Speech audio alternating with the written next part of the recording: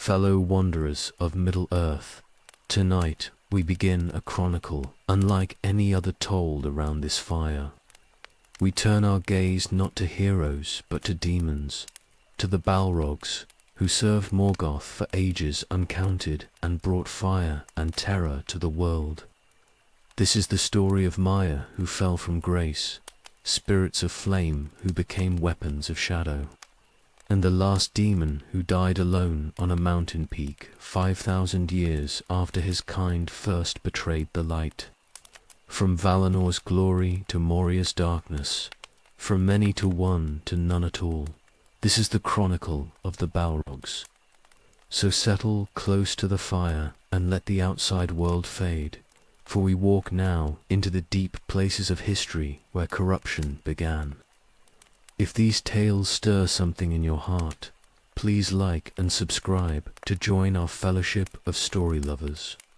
And drop a comment below telling me where in our wide world you're listening from tonight. For every voice makes our circle stronger. Before there was terror, there was beauty. Before the Balrogs walked in shadow and fire, they were Maya in Valinor's halls, and light filled them rather than darkness. They served among the lesser powers who shaped the world, spirits of flame and craft who answered to all other smith and delighted in the making of things. Fire was theirs to command, but it was the fire of the forge and the hearth, the flame that shaped metal and warmed halls against the cold. The years of the trees stretched long and golden in Valinor. The two trees gave their light to the blessed realm, and the Maya walked among gardens that never faded and mountains that stood eternal against western seas. Some Maya were great and some were small, but all served according to their nature and found joy in the service. The fire spirits moved through Olu's workshops and tended flames that never consumed, crafting wonders under the guidance of the Valar and singing in voices that crackled like burning wood. They had names then, though those names are lost now and buried under ages of corruption. They were individuals rather than a host, spirits with their own thoughts and desires and dreams of what might be made. Some shaped metal into beauty. Others tended the fires that gave warmth to Valinor's halls. A few ventured beyond the workshops to walk in the outer lands and see what the world might become under their shaping hands. Melkor had been cast out from Valinor and dwelt in Middle-earth's northern wastes, building Utumno in the frozen dark. The Valar had defeated him in ancient wars and broken his first fortress, and he nursed his hatred in exile while the blessed realm prospered without him. But the Mire of Fire did not think of Melkor in those days. They worked and sang and delighted in their making, knowing nothing of the shadow that waited beyond the sea. The world was young then and full of promise. Elves had not yet awakened by Quevian's waters. Men slept in the mind of Elvatar and would not wake for ages yet.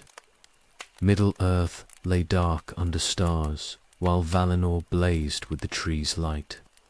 And the Maias served the Valar in the ordering of all things according to the music that had shaped creation itself.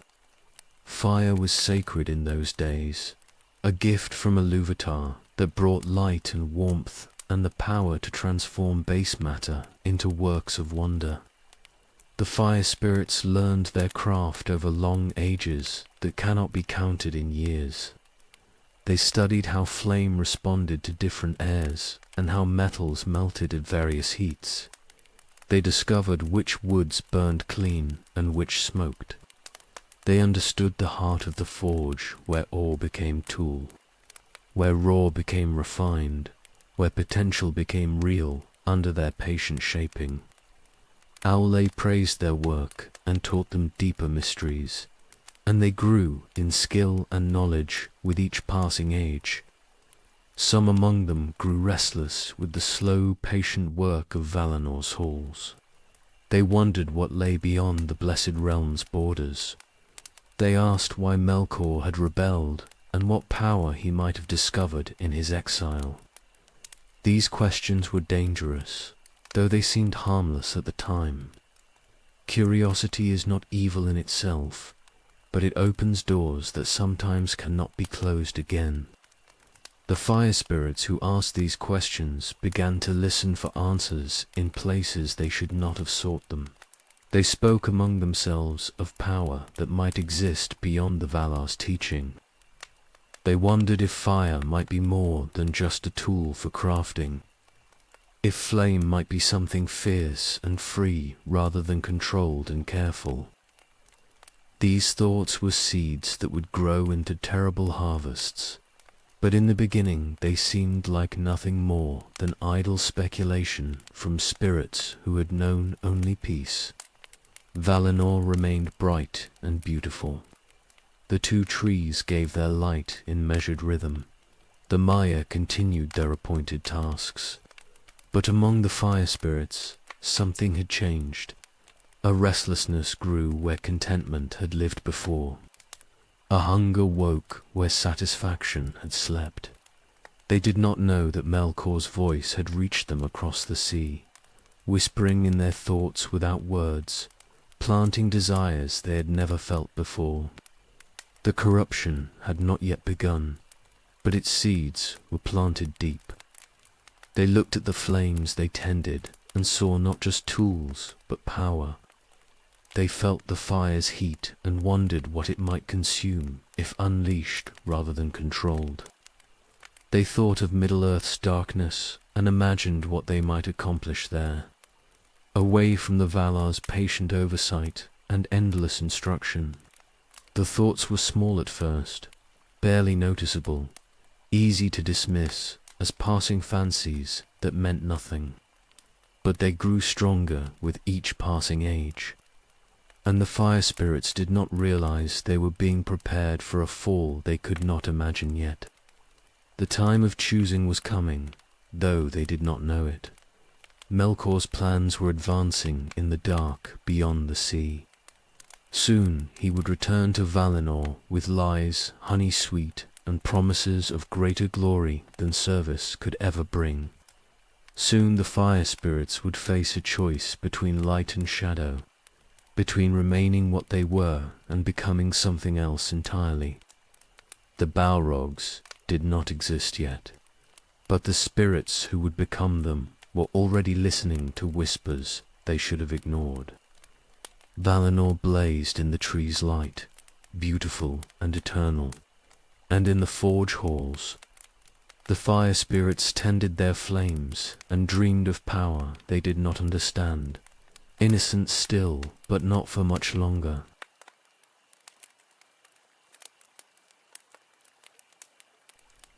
Melkor returned to Valinor in chains after 3 ages of captivity, and the Valar debated what should be done with their fallen brother. He had been imprisoned in the halls of Mandos for judgment, and he claimed now that he repented of his evil and desired only to serve the Valar once more in the ordering of the world. His words were fair and his manner humble, and some among the Valar believed that even the greatest of them might be redeemed from darkness if his heart truly changed. They did not see the hatred burning behind his eyes, or the plans forming in his thoughts while he spoke of peace and reconciliation.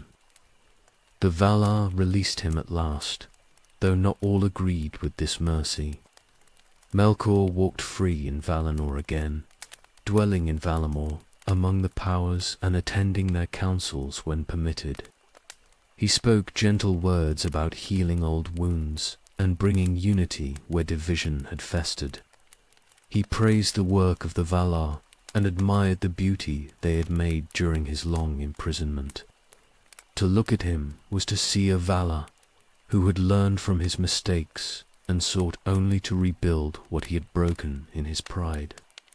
But Melkor's repentance was false from the beginning, a mask worn to hide the malice that consumed him. He hated the Valar for defeating him, and the Maiar for remaining loyal when he had fallen. He hated the beauty of Valinor because it reminded him of what he had lost through his rebellion. Most of all, he hated the two trees whose light filled the blessed realm, for their radiance showed his darkness, and their perfection mocked his corruption. He could not strike openly against the Valar who had defeated him before, so he turned his malice towards subtler work that might bear fruit in time. Melkor walked among the Maiar and spoke with them of many things, offering counsel and sharing knowledge that seemed innocent on the surface. He praised their work and asked about their crafts, and listened carefully to what they said and what they did not say. He learned which among them grew restless with endless service, and which felt their talents went unrecognized by masters who expected much, but offered little freedom. The fire spirits drew his attention especially, for he remembered them as useful in his ancient wars, and knew that flame could serve destruction as easily as it served creation. He came to them in Aule's workshops, and admired the works they made, commenting on the beauty of their craft and the skill of their shaping. He watched them tend the forges, and remarked that fire seemed wasted on such small tasks when it possessed power enough to remake the world itself. His words were careful and indirect, planting questions rather than demanding answers. He asked if they never wondered what fire might accomplish beyond the controlled flames of Valinor's halls, if they never imagined greater works than tools and ornaments for the Valar's comfort. The fire spirits listened to these questions and found them echoing thoughts they had harbored in secret. Melkor seemed to understand their restlessness in ways that Aule did not. He spoke of potential unfulfilled and power constrained by masters who feared what their servants might become if allowed to explore their full strength. He suggested that true greatness required freedom from oversight and courage to venture beyond boundaries that others set.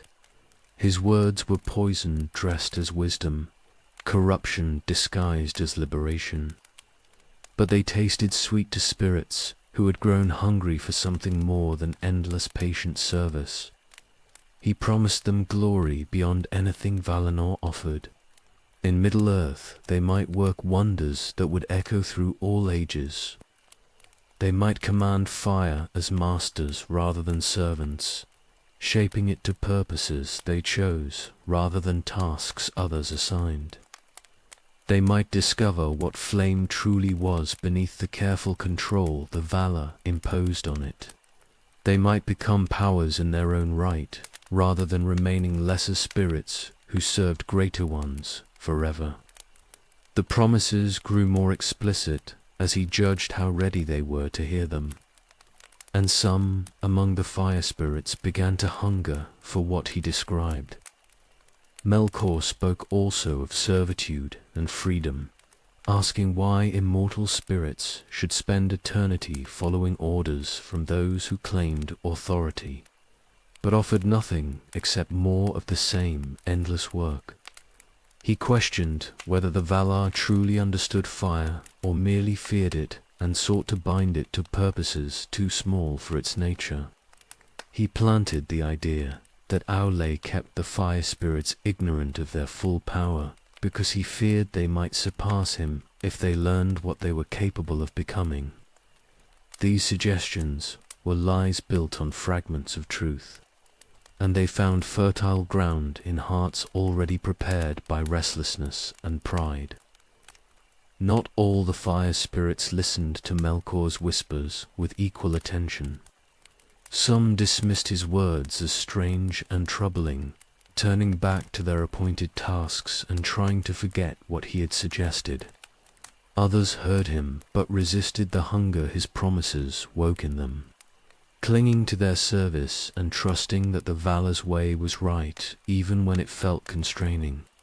But some among them drank deeply of his poisoned counsel and found that they could not stop thinking about what he offered, imagining themselves as powers rather than servants and dreaming of fires that consumed rather than merely shaped. The division among them grew wider as Melkor's work continued. Those who resisted his words grew suspicious of those who listened too eagerly. Those who embraced his vision saw their cautious brothers as timid and small-minded, lacking the courage to grasp greatness when it was offered. Arguments broke out in Olu's workshops about matters that had never caused dissension before. The unity they had known began to crack under the weight of questions that had no good answers and desires that could not be reconciled with continued service. Melkor watched the division spreading and smiled behind his false humility. He had planted seeds that would grow into exactly the harvest he required. The fire spirits who listened most eagerly to his promises were already half turned from the Valar's service, and he judged they would follow him when the time came to flee Valinor and return to Middle-earth's darkness. He needed weapons for the wars he planned, servants who would not question his commands, powers who would bring terror and destruction to any who opposed him.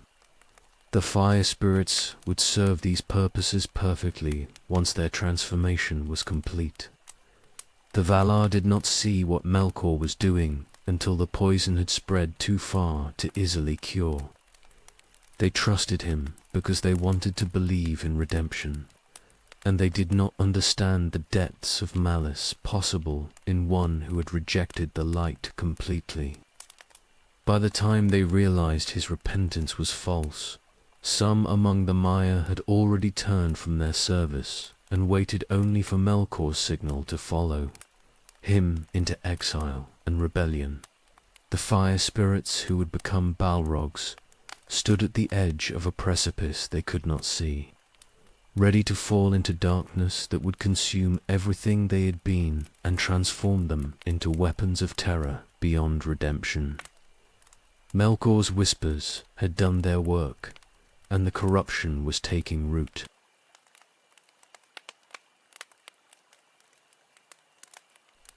Melkor fled Valinor when his treachery was finally discovered, and the Valar moved against him. He had poisoned Ungoliant's hatred and used her to destroy the two trees, plunging the blessed realm into darkness for the first time since its making. In the confusion and the mourning that followed, he escaped across the Helcaraxo and returned to Middle-earth with his conspirator and the treasures he had stolen. The fire spirits who had listened to his whispers faced a choice in that moment of darkness and chaos. Some turned back when they saw what Melkor had done. The destruction of the two trees showed them the true nature of the power he served, and they rejected his promises in horror and returned to the Valar, seeking forgiveness for having listened. Others hesitated at the edge of decision, torn between the service they had always known and the freedom Melkor offered.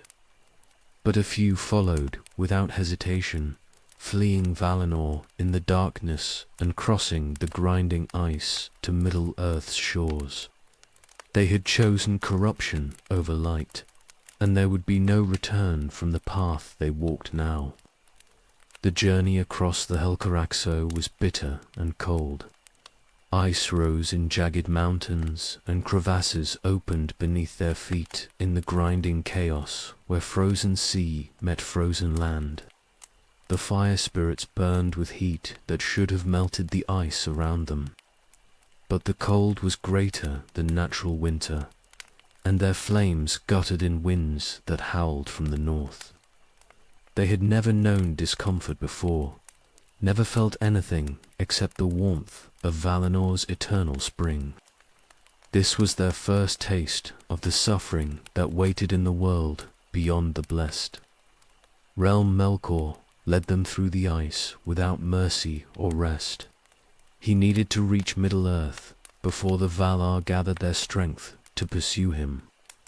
And he drove his followers forward through the grinding dark with words that mixed promise and threat. The fire spirits followed because they had committed themselves to his service and could not turn back now even if they wished. Behind them lay Valinor in darkness and the wrath of the Valar. Ahead lay Middle-earth and whatever destiny Melkor had prepared for those who served him. They reached the northern shore at last and left the ice behind, crossing into lands where no light shone except the stars overhead.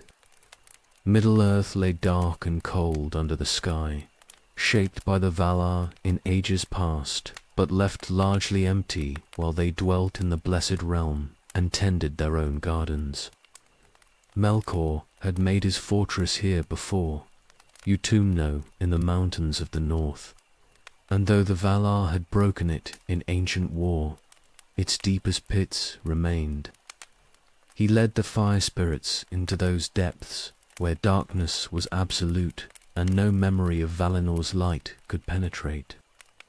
Utumno's ruins were vast and terrible, halls carved from living rock and pits that descended into the bones of the world. Melkor had shaped this place as a mockery of Valinor's beauty, all sharp edges and crushing weight and spaces designed to break rather than uplift the spirit. Creatures dwelt in the darkness here, things Melkor had twisted from their natural forms in his ancient experiments. Orcs moved through the passages, and trolls crouched in caves, and worse things that had no names waited in the deepest places. The fire spirits walked among these horrors and understood for the first time what they had, chosen by following Melkor from the light. He gathered them in the deepest pit where his throne stood carved from black stone. Here was the heart of his power, the place where he commanded and planned and shaped his servants to his purposes. The fire spirits stood before him and waited for him to speak, and in that moment they felt their old nature beginning to change. The transformation had started on the ice, but here in Utumno's depths it accelerated beyond their control or resistance. Melkor told them they would become his weapons in the wars he planned. The free peoples would multiply and spread across Middle-earth, and he would need power to break them before they grew strong enough to challenge him. The fire spirits would be that power, transformed into beings of terror that would shatter armies and burn kingdoms and carry his dominion to every corner of the world. They would be more than Maya, more than spirits of flame. They would be Balrogs, demons of shadow and fire who served only him and knew no mercy or hesitation in the execution of his will. The fire that had been theirs to command began to change its nature. In Valinor it had been pure and clean, the flame of the forge that shaped but did not consume unnecessarily.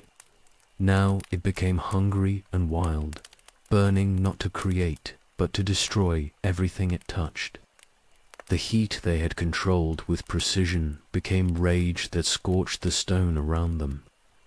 The light they had tended became shadow that swallowed rather than illuminated. Fire and darkness merged in them until they could not tell where one ended and the other began. Their forms shifted as the corruption deepened.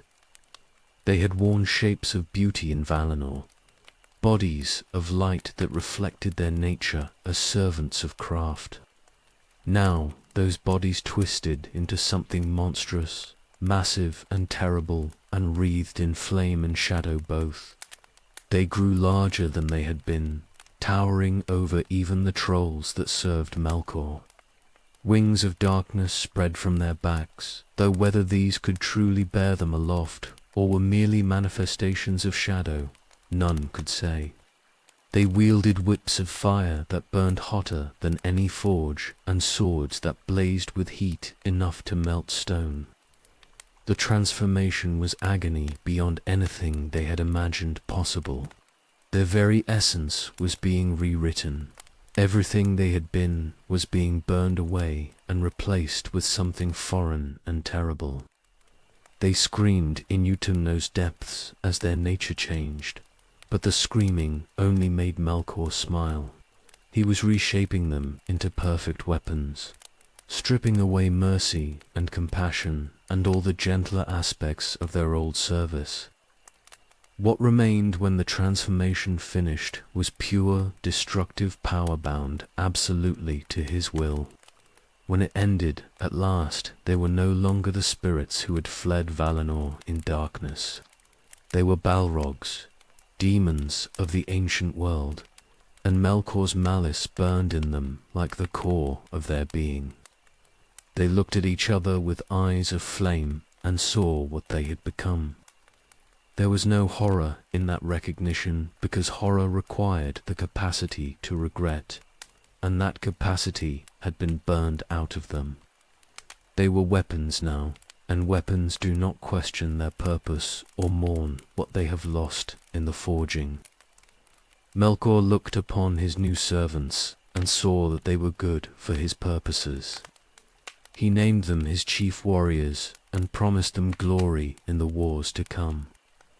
The Balrogs bowed to their master and accepted his dominion completely, for they had no will left that was not aligned with his. The fire spirits who had served Aule in Valinor were gone forever, consumed in the transformation that could never be undone or reversed. Only Balrogs remained, and they would serve Melkor in every war he waged until the world itself was broken.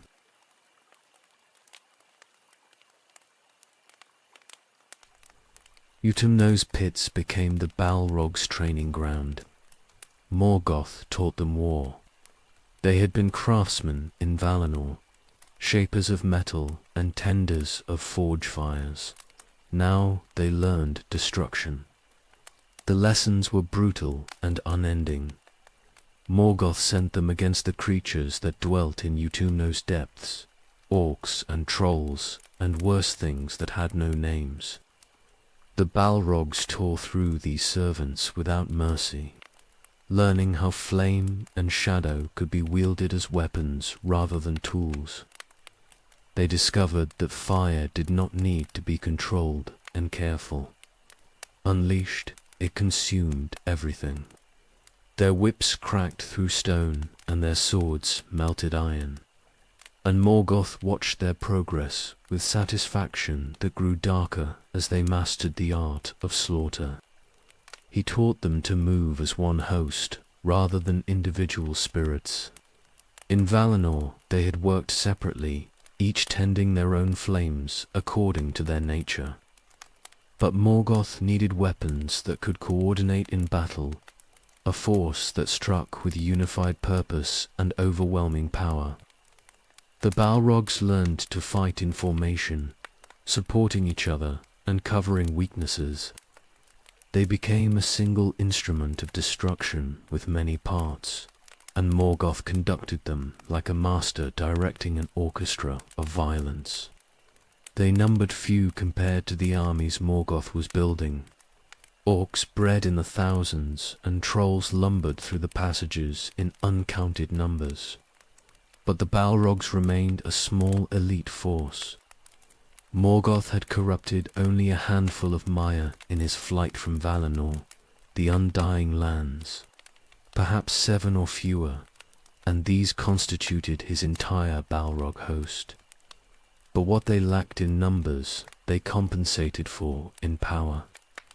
A single Balrog could shatter formations that hundreds of orcs might struggle against. Together they were a force that could break kingdoms. Gothmog emerged as the greatest among them. He was the first to master the transformation completely, the most terrible in battle, the most absolute in his service to Morgoth. Where the others sometimes hesitated in the early days, remembering fragments of what they had been before, Gothmog embraced his new nature without reservation. He led the others in training and in combat both, and Morgoth named him Lord of Balrogs, and chief of all his captains. The title was earned through demonstrated skill and absolute loyalty, and none among the other Balrogs challenged his supremacy. Years passed in Utumno's depths while Morgoth prepared for the wars he planned. The elves had awakened by Quivianan under stars, and Morgoth sent his servants to spy on them and report their numbers and their strengths. He learned that the Valar planned to invite these elves to Valinor to remove them from Middle-earth before he could corrupt or destroy them. This knowledge drove him to accelerate his preparations. The Balrogs trained harder, pushed by Gothmog's demands and Morgoth's impatience to strike before the elves escaped his reach. The first campaign came at last. Morgoth sent his armies from Utumno to raid the elven settlements around Quivianan and capture as many as possible before the Valar intervened. The Balrogs led the assault, sweeping down on the unprepared elves like a storm of fire and shadow. These early elves knew nothing of war or weapons designed for killing. They fled before the terror or stood paralyzed until the flames took them. The Balrogs herded them like cattle, driving survivors back toward Utumno, where Morgoth waited to begin his experiments in corruption and breeding. This was the Balrogs' first taste of war against the free peoples, and they found it easy. Elves burned like any other flesh when fire touched them. They screamed and died, and their settlements collapsed into ash and char. The Balrogs felt nothing except satisfaction in executing Morgoth's will effectively. Whatever capacity for mercy or compassion had existed in them before was gone completely now, burned away in the transformation and replaced with absolute devotion to their master's purposes. But the easy victories ended when the Valar came to war. Orm led the hunt for Morgoth's raiders, and other Valar marched from the west with power that dwarfed anything Middle-earth had seen. The Balrogs retreated before this onslaught, pulling back toward Utumno with their captured elves. They had learned their first lesson in warfare against those who possessed power equal to or greater than their own. Terror and flame could break the unprepared, but against the Valar's might they were insufficient. The war of the powers shattered Utumno. The Valar broke Morgoth's fortress and cast down his throne, dragging him from the ruins in chains. The Balrogs fought in the deepest halls, defending their master against powers that burned them with light rather than flame. Gothmog led desperate stands in collapsing passages, covering Morgoth's retreat until the last possible moment.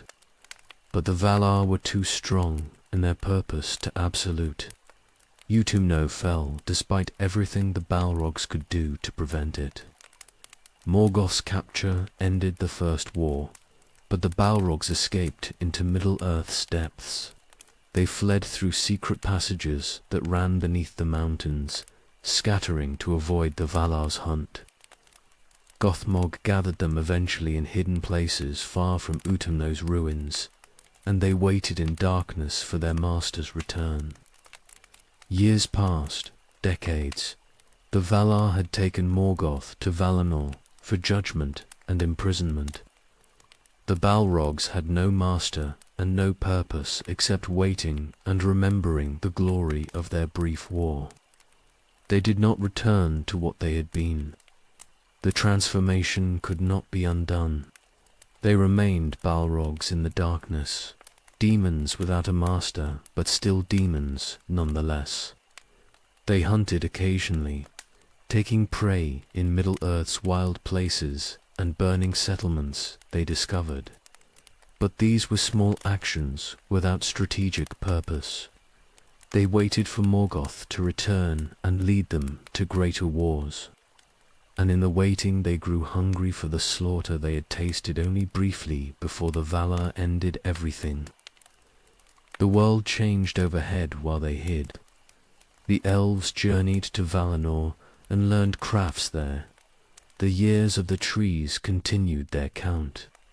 The Balrogs knew nothing of these things, dwelling in caves and forgotten places where no light penetrated. They were weapons in storage, waiting to be taken up again when their wielder returned to claim them.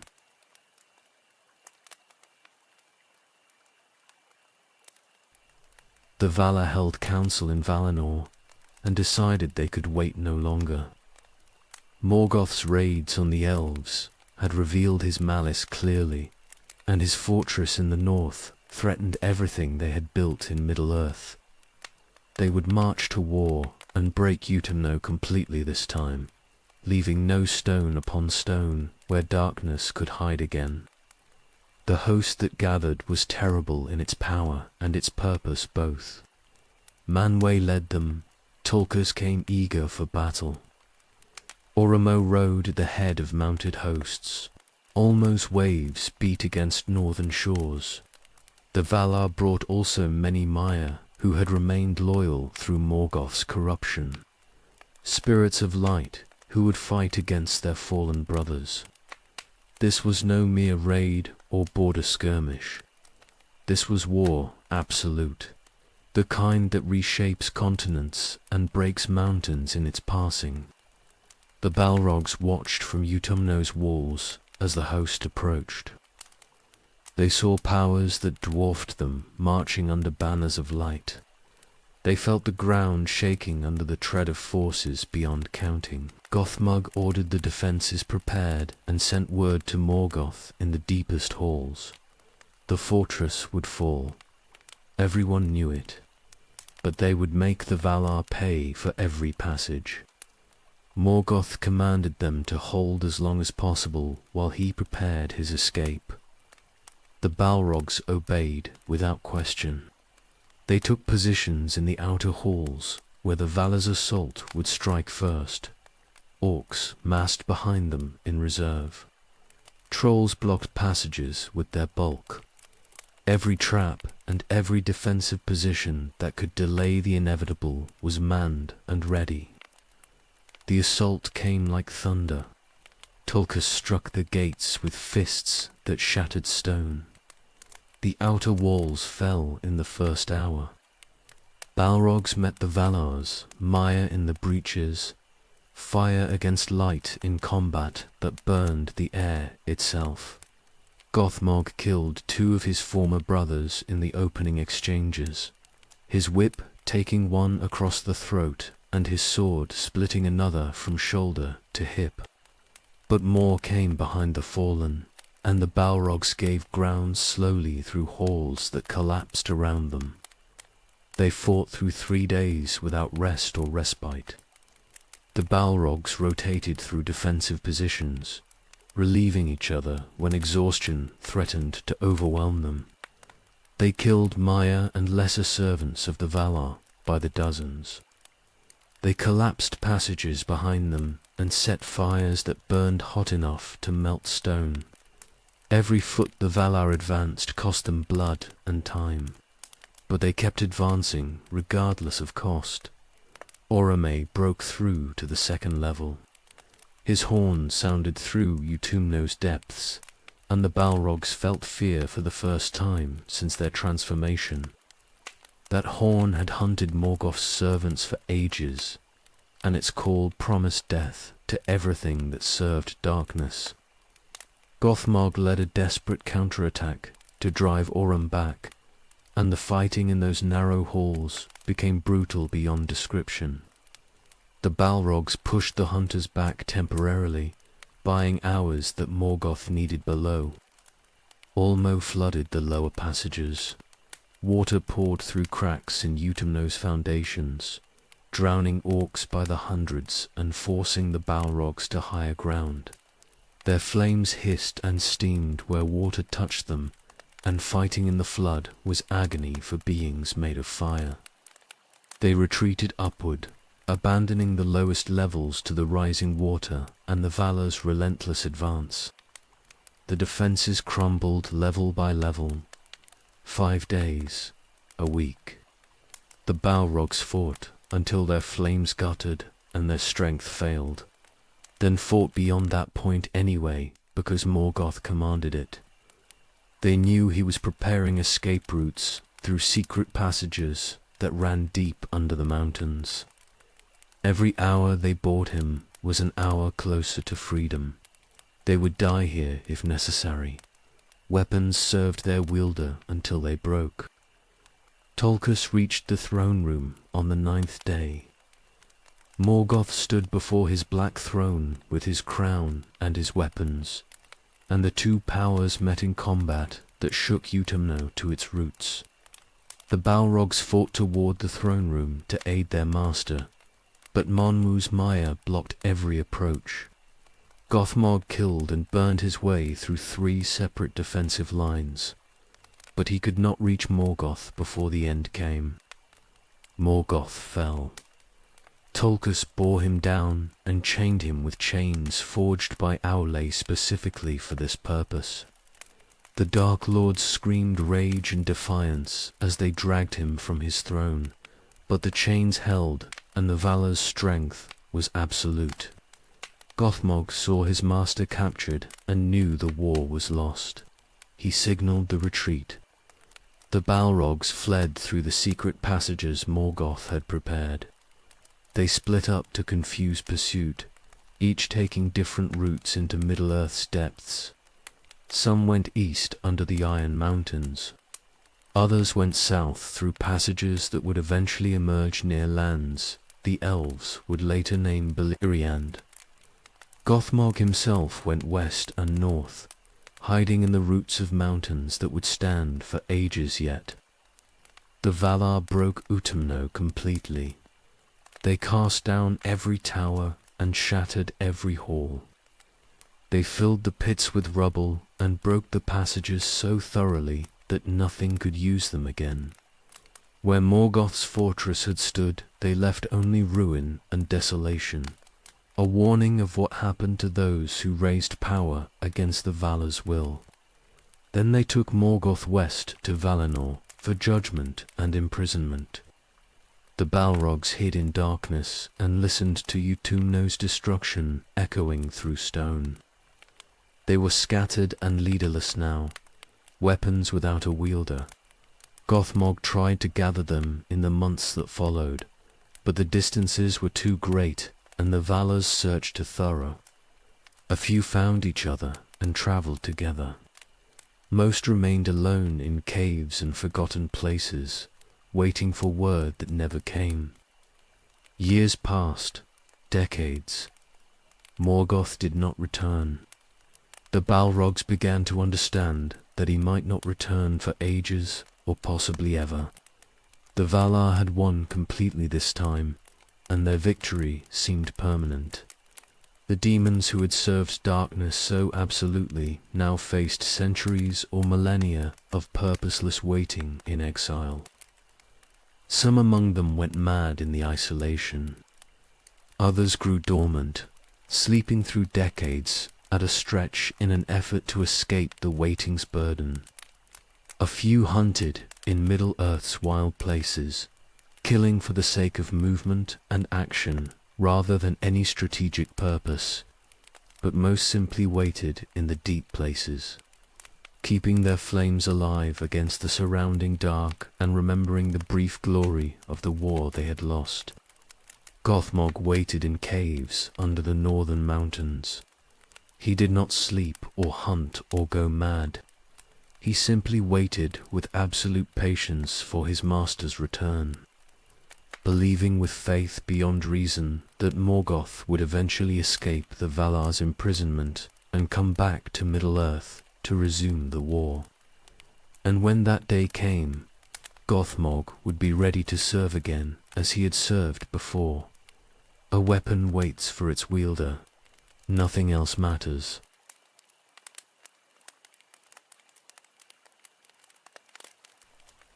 Morgoth returned to Middle-earth after 3 ages of captivity. The Valar had released him from the halls of Mandos, believing his repentance sincere and his malice diminished. They were wrong. He came north again with hatred deeper than before, and plans more cunning than any he had made in the ancient days. The Balrogs felt his presence like fire in their minds. They had waited in darkness for so long that some had begun to doubt he would ever return. Now his call reached them across the leagues, summoning them to gather in the north where he was building a new fortress. Gothmog answered first, emerging from his caves under the mountains and traveling north with purpose renewed. The others followed, coming from their scattered hiding places across Middle-earth's wild lands. They gathered at the site Morgoth had chosen for his new stronghold. He was building Angband here, a fortress that would surpass even Utumno in its strength and its terror both. The Iron Mountains rose stark and cold to the north, and Morgoth carved his halls into their southern face where they looked toward the lands the elves would claim. This was deliberate positioning. He meant to threaten Beleriand directly, to keep his enemies always within reach of his malice. The Balrogs looked upon their master and saw that imprisonment had changed him. He wore his hatred openly now, making no pretense of mercy or restraint. He named himself Morgoth, the dark enemy of the world, rejecting the name Melkor that the Valar had given him in the beginning. The Balrogs approved of this transformation. A weapon serves best when its wielder is honest about his purpose. Angband grew swiftly under their labor and the labor of orcs. Morgoth was breeding again in the deep places. They carved halls from living stone and built towers that rose black against the northern sky. The fortress was smaller than Utumno had been, but stronger in its construction, designed to withstand siege rather than sprawl across the landscape. Morgoth learned from his first defeat. This time he would not be caught unprepared when the Valar came against him. The Balrogs took chambers in the deepest halls near Morgoth's throne. Gothmog commanded them as he had commanded before, drilling them in formations and tactics they might need when war came again.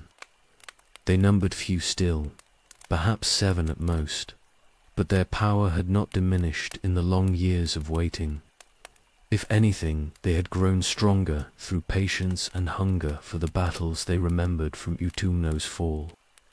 The elves would bear the burden of opposing his power while the Valar remained in Valinor and left Middle-earth to its fate. But before the Noldor arrived, Ungoliant came. She had helped Morgoth destroy the 2 trees and accompanied him in his flight from Valinor, and now she demanded payment for her service. Morgoth had promised her anything she desired, and she desired the Silmarils he wore in his crown. He refused. The jewels were his prize and his symbol of dominion over the elves, and he would not surrender them to anyone, regardless of promises made in desperation.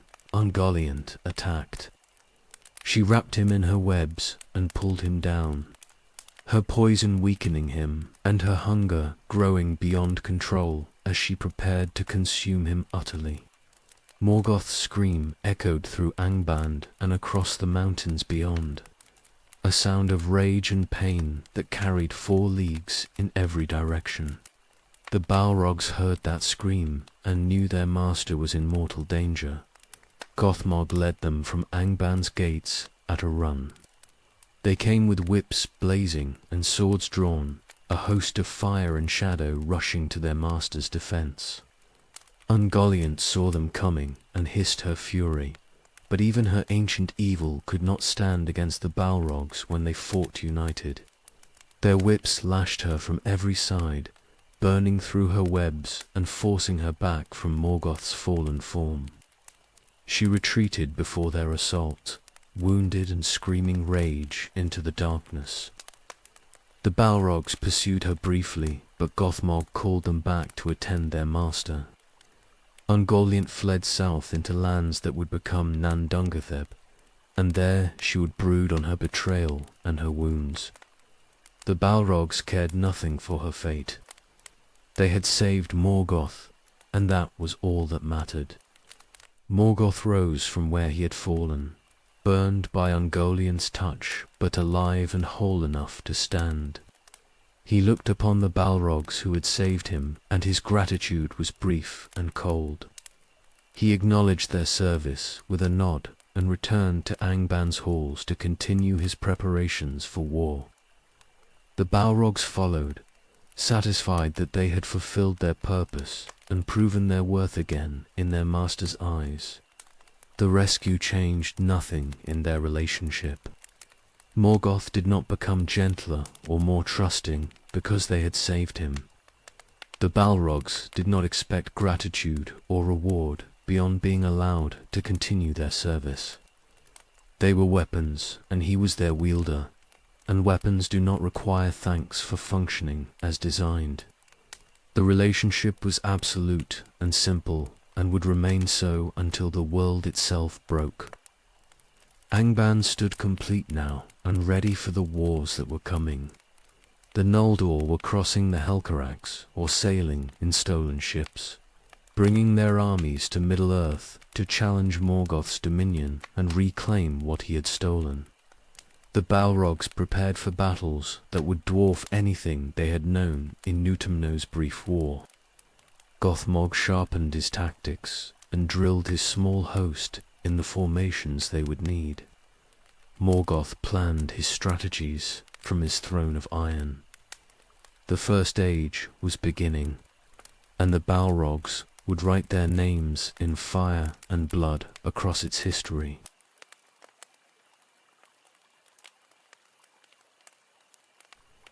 Gothmog stood before Morgoth's throne and received his title formally, Lord of Balrogs, chief among all the captains of Angband, commander of the fire and shadow that would lead Morgoth's armies into battle when the Noldor came at last. The title was not new, but Morgoth made it official now as war drew closer and the need for clear hierarchy became absolute. The other Balrogs accepted Gothmog's supremacy without question. He was the greatest among them in every measure that mattered. His flames burned hotter, and his strength exceeded theirs in single combat. He understood tactics where they understood only violence. Most importantly, he served Morgoth with devotion so complete that no trace of independent will remain in him. He was the perfect weapon, and the others recognized this perfection, even as they remained lesser versions of what he embodied. Gothmog organized Angban's defenses with methodical precision. He positioned forces at every gate and passage where assault might come. He drilled the Orc legions in formations they would need when the elves brought their skill and their fury against the fortress. He ensured that supplies were stockpiled in quantities sufficient for years of siege. Everything that could be anticipated was anticipated. Everything that could be prepared was prepared. The Balrogs trained constantly under his direction. They practiced coordinated assaults where their individual power combined into something greater than its parts. They learned to cover each other's weaknesses and exploit openings their brothers created. They studied how to fight against elven warriors who possessed speed and skill the Orcs lacked. War against the Noldor would be different from the brief battles against unprepared elves at Quivianen. These enemies would know how to fight back. Morgoth watched the preparations from his throne and approved. He had learned from Utumno's fall. The Valar had overwhelmed his defenses through superior power and relentless assault. But the Valar would not come this time. Only the Noldor would challenge him, and while they were mighty among the elves, they were not Valar. Against such enemies, his forces might prevail if properly led and properly used. Gothmog would provide that leadership. The sun rose for the first time while Angband prepared. The Valar had made new lights to replace the 2 trees that Morgoth had destroyed, and these new lights burned with fire that scorched the darkness from the sky. The moon rose first, and the Balrogs looked upon it with hatred, remembering Valinor's trees and the light they had betrayed. Then came the sun, more terrible still, a flame in the sky that made Middle-earth bright as day and revealed everything that darkness had hidden. The Balrogs burned in that new light. Their nature was fire and shadow both, and sunlight disrupted the shadow that was half their being. It did not destroy them or diminish their power in battle, but it pained them constantly, a steady discomfort that never ceased while the sun rode overhead. They learned to fight through the pain and use rage it kindled to fuel their violence. Still, they preferred night and the moon's gentler silver to the sun's harsh, golden burning. Morgoth hated the sun most of all his enemies' works. It revealed his armies and made hiding impossible. It heartened his enemies and gave them strength when darkness would have broken their spirits. Most of all, it reminded him constantly that the Valar still possessed power to reshape the world despite his rebellion, that they could create beauty and light while he could only corrupt and destroy. His hatred of the sun infected everything he did from that moment forward. The Noldor arrived in Beleriand, beneath the sun's first light. They came with armies and weapons, and fury beyond anything Middle-earth had seen. Feanor led them, burning with rage over his father's murder and the Silmarils' theft. His host was uncounted thousands strong, skilled in war and desperate for vengeance. They would make Morgoth pay for what he had taken, or they would die in the attempt. Gothmog received reports of the Noldor's landing and disposition. He studied their positions and their leaders and their apparent tactics. Fëanor was pushing north, toward Angband with reckless speed, outrunning his own supply lines in his eagerness to strike at Morgoth directly. This haste created opportunity. An aggressive enemy made mistakes that a patient defender could exploit. Gothmog began planning the ambush that would become Dagar, Newin. He brought his plans to Morgoth and laid them out with clarity. A small force to engage Feanor's vanguard and draw them forward. Then the Balrogs themselves would strike from concealment, surrounding the Elven Lord and his immediate guard before the main army could support them. Kill the leader and the army's cohesion would break. It was simple but effective if executed properly. Morgoth approved and ordered the attack for the following night. The Balrogs prepared their weapons and checked their readiness one final time. This would be their first battle against the Noldor, their first test against enemies who possessed both skill and fury in equal measure. They felt no fear or hesitation. Fear was for beings who valued their own survival above their purpose. The Balrogs were weapons, and weapons did not fear the use for which they were designed. Gothmog addressed his small host before they marched. He reminded them of their purpose and their training. He told them to fight with absolute commitment and to trust in each other's strength. Most importantly, he commanded them to ignore individual glory and focus on the objective. Killing Feanor mattered. Nothing else was worth risking the mission's success. The Balrogs listened in silence and then followed him from Angband's gates into the darkness beyond. Default text, they moved through the night toward the position Gothmog had chosen. The sun had set, and the moon's light was gentle enough to move through without pain. They travelled in formation with Gothmog at their head, a column of fire and shadow that burned its way across the landscape. Orcs moved with them in greater numbers, but the orcs were expendable screens meant to absorb the first elven assault. The Balrogs were the killing stroke that would end the battle before it properly began. War was coming at last after ages of waiting and preparation. The Balrogs had been forged for this purpose and tempered in Utumno's fall. Now they would prove their worth against enemies who brought light and skill and righteous fury to the battlefield. Gothmog felt neither eagerness nor dread. He felt only certainty that when dawn came, Feanor would be dead and the Noldor would learn what it meant to challenge Morgoth's power in battle. The First Age's wars were beginning, and the Balrogs would write the opening chapter in blood and fire.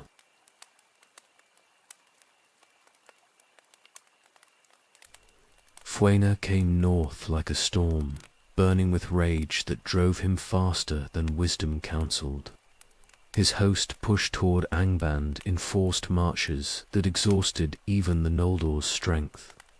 He wanted Morgoth's blood and the Silmarils back, and he would not wait for strategy or caution or the arrival of armies still crossing the Helcaraxo behind him. Speed mattered more than numbers. Strike hard and strike now before Morgoth could prepare his full strength. The Noldor reached Angband's outer approaches as night fell. Feanor could see the fortress ahead, black towers rising against the stars. The Silmarils were there behind those walls, stolen treasures that called to him with voices only he could hear. His sons counselled, waiting for dawn at least, for bringing up more forces before assaulting such obvious strength. Feanor refused. They would attack now, while Morgoth still reeled from their sudden arrival. Gothmog watched from Angband's walls as the Noldor approached. He saw Feanor at the vanguard, with his guard around him, saw the main army still leagues behind. The trap was set perfectly. He signalled to Morgoth that the moment had come. The gates opened. Orcs poured out in thousands, screaming challenges and loosing arrows at the elven vanguard. Feanor's warriors met them with swords drawn and fury absolute. The Noldor cut through the orc screen like wolves through sheep, barely slowing in their advance. They thought this was Morgoth's full strength, desperate defense from an enemy caught unprepared. Then the Balrogs came. Gothmog led them from the gates in a wedge of fire and shadow. They struck the Noldor's flank at full speed, whips cracking and swords blazing. Elves died in the first moments, burned where they stood or cut down before they could turn to face the new threat. The Balrogs pushed deep into the Noldor formation, splitting it and driving toward Feanor's position. Feanor saw them coming and understood the trap too late. He was already committed deep beyond his support, and the Balrogs were between him and retreat. He raised his sword and called his guard to stand.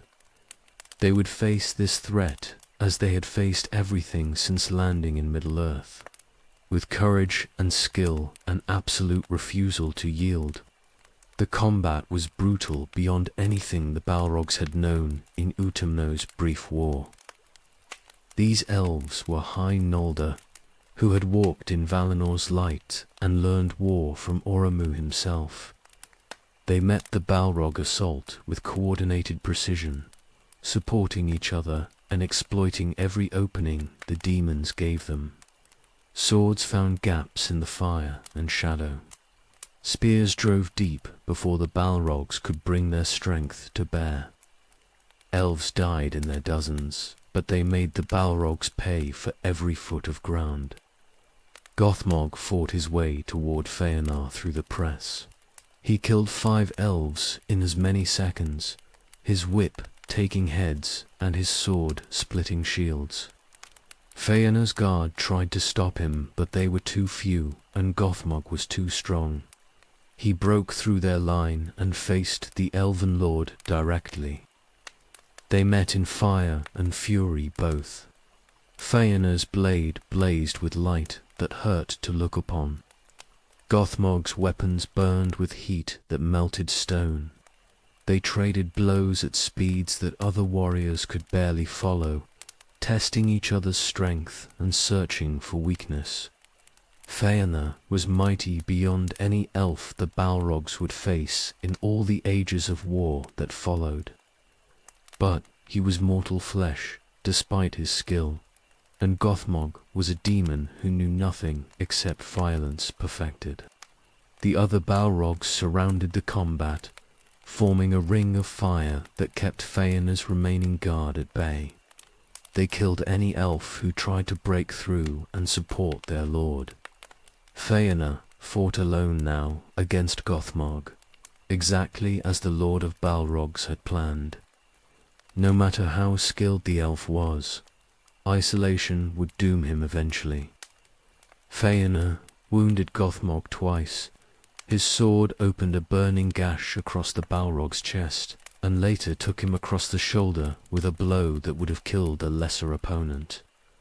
Gothmog ignored the wounds and pressed his attack without pause. Pain did not slow him, and injury did not make him cautious. He was a weapon, and weapons did not stop functioning because they were damaged. The end came when Feanor's strength began to fail. He had marched too hard and fought too long without rest. His movements slowed by fractions that Gothmog exploited instantly. The Balrog's whip caught Feanor's sword arm and burned flesh to the bone.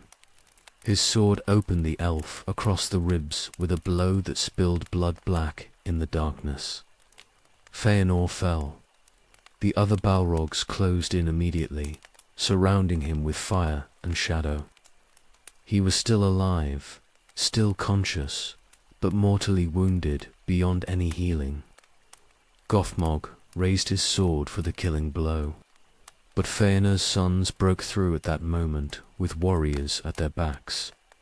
They came with desperate fury, driving into the Balrog ring and pulling their father from the demon's reach.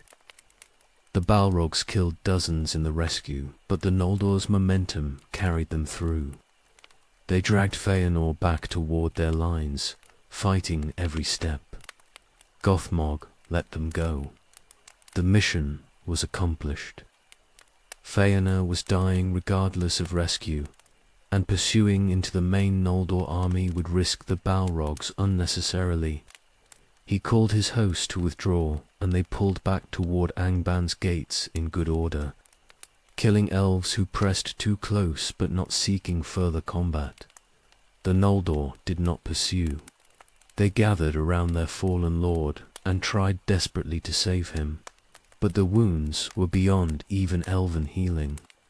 Feanor died before dawn came, his spirit leaving his body and passing to Mandos. His last words were rage and grief mingled, curses upon Morgoth, and commands to his sons to continue the war he had begun. The Balrogs returned to Angband as the first light of dawn broke over the mountains. Gothmog reported to Morgoth that Feanor was dead and the Noldor's vanguard broken. The opening battle had gone exactly as planned. The enemy's greatest leader and fiercest warrior was removed from the board before the war properly began. Morgoth looked upon his Balrogs with satisfaction cold and absolute. They had proven their worth in blood. The Noldor had learned that challenging his power came with costs measured in their greatest and their best. This was only the beginning.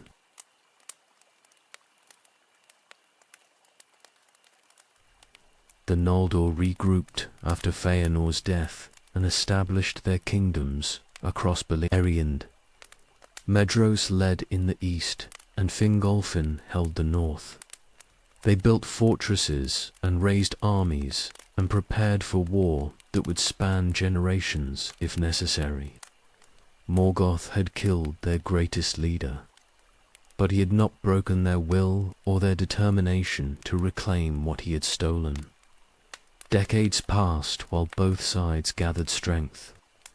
The Noldor brought more of their people across the Helcarax and established supply lines that could support long campaigns. Morgoth bred orcs in Angban's pits and forged weapons by the thousands.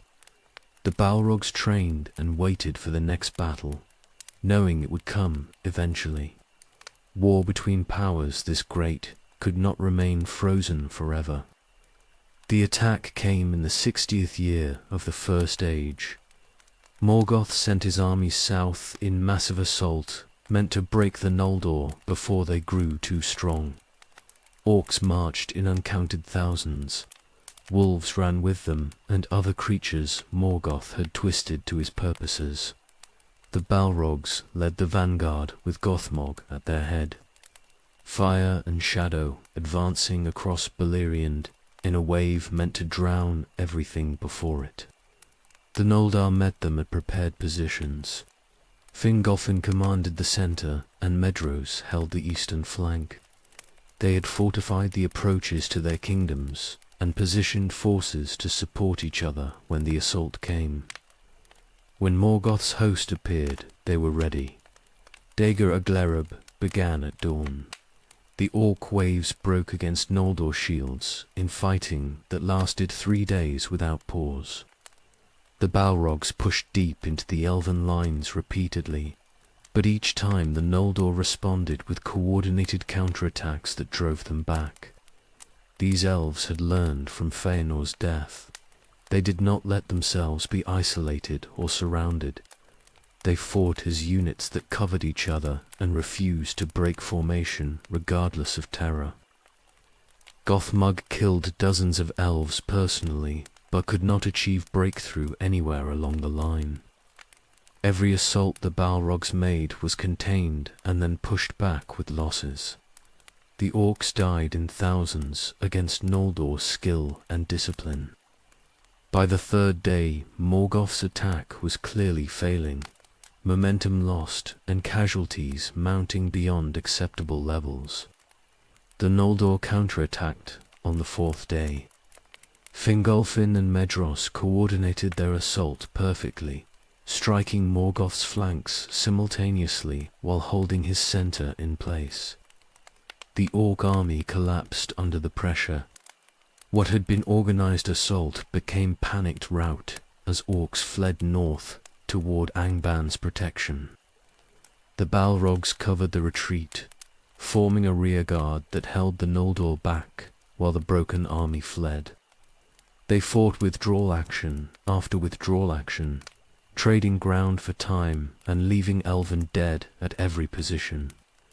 Gothmog commanded the defense brilliantly, but even brilliance could not turn defeat into victory.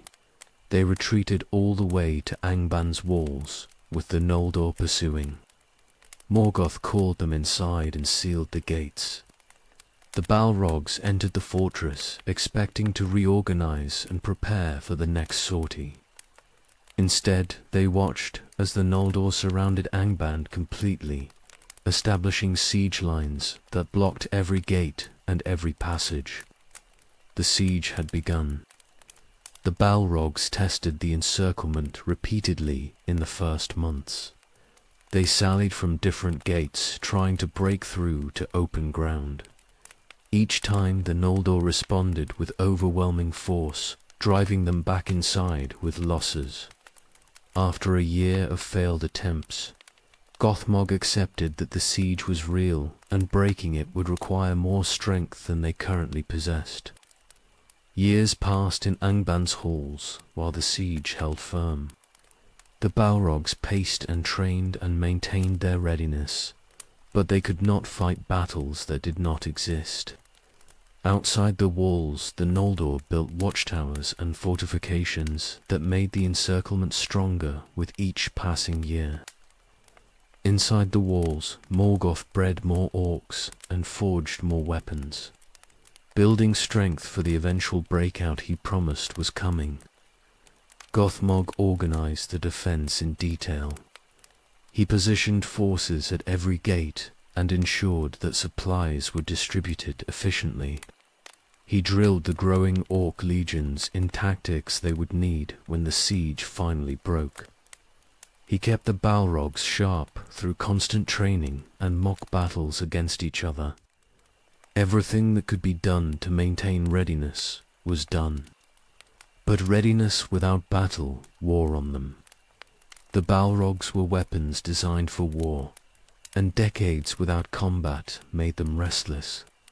They wanted to fight, to burn elven kingdoms and kill their enemies in numbers that mattered. Instead, they waited inside walls, while the world outside continued without them.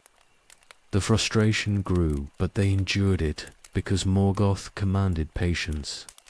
A century passed. The siege of Angband held firm through all those years. The Noldor kingdoms prospered in Beleriand, while Morgoth's power remained contained behind the walls. Songs were sung about the Liga and how it proved that evil could be held at bay through vigilance and strength united. The Balrogs did not sing. They waited in Angband's depths and remembered the brief glory of Dagar Nuin, Gileath. They planned for the day when the siege would break and war would resume. Gothmog studied every report that came from scouts and spies, looking for weaknesses in the Noldar's encirclement. Someday those weaknesses would be exploited. Someday fire and shadow would walk free in Beleriand again. But that day had not come yet. The siege continued into its second century. The Balrogs remained trapped inside Angband's walls, weapons in storage waiting to be used again. The waiting was harder than any battle they had fought, but weapons do not complain about storage. They simply remain ready for the day their wielder calls them to service once more.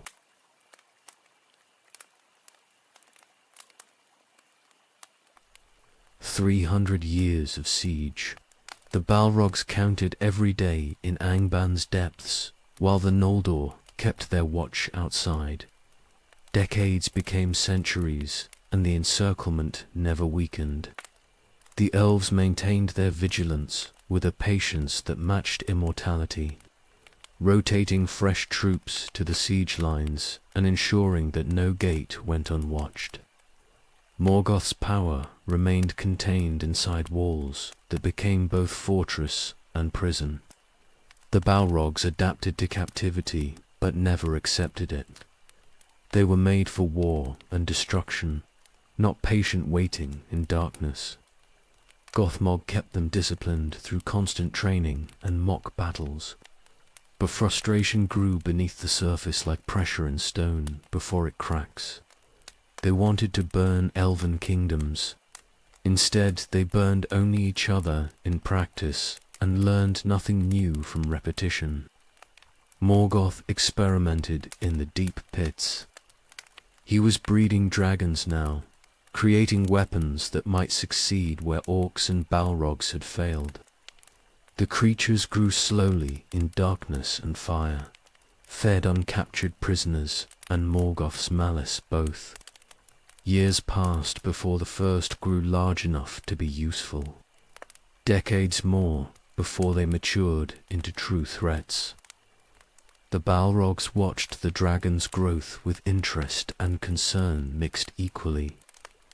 These creatures were weapons like themselves, but newer and untested.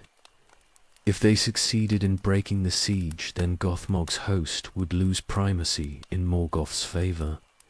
If they failed, then the Balrogs would still be trapped regardless. Either outcome was frustrating. In the 260th year of the First Age, Morgoth judged the first dragon ready. Glorren had grown massive in the pits, scales like iron and breath that melted stone.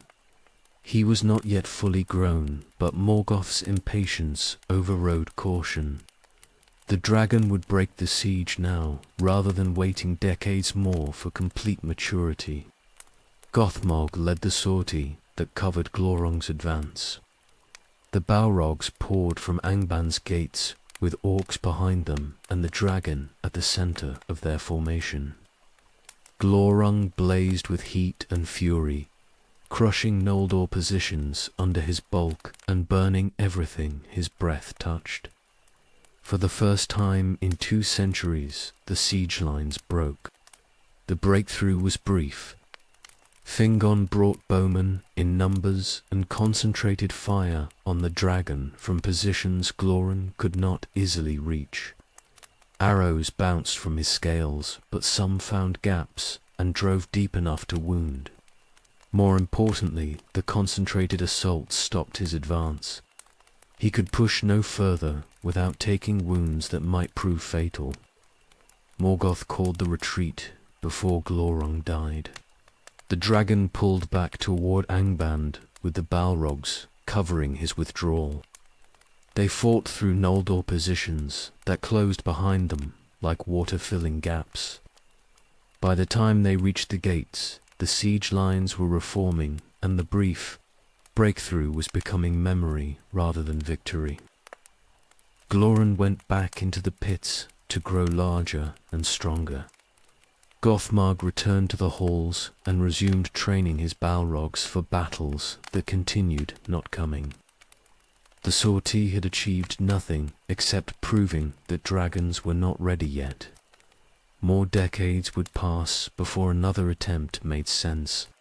The waiting resumed. Years piled on, years and decades stretched into centuries. The Balrogs paced Angban's halls and maintained their readiness without hope of using it. Some among them grew dangerous in their frustration, lashing out at orcs who came too close or burning passages in fits of rage. Gothmog disciplined these outbursts when they became too frequent, reminding his host that weapons remain controlled until their wielder commands otherwise. Morgoth spent the centuries planning the eventual breakout. He studied maps of Beleriand and reports from spies. He identified weaknesses in the Noldor's kingdoms and calculated which attacks would cause maximum disruption. He bred more orcs and forged more weapons and waited for Glorung to mature fully. Everything was preparation for a storm that would come eventually, but could not be rushed without risking failure. The Balrogs participated in this planning when Gothmog called them to council. They offered tactical advice based on their combat experience and knowledge of how the Noldor fought. They suggested ways to exploit the siege line's weaknesses and coordinate attacks across multiple points simultaneously. But planning without execution was empty exercise, and they knew it. In the 4th century of siege, Gothmog began detailed preparation for the eventual assault. He organized the forces into specific battle groups with clear objectives. He assigned Balrogs to lead each group and drilled them in coordination. He established signal systems that would allow communication across the battlefield. Everything that could be planned in advance was planned until only execution remained. The other Balrogs recognized what Gothmog was doing. He was maintaining their purpose through preparation, giving them focus to prevent frustration from becoming dysfunction. They appreciated the effort, even as they chafed at continued inaction. Anything was better than empty waiting without direction. Morgoth watched his preparations with approval, cold and patient. He had learned from Utumno's fall that patience was sometimes necessary. The Valar had overwhelmed him through superior force applied at the moment of their choosing. This time he would choose the moment and apply force where the enemy was weakest. That required preparation measured in centuries rather than years. The Noldor outside remained vigilant. Their watch never slackened and their readiness never diminished. They knew Morgoth was planning something inside those walls. They could not know what or when, but they prepared for every possibility they could imagine. The siege had become a test of patience between immortal powers, and neither side would yield until circumstances forced change. The Balrogs endured. They had no choice except endurance. Breaking the siege through their own action was impossible. Fleeing was unthinkable. They remained because Morgoth commanded it, and because weapons do not abandon their posts, regardless of frustration. So they trained and planned and waited while centuries accumulated like dust in unused chambers. The siege's 4th century ended with no change in circumstance. Angband remained contained. The Noldor remained vigilant. Morgoth remained patient. The Balrogs remained ready. Somewhere in that stasis lay the seeds of eventual change, but when that change would come remained unknown even to Morgoth himself. The waiting continued.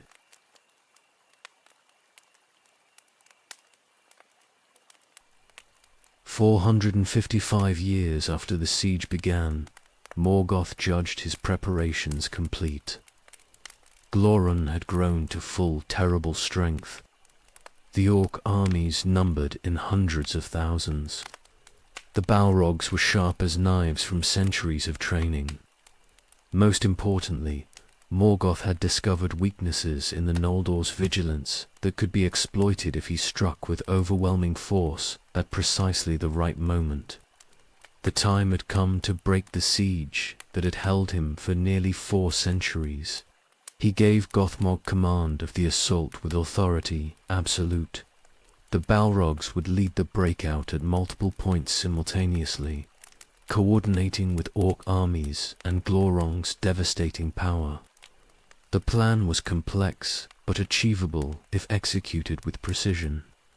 Everything they had prepared for centuries would be tested in the hours that followed the first attack. Morgoth chose winter for his assault. The Noldor rotated troops regularly, but winter duty was harder and vigilance suffered in the cold. He waited for the darkest night when clouds obscured both moon and stars. Then he unleashed what he had been building in Angband's depths for 4 centuries. Rivers of fire poured from Angband's gates. Morgoth had diverted underground streams and heated them beyond endurance, creating floods of liquid flame that ran downhill toward the siege lines. The Noldor positions burned before anyone understood what was happening. Elves died, screaming as fire consumed their fortifications and their flesh both. The Balrogs came behind the fire. Gothmog led them in a wedge formation that struck the northern siege lines at their weakest point. They had not fought true battle in 400 years, but the centuries of training proved their worth instantly. They moved as one perfect weapon, coordinated and devastating and absolutely committed. The Noldor positions collapsed under their assault. Other gates opened simultaneously. Orc armies poured from Angband by the tens of thousands, attacking every point on the siege lines at once. Glorong emerged from the main gate and advanced straight into the strongest Noldor positions, crushing everything under his bulk and burning everything his breath touched. The dragon had grown terrifying in the centuries since his first failed sortie, and now nothing could stop his advance. The siege lines shattered completely within hours. The Noldor fell back in confusion and growing panic as their carefully maintained encirclement broke apart. Some positions held briefly, but became isolated islands that the Orcs surrounded and destroyed. By dawn, the siege that had lasted nearly 4 centuries was gone as if it had never existed. The Balrogs pushed deep into Beleriand, while the Noldor reeled.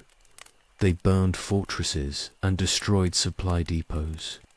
They killed elves who tried to organize defense and scattered those who fled.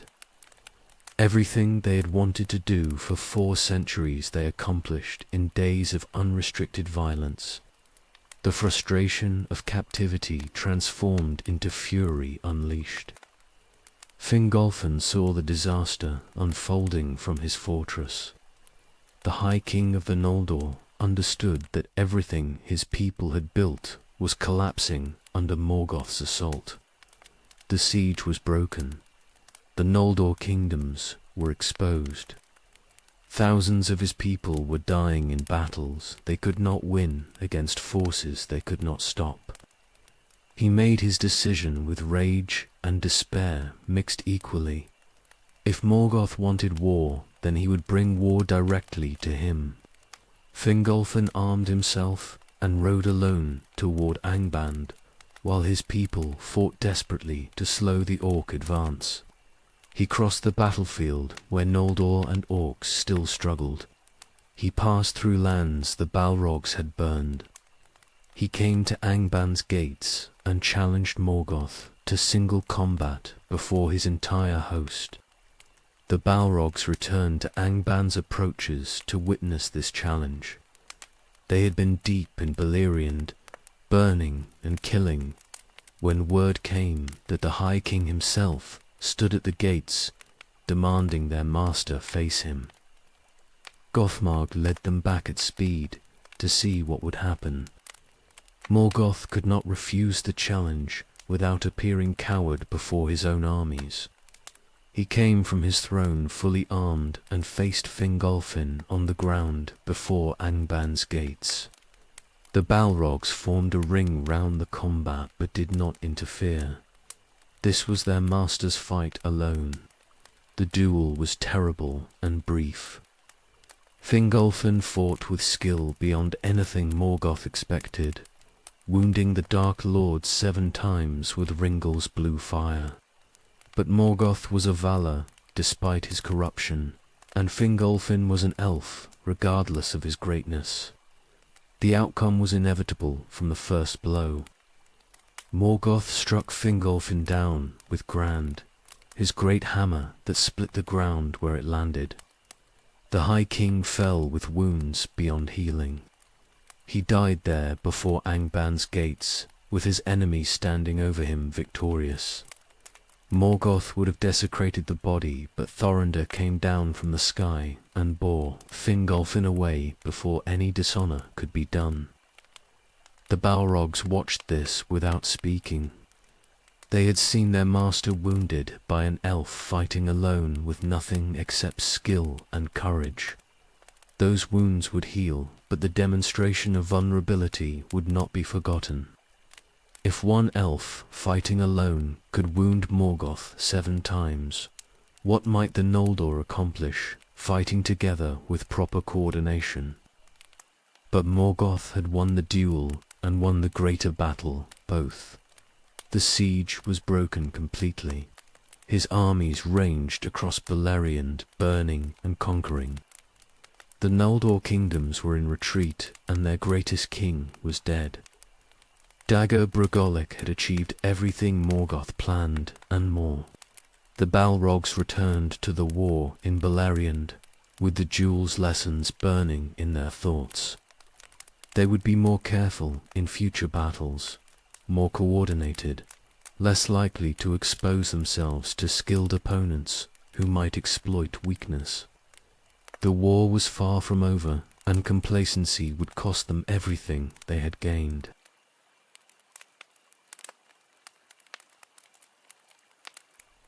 The years after Dagor Bragollach belonged to Morgoth and his armies.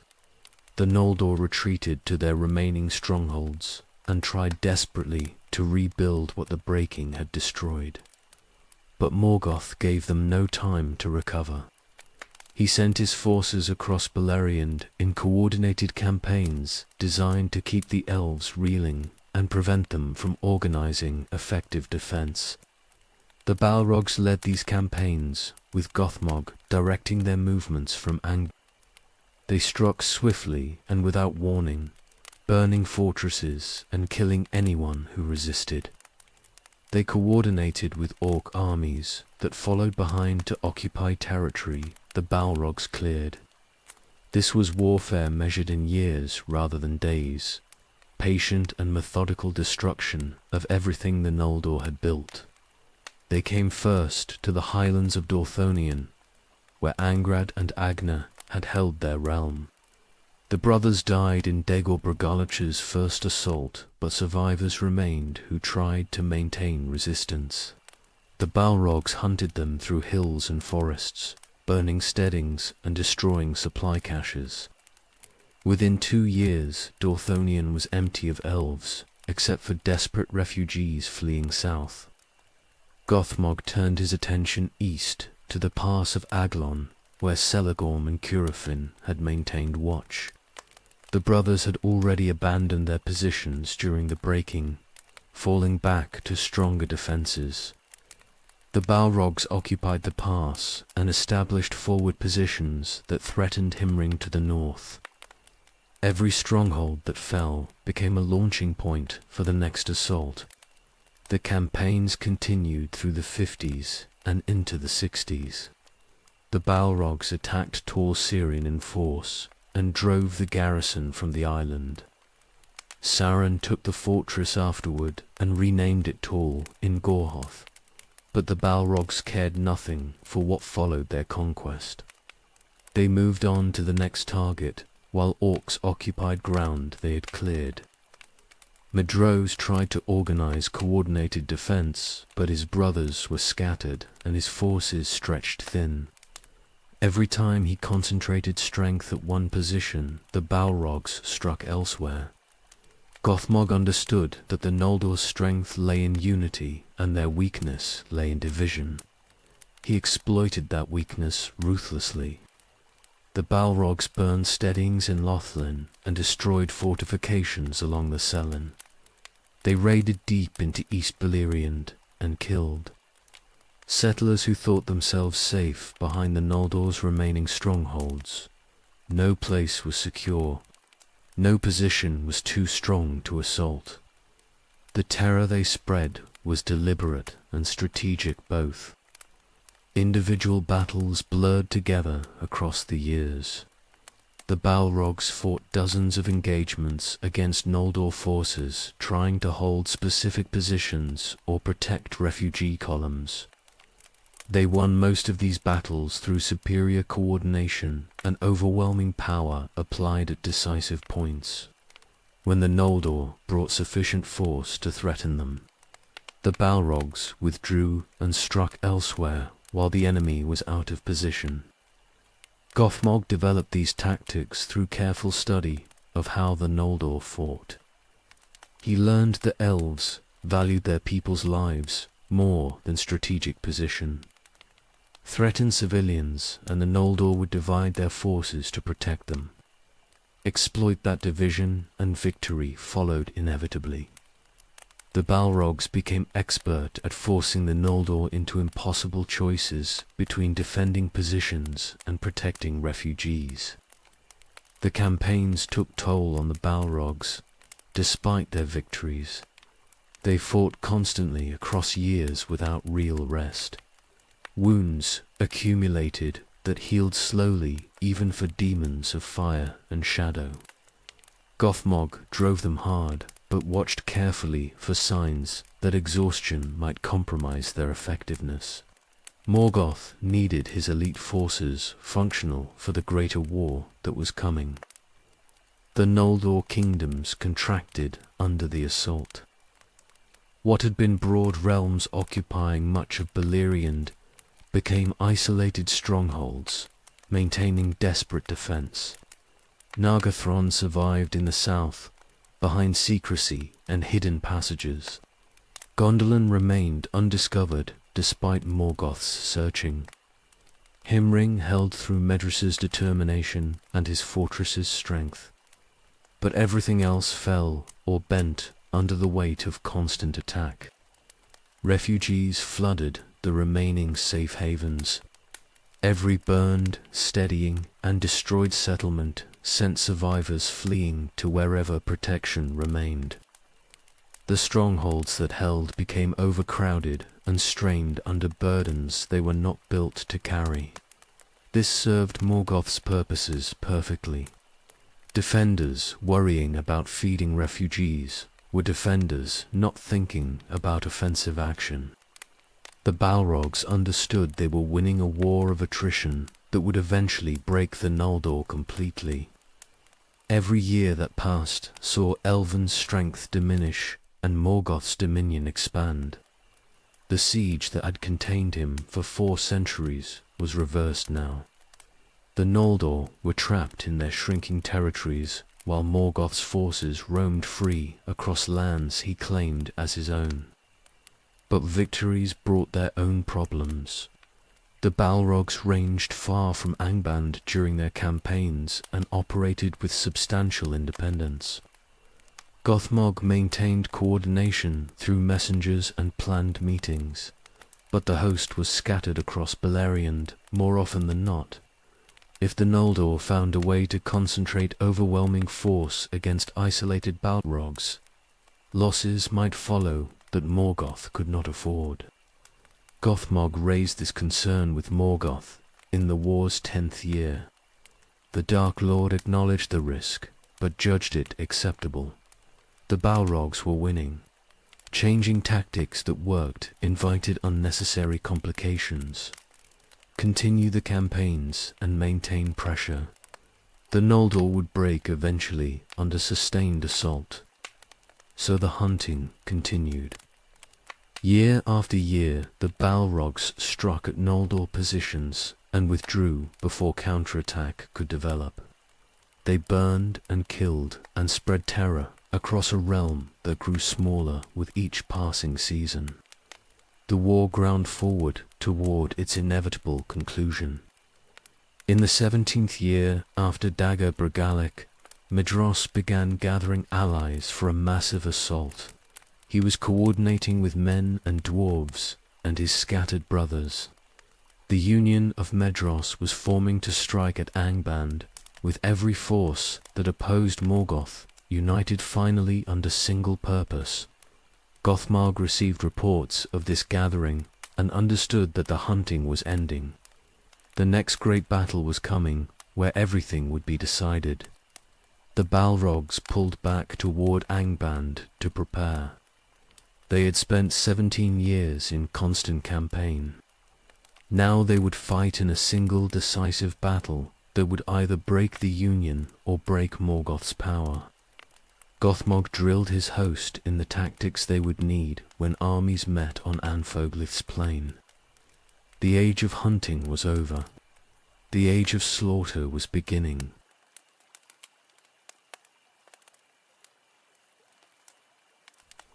Medros sent messengers across Beleriand, calling every power that opposed Morgoth to unite.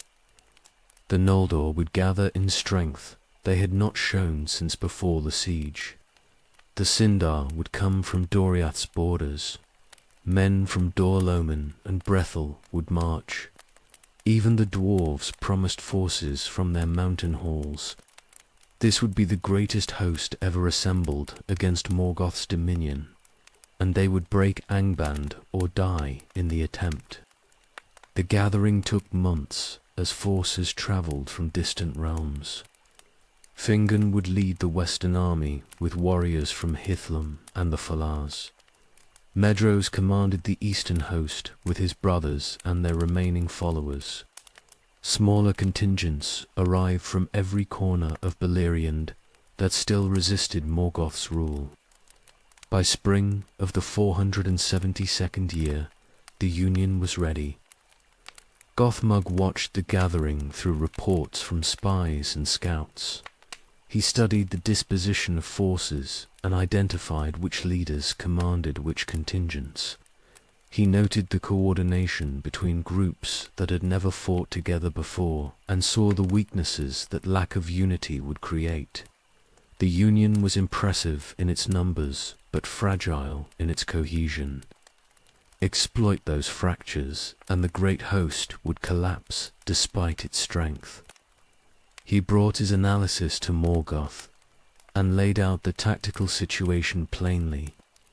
The Union outnumbered Angban's forces if all groups arrived and fought together, but coordination across such disparate allies would be difficult under battle conditions. If Morgoth could prevent the eastern and western armies from linking up, he could defeat them separately before they combined their strength.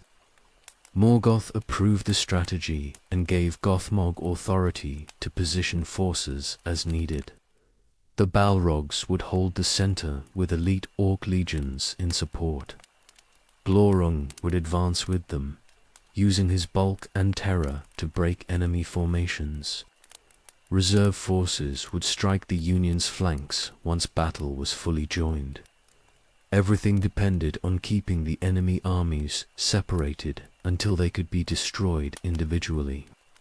The Balrogs prepared for battle with care, born from 17 years of constant warfare. They checked their weapons and reviewed formations they would use. Gothmog drilled them one final time in the tactics that would be essential when armies met. They would fight as one perfect instrument of destruction, coordinating their power to break the Union's center before support could arrive. Morgoth's confidence was absolute. He had broken the siege and driven the Noldor to their current desperation. Now they gathered their remaining strength for one final throw at his gates. He would crush them on Anfoglith's plain and end the Union before it accomplished anything except demonstrating how futile resistance truly was. But Morgoth also prepared treachery that the Union could not anticipate. He had contacted Alder and his sons, Easterlings, who marched with Medros, but secretly served Morgoth's gold. When battle was fully joined, these traitors would turn on their allies and attack Medros from behind. The confusion would shatter coordination and create the opening Morgoth needed for total victory. The armies marched in midsummer's heat. Fingon led his host from the west across lands Morgoth claimed but could not fully control. Medros came from the east with his forces spread across a broad front. The plan called for both armies to arrive at Anfoglith simultaneously and catch Morgoth's forces between them. Timing would be everything. Morgoth watched their approach and smiled behind his iron crown. The Union thought they were springing a trap. They did not realize they were walking into one. He waited until both armies were committed and could not easily withdraw. Then he sent his own forces from Angban's gates to meet them. The Balrogs marched at dawn. Gothmog led them down from Angband, with orcs in uncounted thousands following behind. Glorung came with them, scales blazing in the early light, and breath smoking with anticipation. The host covered Anfoglith's plain, in darkness and fire, both as they advanced to meet the Union. Fingon's army reached the plain first. They saw Morgoth's forces approaching and prepared to receive the assault. But Medros was still miles away, delayed by terrain and distance both. The coordination that was supposed to catch Morgoth between two armies was already failing before battle began. Gothmog saw the gap and exploited it immediately. He adjusted his advance to strike Fingon before Medros could arrive. The Western army would fight alone initially, and that isolation would doom them if Gothmog pressed his advantage hard enough. Everything he had planned for months was coming together perfectly. The armies closed on each other across Anfoglith's plain. Fingon held his position and waited for the assault he could not avoid. His scouts reported Medros still hours away and closing fast, but not fast enough. The Western army would have to withstand Morgoth's initial assault alone and pray they could hold until reinforcement arrived. The Balrogs increased their pace to a run in the final approach. They would strike Fingon's center with everything they had and break through before the Union could concentrate its full strength. Gothmog felt certainty, cold and absolute. The Noldor had gathered their greatest host in all the years since they came to Middle-earth, and Morgoth would break them today on this plain where so many had died before. The distance closed to nothing. Both armies prepared for impact, and then the Balrogs crashed into Fingon's lines, and their Neath Arnediad began in blood and fire and slaughter beyond anything Beleriand had seen before.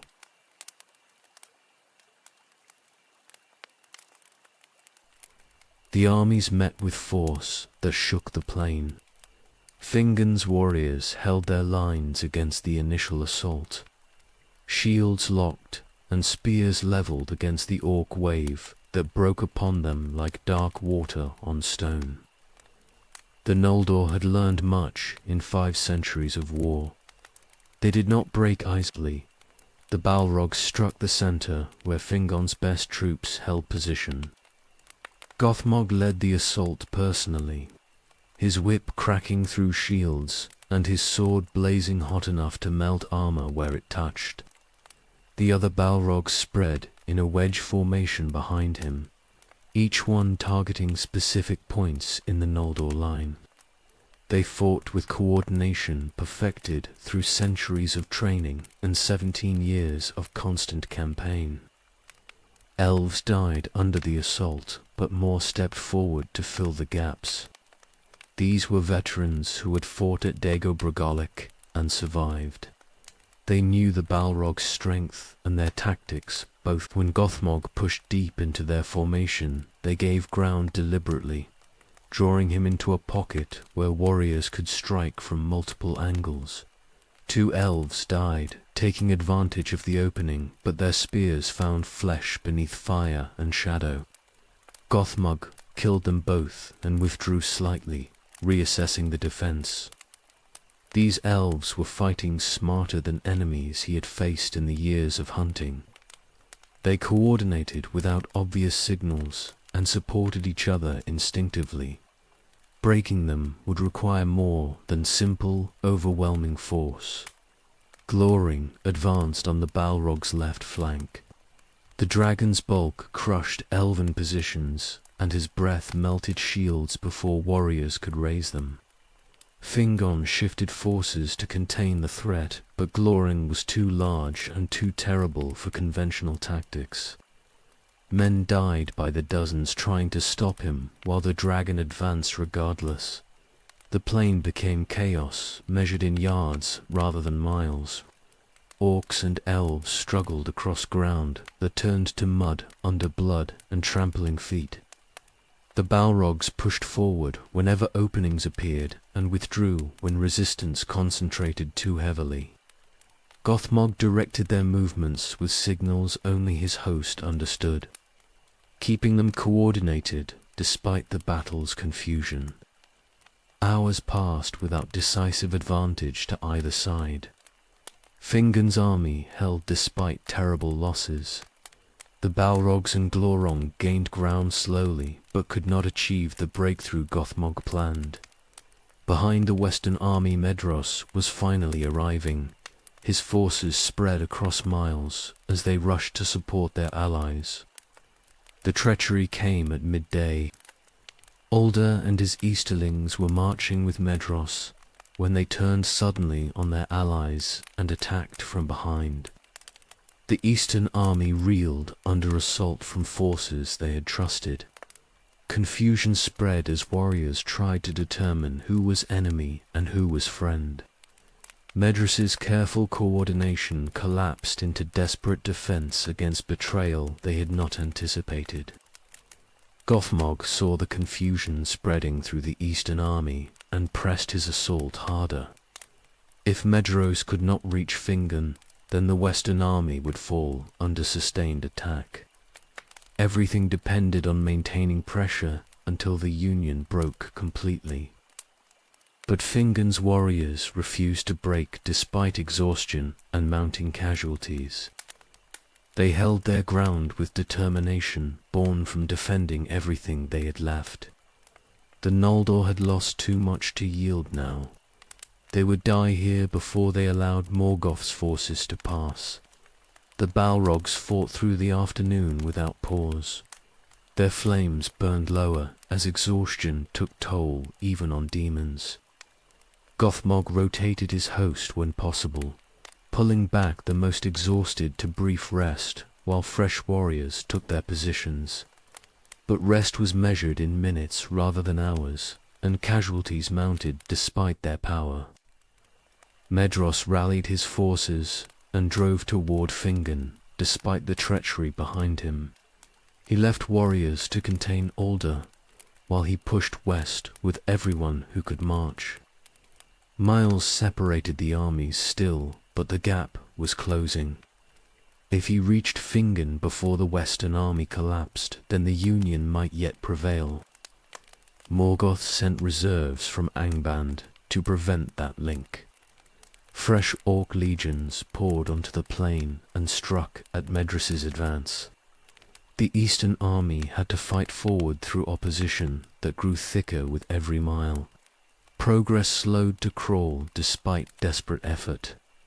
Fingon saw Medros approaching in the distance and called his warriors to hold just hours longer. Reinforcement was coming. They only needed to survive until the armies united. The Noldor dug deeper into reserves of strength they did not know they possessed and held against odds that should have broken them. The Balrogs felt the battle turning on a knife's edge. They had pushed hard all day and gained ground measured in yards. But the Noldor still held, and Medros was closing despite everything. If the armies linked, their numerical advantage would shift to the Union, and Gothmog's position would become untenable. He sent word to Morgoth, requesting permission to commit everything in one final assault. Withdraw all reserves, and throw them at Fingon's center simultaneously. Break through now, or accept that the Union would unite, and the battle would continue on terms less favorable. Morgoth approved. The gamble was necessary. He sent his remaining forces from Angband, with orders to strike Fingon's position with every warrior available. The Western army would fall, or Morgoth would lose this battle. There was no middle ground remaining. The final assault came at dusk. Fresh Orc legions struck Fingon's exhausted warriors. Glorung advanced despite wounds taken from concentrated archery. The Balrogs gathered for one coordinated push at the weakest point in the Noldor line. Everything Morgoth commanded struck simultaneously with force meant to end resistance permanently. The Noldor line buckled under the assault. Warriors who had fought all day without rest simply could not withstand fresh forces attacking in overwhelming numbers. Gaps opened that could not be filled. Positions that had held since dawn collapsed finally under weight they could not bear longer. Gothmog pushed into the gap with his Balrogs behind him. They were through the Noldor center and driving toward Fingon's position, where the High King fought desperately to hold his crumbling army together. The breakthrough was achieved. Now came the killing stroke.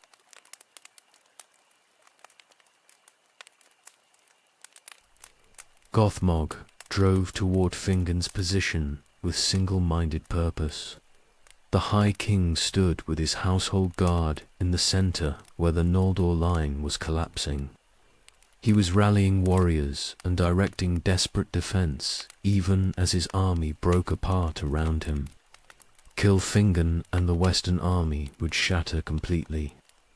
The Balrogs carved through elven warriors who tried to protect their king.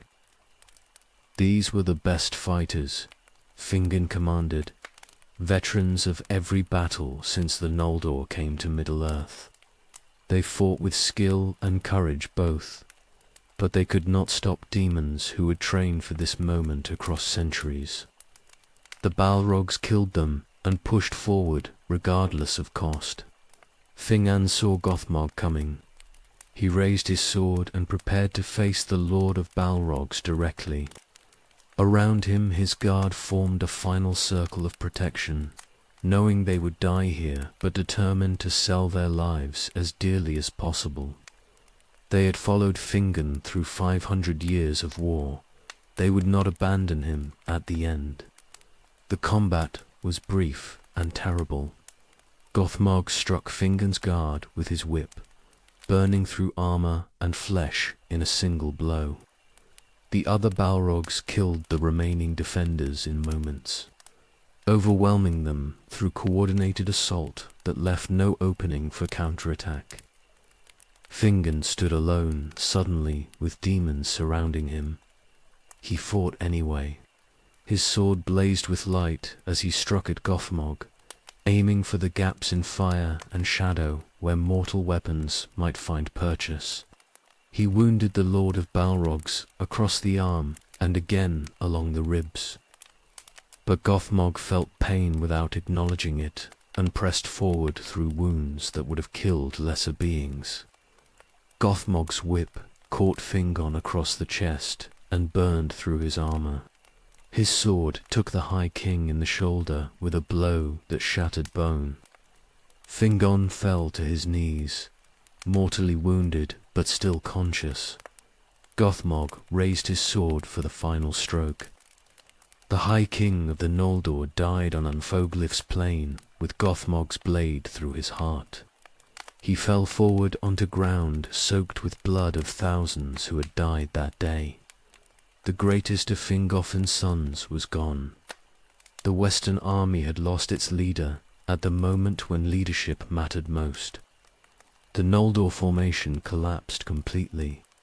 Warriors who had held all day through exhaustion and desperation saw their king fall and knew the battle was lost. Some tried to maintain order and cover retreat. Others simply fled toward wherever safety might exist. The coordinated defense that had withstood Morgoth's assault for hours disintegrated into panicked rout. The Balrogs pursued without mercy. They killed fleeing elves by the hundreds and burned those who tried to form rearguard positions. Gothmog directed the pursuit with cold efficiency, ensuring that no pocket of organized resistance survived to rally the broken army. This was not battle anymore. This was slaughter. But one position held, despite the rout. Hryn of Dorlomin gathered men around him and formed a shield wall across the Western army's retreat path. His warriors were mortal and exhausted and desperately outnumbered. But they stood anyway because Hryn commanded it and because someone had to cover the retreat or no one would escape. The Balrogs came against this position and found it harder than expected. Men died under fire and shadow, but more took their places in the line. Hyrrin fought like something beyond mortal, killing orcs and trolls both with his axe. His warriors matched his fury and held ground they had no right to hold. Gothmog recognized what Hryn was accomplishing. Every minute this rearguard held allowed more of the broken army to escape. He brought his Balrogs together for coordinated assault meant to crush this final resistance. But even coordinated assault could not break warriors who had accepted death already and fought, only to buy time for their fleeing comrades. Morgoth sent word from Angband that he wanted Hryn alive. The man had killed too many of his servants and showed too much defiance. He would be captured and brought to Angband for punishment that would last decades. Gothmog adjusted his tactics accordingly. directing the Balrogs to kill Hin's warriors while taking the leader alive. The assault intensified. Hin's warriors died one by one until he stood alone among corpses. Still he fought with his axe raised and defiance absolute. The Balrogs surrounded him carefully, whips ready to disable rather than kill. Hrin wounded 2 of them before they brought him down with coordinated strikes that burned away his strength without killing him. They bound him with chains and dragged him toward Angband while the pursuit continued around them. Hrin had bought the broken army perhaps an hour with his stand. Thousands of elves and men escaped who would have died if not for that desperate rearguard. But Hrin himself was captured, and the fate awaiting him was worse than death. Medrose reached the battlefield as dusk was falling. He saw the Western army shattered and fleeing. He saw Fingon dead and Hrin captured. His own forces were exhausted from fighting through Ulder's treachery and Morgoth's reserves, both. There was nothing left to accomplish except saving who could be saved from the disaster. The Eastern army covered the retreat as best they could. They fought rearguard actions against pursuing orcs and pulled survivors from the battlefield where possible. But the Union was broken completely. The great host that was supposed to break Angband had been destroyed on the plain before its gates. The Balrogs pursued until nightfall and then withdrew on Gothmag's signal. They had fought all day without rest, and even demons had limits. More importantly, the victory was complete, and risking casualties in darkness served no purpose. They returned to Angband's gates with Hrin captive and Fingon dead and the Union shattered beyond repair. Morgoth stood on his walls and looked upon the battlefield. Thousands of dead-covered anphoglyphs, plain as far as sight could reach. His victory was absolute and terrible. The Noldor would not threaten him again for generations, if ever. The Free Peoples had united their strength, and he had broken them anyway. The Balrogs entered Angband, exhausted but victorious. They had accomplished everything Morgoth commanded. Gothmog reported directly to the throne, detailing the battle's progression and the Union's collapse. Morgoth praised his chief captain briefly and then dismissed him to rest. There would be more wars eventually, but for now the victory spoke for itself. Nirnith Arnudiad was ended. The unnumbered tears had been shed, and the Noldor's power was broken permanently. The Balrogs had proven their worth again in the war's greatest battle. They had killed a High King and shattered the strongest army ever assembled against Morgoth's dominion. Nothing remained except hunting the survivors and ensuring that resistance never gathered strength again.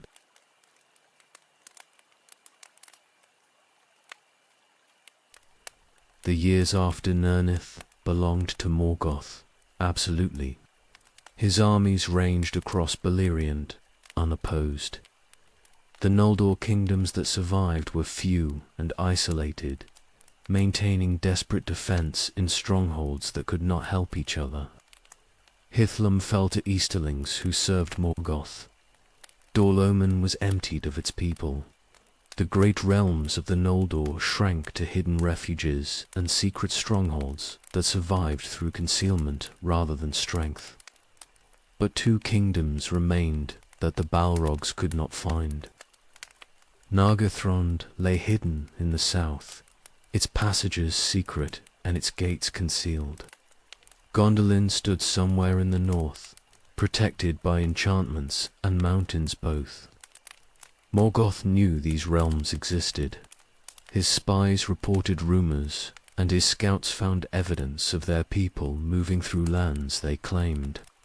But knowing they existed and finding them were different problems entirely. The Balrogs searched for decades. Gothmog led expeditions into every mountain range and hidden valley where Gondolin might be concealed. They questioned prisoners and followed refugee trails that led nowhere. They burned forests and explored caves in systematic search that covered leagues of territory. Gondolin remained undiscovered despite everything. The city was protected by more than stone and distance. Olmo's power shielded it from detection, and against that power the Balrogs could accomplish nothing. Nargothrond revealed itself eventually through its own actions. Trin came to that realm and convinced Orodreth to abandon stealth for open war. The Noldor of Nargothrond built a bridge to their gates and marched to battle on Toomhaled's field. Glóran met them there with orc armies in support. The dragon broke their formations and killed Orodreth, and the elves fled back toward their fortress en route. Glóran followed them to Nargothrond's gates. The bridge they had built to march to war became the path for their destruction. The dragon crossed it and entered the halls beyond. He killed anyone who resisted and claimed the realm's treasures for Morgoth. Nargothrond fell in a single day's assault. What had remained hidden for centuries was destroyed because pride convinced them to reveal themselves. The Balrogs arrived at Nargothrond after Glóran had already secured it. They walked through halls the dragon had burned and saw wealth beyond counting piled in chambers where elves once lived. Gothmog reported to Morgoth that one hidden kingdom was destroyed. Only Gondolin remained undiscovered somewhere in the north. Finding it became his obsession in the years that followed. More decades passed without success. The Balrogs searched the encircling mountains and the valleys they surrounded. They found nothing except bare stone and empty wilderness. Gondolin's location remained secret despite their searching. Morgoth's frustration grew with each failed expedition. He needed that city found and destroyed before it could become a rallying point for renewed resistance. The answer came through treachery rather than searching. Meglin, son of Eöl, had lived in Gondolin since his youth, rising to prominence among Turgon's counselors. But darkness was in him from his father's line, and ambition twisted his heart toward betrayal. He left Gondolin on an expedition to spy on Angban's approaches, intending to gather information that would increase his importance in Turgon's eyes. The orcs captured him in the mountains north of the hidden city. They brought him to Angband in chains and delivered him to Morgoth's throne. Gothmog was present when Meglin was dragged before the Dark Lord. He saw immediately what this capture represented. This elf knew Gondolin's location and its defenses both. Morgoth worked on Meglin with threats and promises mixed skillfully. He showed him Hin still chained on Thangorodrim after decades of torment. He promised Meglin rulership of Gondolin if he revealed the city and betrayed his king. He threatened him with torments that would make Hurin's suffering seem gentle. Meglin resisted briefly, but his will was not equal to Morgoth's malice. The elf broke. He revealed Gondolin's location in the encircling mountains and described the hidden entrance through which access was possible. He detailed the city's defenses and identified which gates were strongest and which might be vulnerable to assault. He gave Morgoth everything needed to plan the attack that would end Gondolin's long hiding. Gothmog listened to Meglin's betrayal and began planning immediately.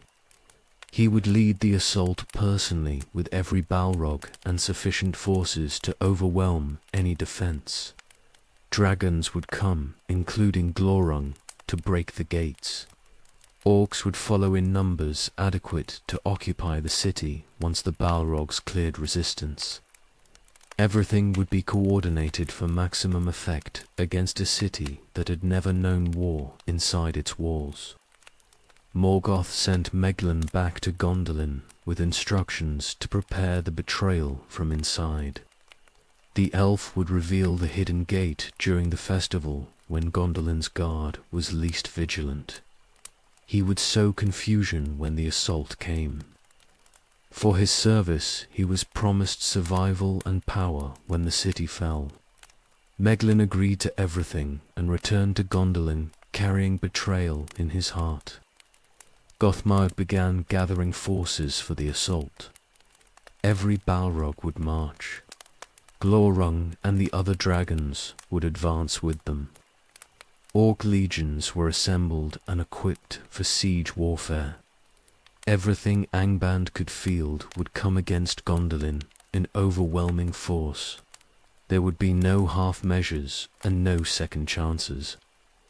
The hidden city would fall, or Gothmog would die trying.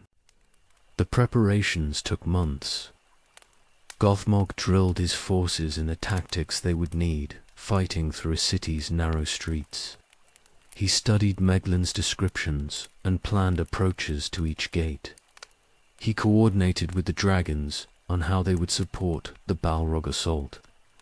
Every detail was considered and every contingency planned for.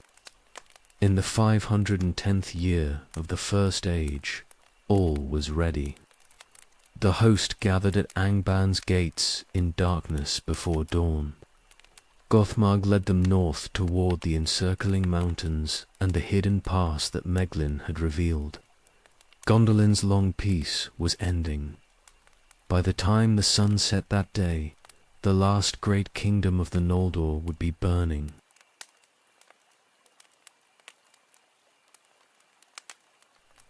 The host marched through darkness toward the encircling mountains.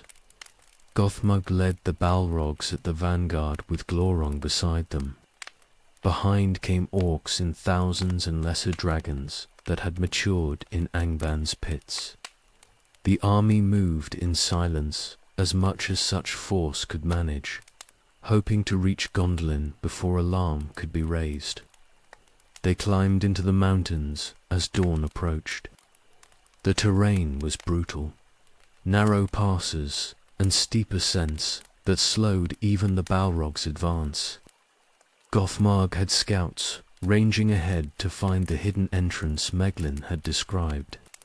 They searched through valleys and along cliff faces, looking for the secret way into Gondolin's protected vale. The pass was found as the sun rose. A narrow cleft in the mountains, easily missed and carefully concealed. The scouts verified it matched Meglin's description exactly. Gothmog brought his forces forward and began the descent into the hidden valley beyond. Gondolin lay below them in the morning light. The city was more beautiful than any description had conveyed.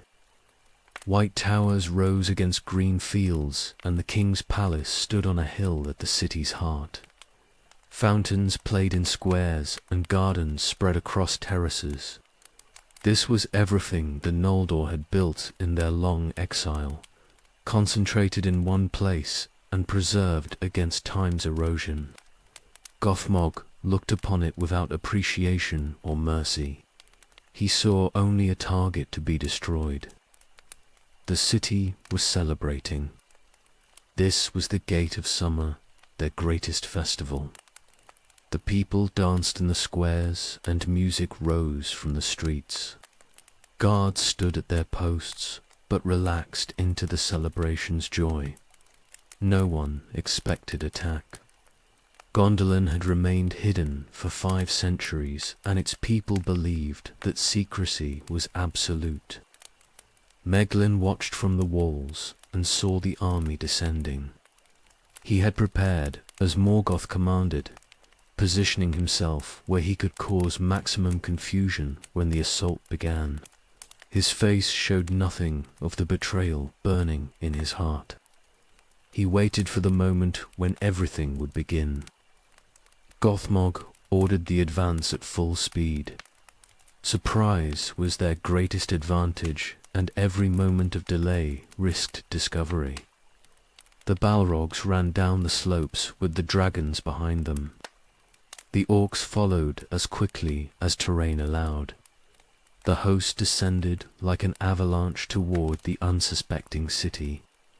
The alarm came too late. A guard on the northern wall saw fire and shadow approaching and raised the horn. The sound carried across Gondolin, but the people could not understand what it meant at first. Enemy attack was impossible. The city was hidden and protected. The horn must signal something else. Then they saw the Balrogs reaching the outer defenses. They saw Glorin advancing with other dragons behind him. They saw orc legions spreading across the fields between mountains and city. Understanding came with terror close behind. Gondolin was found. War had come to their hidden haven. The people fled toward the inner city in panic. Warriors grabbed weapons and rushed toward the walls. Turgon emerged from his palace and called for the defense to organize. But organization takes time, and time was exactly what they lacked. The assault was already at the gates. Gothmog struck the outer defenses with his full force. The Balrogs broke through guards who had never fought real battle before. These warriors had trained for centuries, but training was not combat, and combat was not war. They died bravely, but they died quickly, under assault they could not withstand. Glorin reached the gates and began battering them with his bulk. The doors were strong, but not strong enough to hold a dragon determined to break through. Wood splintered and metal bent under the assault. Behind Glorung, the other dragons added their strength to his. The gates would not hold long. The Noldor's great houses began organizing proper defense. The House of the Fountain gathered at the King's Square. The House of the Hammer took positions at the second wall. Warriors who knew their craft rushed toward positions where the defense needed them most. But the Balrogs were already inside the outer ring and pushing toward the city's heart. Gothmog directed the assault with precision. He sent some Balrogs to secure the gates they had broken. Others pushed into the city streets to prevent organized defense from forming. He kept the dragons concentrated against the strongest positions. Everything moved according to the plan he had crafted over months of preparation.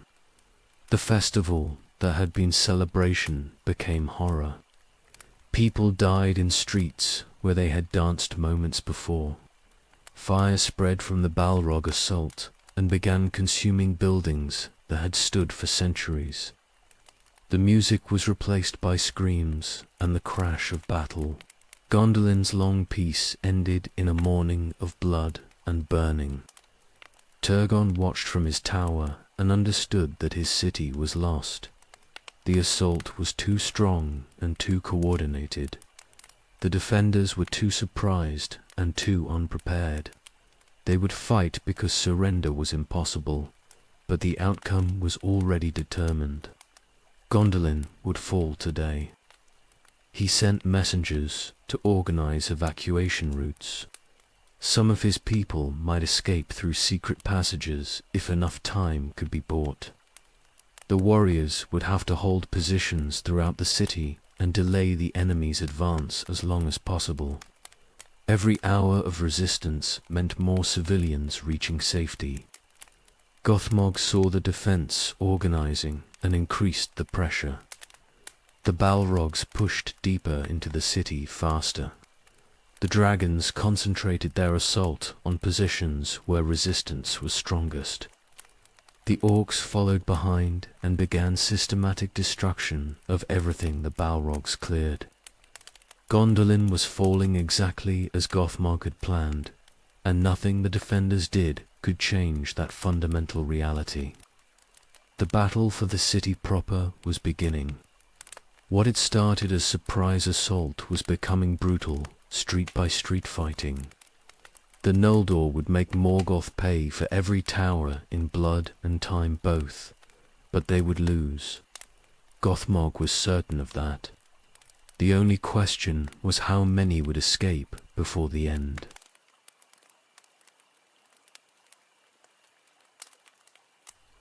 The outer gates fell within the first hour.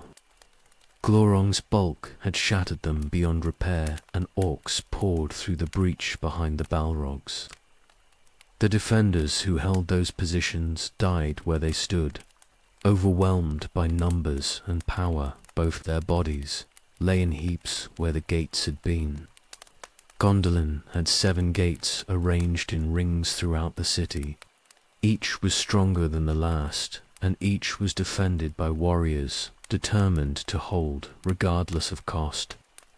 The Balrogs would have to break through every defense to reach the king's palace at the city's heart. Gothmog accepted this necessity and began the systematic assault that would carry them forward gate by gate. The second gate held warriors from the House of the Swallow. They had fortified the approaches and positioned archers to cover every avenue of attack. When the Balrogs advanced, they met concentrated fire that found gaps in shadow and flame. 3 Balrogs took wounds in the opening assault, and Gothmog pulled back to reassess. He brought Glorong forward to break the defenses. The dragon's bulk was proof against arrows, and his breath melted the fortifications the elves had raised. The defenders held as long as they could, but when Glorong reached the gate itself, their position became untenable. They fell back to the third ring, while the Balrogs poured through the breach. The third gate was defended by the House of the Harp. These were not primarily warriors, but they fought with desperation, born from defending everything they loved. They held the gate for 2 hours through courage that exceeded their skill. The Balrogs killed them eventually, but not easily, and not without cost. The fourth gate belonged to the House of the Hammer. These were smiths and craftsmen who understood the weapons they wielded better than most warriors. They had fortified their position with traps and barriers that channeled the Balrog assault into killing zones. Gothmog lost time here, breaking through defenses that were cleverly designed and stubbornly held. Fire spread through the city as the battle progressed. Buildings that had stood for 5 centuries burned in the Balrog assault. Civilians fled toward the escape routes Turgon had ordered opened. Behind them, the city they had built was collapsing into flame and ruin. The 5th gate was the House of the Heavenly Arch. They held positions on higher ground and rained death on the Balrogs from above. Gothmog split his forces to assault from multiple directions simultaneously. The fighting here was brutal and close, building to building through streets too narrow for proper formations. Both sides took heavy casualties before the Balrogs finally broke through. The 6th gate belonged to the House of the Fountain. Ecthelion commanded here with the best warriors in Gondolin under his leadership. They had prepared this position for hours while the Balrogs fought through the outer rings. Every approach was defended and every gap covered. This would be the hardest fight of the entire assault. Gothmog brought his full remaining strength against this position. Every Balrog, still capable of fighting, advanced together. Glorong came forward again, despite wounds he had taken from concentrated archery. The dragons, smaller than Glorong, spread to the flanks and began burning positions that the elves had thought secure. The combat lasted through the afternoon. Ecthelion's warriors fought with skill that approached perfection and courage that exceeded it. They killed orcs by the hundreds and wounded several Balrogs seriously enough to remove them from combat. They made Gothmog pay for every foot of ground in blood and time both. but they could not hold forever. The Balrogs were too strong and too numerous. The dragons broke positions that arrows could not reach. The orcs kept coming in waves that never ended. Ecthelion saw his warriors dying despite their valor and knew the gate would fall. He ordered evacuation to the final defensive ring around the king's palace. His warriors pulled back in good order, fighting every step. The Balrogs pursued but carefully now, wary of the defenders' desperate skill. The House of the Fountain had proven they could kill even demons if given opportunity. The seventh gate stood before the king's square. Turgon himself commanded here with the remnants of every house that still survived. This was the final defense. If this gate fell, then Gondolin was lost completely and only escape remained. Gothmog stood before that final gate and assessed the defense waiting beyond. His forces were exhausted from hours of continuous assault. Several Balrogs were wounded seriously. The orcs had taken enormous casualties. Glorung was injured from concentrated archery, but they were through 6 of 7 gates, and only this final barrier remained. He organized his forces for the last assault. Every Balrog, still able to fight, would attack together. The dragons would support from the flanks. The orcs would follow and overwhelm any position the Balrogs broke. This would be the final push. Either they would break through to Turgon, or they would be forced to withdraw and besiege the palace until defenders starved. Gothmog gave the signal. The Balrogs advanced in formation toward the seventh gate. Behind them, Gondolin burned and screamed. Ahead waited the last warriors who stood between Morgoth's vengeance and the hidden city's king. The day was ending in fire and blood, and the final battle was beginning.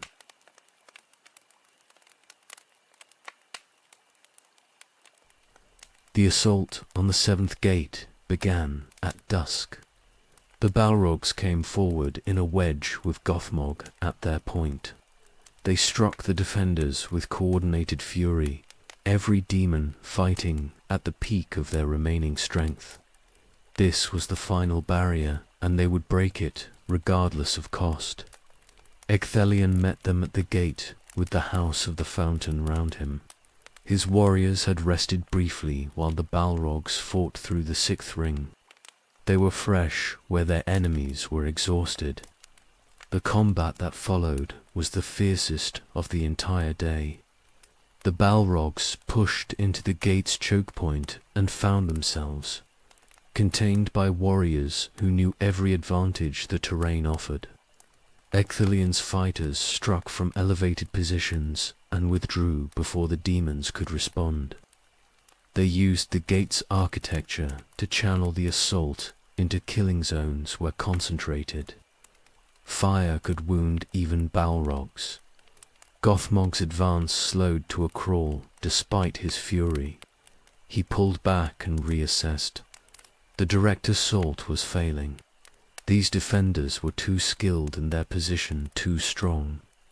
He needed to draw them out where the Balrogs' superior strength could be brought to bear. He ordered feigned retreat. The Balrogs withdrew from the gate as if exhausted beyond continuing. Ecthelion saw the movement and recognized it might be deception. But his people were dying throughout the city and time was running out. He made his decision with full knowledge of the risk. The House of the Fountain would pursue and try to end the Balrog threat before they could reorganize. They came through the gate in disciplined formation. Ecthelion led them personally, his sword drawn and his guard close around him. They advanced toward where the Balrogs had withdrawn. The trap closed immediately.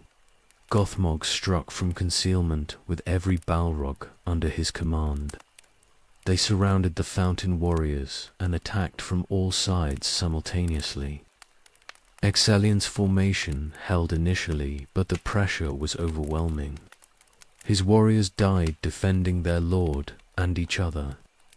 The circle contracted under assault. It could not withstand indefinitely. Ecthelion cut his way toward Gothmog through the press. If he could kill the Lord of Balrogs, then perhaps the assault would falter. It was desperate hope, but hope was all that remained. He fought with skill perfected over centuries and courage that transcended mortality. They met in the center of the chaos. Gothmog brought his whip and sword against Ecthelion's blade. The elf was fast and skilled beyond any warrior Gothmog had faced since Fingolfin died. He wounded the Balrog twice in the opening exchanges, finding gaps in fire and shadow that should not have been accessible. Gothmog pressed forward despite the wounds. He had killed high kings and shattered armies. One elf would not stop him, regardless of skill. His whip cracked across Ecthelion's shield and melted it. His sword struck the elf's armor and burned through mail that had been forged in Gondolin's finest workshops. But Ecthelion did not fall. He dropped his ruined shield and gripped his sword with both hands. He struck Gothmog with blows that would have killed lesser demons. The Lord of Balrogs staggered under the assault. For the first time in all the wars he had fought, Gothmog felt something approaching doubt. They grappled at close range, where neither could use their weapons effectively. Strength against strength, and will against will. Gothmog was a demon of fire and shadow. Ecthelion was mortal flesh and courage.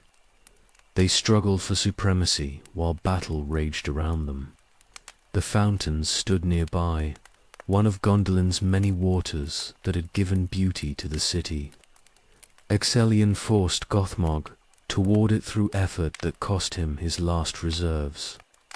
The Balrog's feet found the fountain's edge. Water hissed where his flames touched it. Ecthelion drove his sword into Gothmog's chest with both hands behind the blow.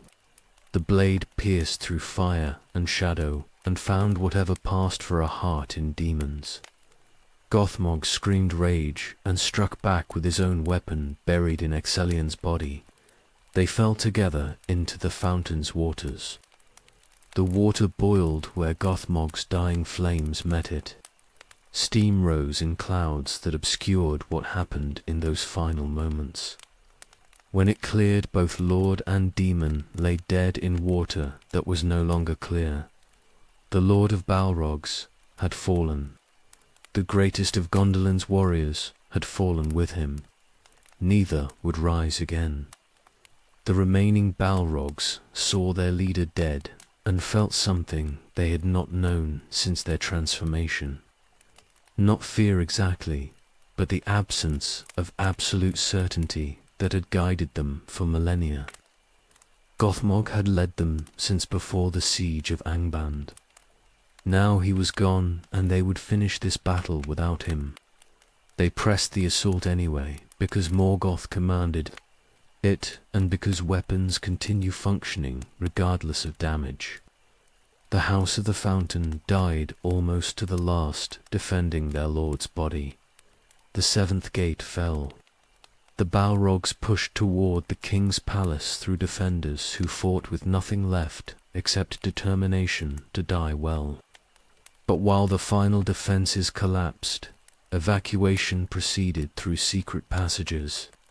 Turgon led his people through tunnels that ran under the mountains toward the north.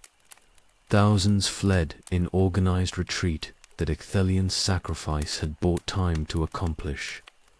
Not everyone would escape, but many would survive because brave warriors had delayed the inevitable. Glorfindel commanded the rearguard, covering the retreat through Cirith Thorinoth. The pass was narrow and easily defended by small numbers against larger forces. He held this position while civilians fled behind him. The orcs came against him in waves and died on elven blades. Then a Balrog arrived, one of Gothmog's host, sent to pursue the fleeing refugees and prevent their escape. The demon came up the narrow pass with fire blazing and death in its hands. Glorfindel saw it approaching and knew this enemy could not be stopped by ordinary warriors. He faced the Balrog alone on the narrow path. His companions fell back to continue covering the civilians. Glorfindel planted his feet and raised his sword and prepared to give everything for the people fleeing behind him. The Balrog advanced without hesitation or mercy. They fought on stones so narrow that a single misstep meant death by falling. The Balrog's whip cracked and Glorfindel's sword blazed with light. Both wounded the other in exchanges too fast for observers to follow clearly. The combat moved along the path's edge with the abyss waiting below.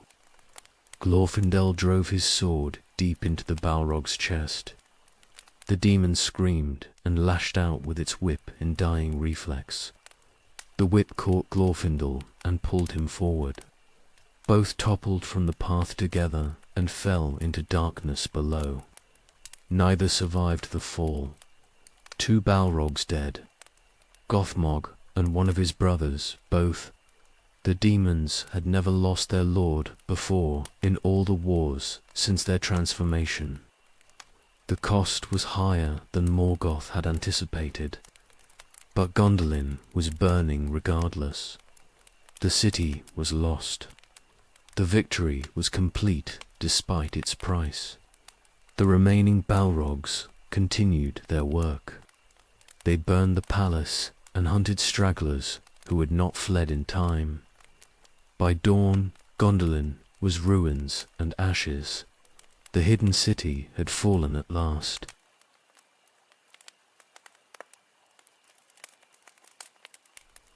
The city burned through the night.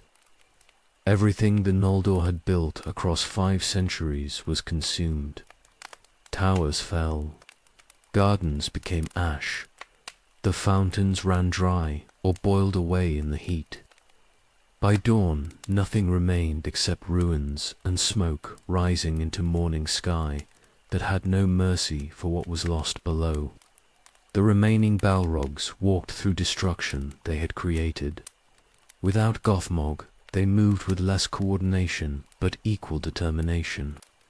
They hunted survivors who had hidden rather than fled. They burned buildings that still stood. The work continued until Gondolin was so thoroughly destroyed that nothing could ever be rebuilt here. Morgoth's orcs looted what treasures remained. Gold and jewels and works of craft were dragged from burning halls and piled for transport back to Angband. The orcs cared nothing for beauty. They took only what their master valued and destroyed everything else with gleeful malice. Meglin died during the assault. Tuor had discovered his betrayal and thrown him from the city walls before the final defenses fell. The traitor's body lay broken on stones below.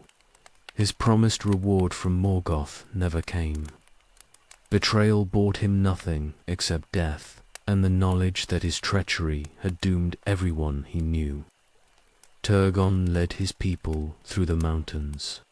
Thousands had escaped through the secret tunnels, while the city's defenders bought time with their lives. The evacuation was not complete. Many died who might have lived with more warning, but enough survived to ensure Gondolin's people would endure even though their city was gone forever. The survivors emerged from the mountains into lands, Morgoth claimed. They scattered into small groups and fled toward whatever refuges still existed in Beleriand. Some went to the havens at Sirian's mouth. Others sought shelter in Doriath, or with the scattered remnants of other Noldor kingdoms. They were refugees now. Their hidden city was memory and ruins. The Balrogs returned to Angband, carrying Gothmog's body. They had won completely. Gondolin was destroyed and would never threaten Morgoth again. But their victory came with a cost unprecedented in all their wars. The Lord of Balrogs was dead. Their commander and their greatest warrior had fallen to an elf's desperate final assault. Morgoth received the news with satisfaction and anger mixed. Gondolin's fall was everything he desired. The last great Noldor kingdom was eliminated, but Gothmag's loss was significant beyond simple replacement of a capable commander. He had been the perfect weapon, absolutely loyal and perfectly skilled. Finding another to match him was impossible because no other existed. The remaining Balrogs numbered 5 now. Gothmog was gone. Another had fallen with Glorfindel, 2 dead from a host that had never lost a single member in all the centuries since Utumno's fall. The victories continued, but the costs were mounting. Morgoth appointed no replacement for Gothmog. The Balrogs would fight as a collective now, without single leadership. They were fewer, and they had lost their greatest among them. But they remained terrible weapons that would serve until the world broke, or they died in service. Nothing changed in their devotion or their purpose. Only their numbers diminished. The free peoples mourned Gondolin's fall. The hidden city had been hoped that somewhere beauty and peace survived despite Morgoth's dominion. Now even that hope was gone. Every great kingdom of the Noldor had fallen or retreated into hiding so complete that they might as well not exist. Morgoth's victory seemed total and permanent. But survivors remembered. They carried knowledge of what had been and determination that it would be again. Gondolin fell, but its people endured. Ecthelion died, but his sacrifice saved thousands who would have perished otherwise. Glorfindel fell, but his stand allowed refugees to escape. The city was lost, but the war continued. The Balrogs rested in Angband and tended wounds that would heal slowly. They had fought for an entire day without pause. They had broken 7 gates and killed hundreds of skilled warriors. They had accomplished everything Morgoth commanded, despite the cost in their own numbers. Now they waited for the next war that would come eventually, because war always came, and they were. Weapons that existed only for that purpose. Gondolin's ashes scattered on winds that blew through the encircling mountains. The towers were broken. The fountains were dry. The gardens were burned beyond recognition. Nothing remained of the city except ruins that would weather slowly over ages until even the ruins were gone. The hidden city was memory now. The last light in the darkness was extinguished. Only war remained.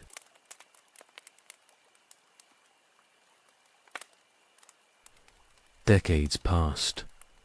Morgoth ruled Beleriand absolutely. The Noldor kingdoms that survived were broken remnants hiding in scattered refuges, maintaining desperate defense against enemies they could not defeat. No great host could challenge Angband now. No hidden city remained undiscovered. The free peoples endured, but they did not resist in any way that threatened Morgoth's dominion. The Balrogs hunted remnants. They led smaller campaigns against isolated strongholds and refugee camps, ensuring that resistance never gathered strength sufficient to matter. Without Gothmog, their coordination was less perfect, but they remained devastating when they struck. 5 demons were enough to destroy anything except the greatest fortresses, and no great fortresses remained in lands Morgoth claimed as his own. Years accumulated without major battles, small skirmishes, brief raids. The Balrogs killed hundreds in these minor actions, but never thousands like they had at Nirnith or Gondolin. The scale of warfare had diminished. Morgoth's enemies were too weak to offer resistance worth measuring in armies. But far to the west, beyond Morgoth's knowledge, Eärendil sailed. The half-elven son of Tuatha and Idril had escaped Gondolin's fall as a child. Now grown, he commanded a ship that crossed oceans no mortal had sailed before. He carried a Silmaril that Beren and Lúthien had cut from Morgoth's crown. He was sailing to Valinor to beg the Valar for aid that the Free Peoples desperately needed. The Balrogs knew nothing of this voyage. They continued their hunting in Beleriand and their service to Morgoth in Angband's halls. They saw no threat on the horizon, because the horizon showed only their master's dominion stretching in every direction. The Free Peoples were broken. The war was won. Only time remained before Morgoth's victory became permanent and absolute. Morgoth himself grew complacent. Centuries of victory had convinced him that the Valar would never intervene. They had abandoned Middle-earth to its fate. They would not come again to challenge his power, regardless of what atrocities he committed or how completely he dominated the lands they had once shaped. He was supreme. Nothing threatened him anymore. The Balrogs trained and waited. They maintained their readiness because weapons stay sharp even when not in use. But the training was routine now, rather than preparation for imminent battle. The urgency that had driven them through centuries of war was fading into mere habit of maintaining what they had always been. In the 545th year of the First Age, everything changed. Word came to Angband that a great host had landed on Beleriand's western shores. The Valar had come to war at last. They brought Maiar and elves from Valinor in numbers beyond counting. This was not another Noldor army that could be broken through superior strength and coordination. This was power that matched or exceeded everything Morgoth commanded. The Balrogs received orders to prepare for war greater than any they had fought. Gothmog was dead, but they remained. They would face the Valar's host and fight until victory or death decided the outcome. Morgoth promised them glory in the battles coming. The Balrogs asked for nothing except the opportunity to serve their master against enemies, finally worthy of their full strength. The decades of easy victory were ending. Real war was returning to Beleriand, and this war would decide everything. The Balrogs welcomed it. They were made for this. They would prove their worth again against the Valar's greatest power, or they would fall in service as Gothmog had fallen. Either outcome was acceptable. Weapons exist to be used. The War of Wrath was beginning.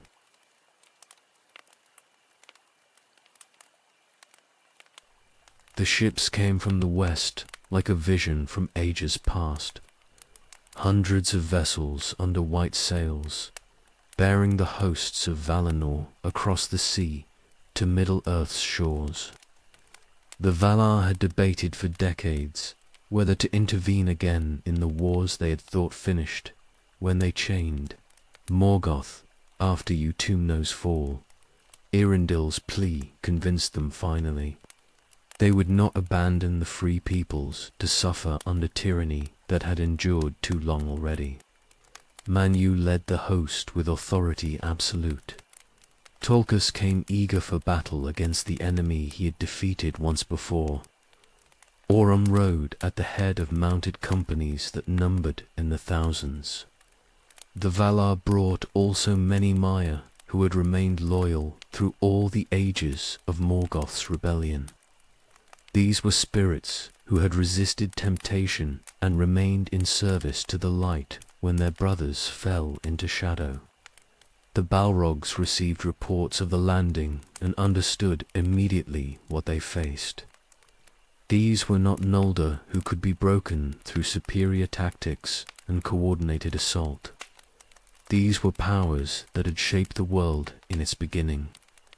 The Maya among the host were their own brothers from before the corruption.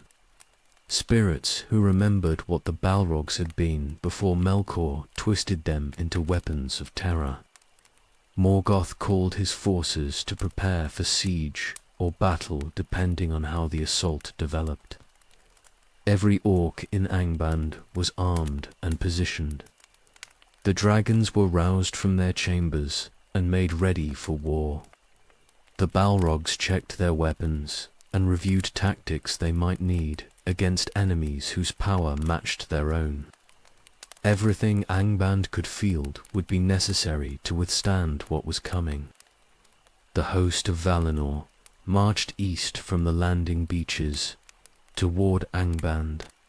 They came in perfect order with discipline that centuries of experience had perfected.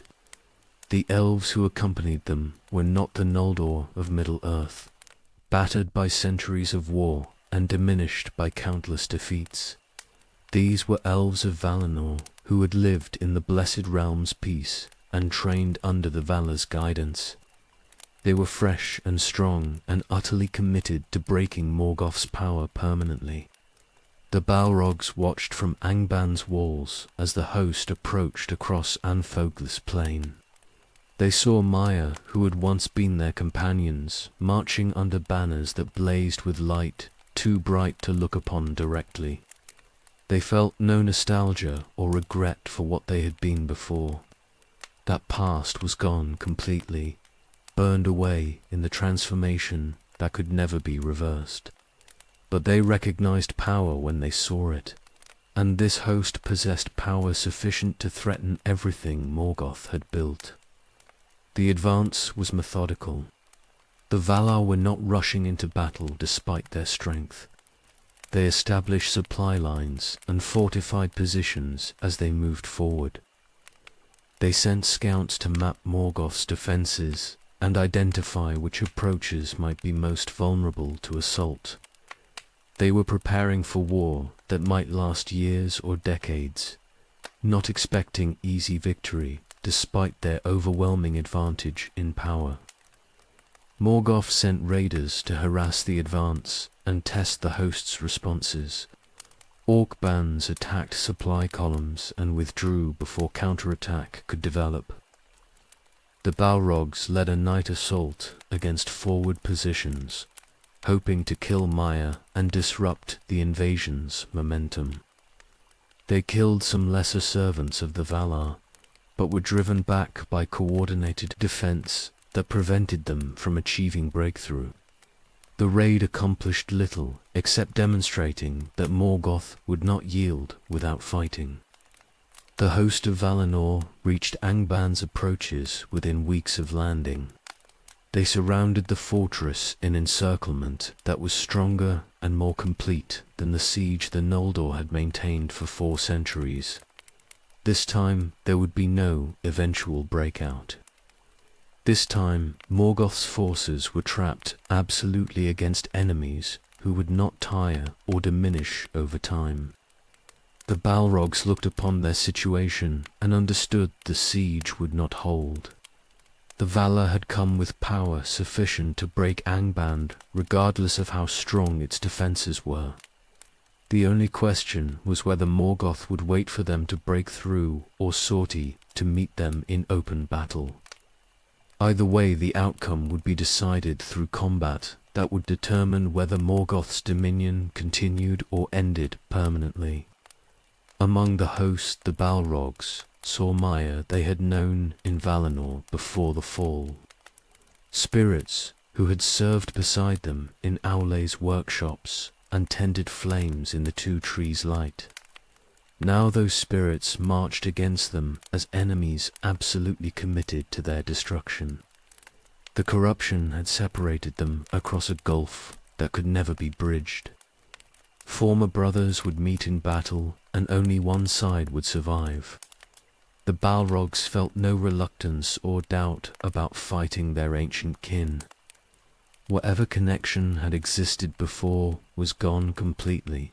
They were weapons forged in Morgoth's service, and they would fight anyone he commanded them to fight. If that meant killing Maya they had once known, so be it. The past was irrelevant. Only service mattered. Morgoth addressed his forces from Angban's highest tower. He reminded them that the Valar had defeated him once through overwhelming power, but this time circumstances were different.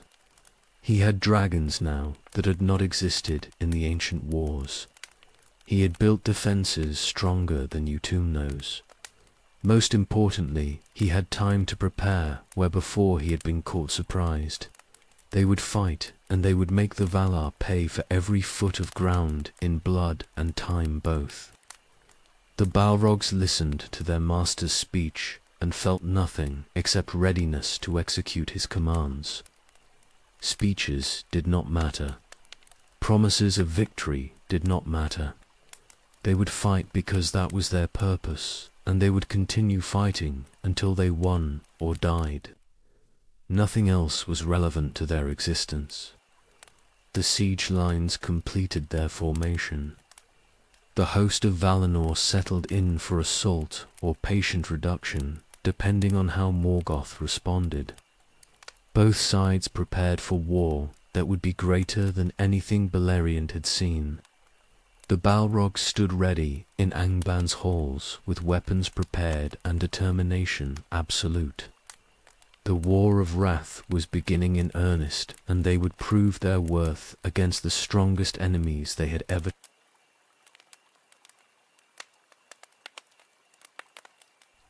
Morgoth struck first. He would not wait for the Valar to choose the moment of battle. His armies poured from Angban's gates at dawn, with dragons in the vanguard and orcs following in hundreds of thousands. The Balrogs led the assault with fire and shadow blazing, determined to break the siege before it could tighten into something unbreakable.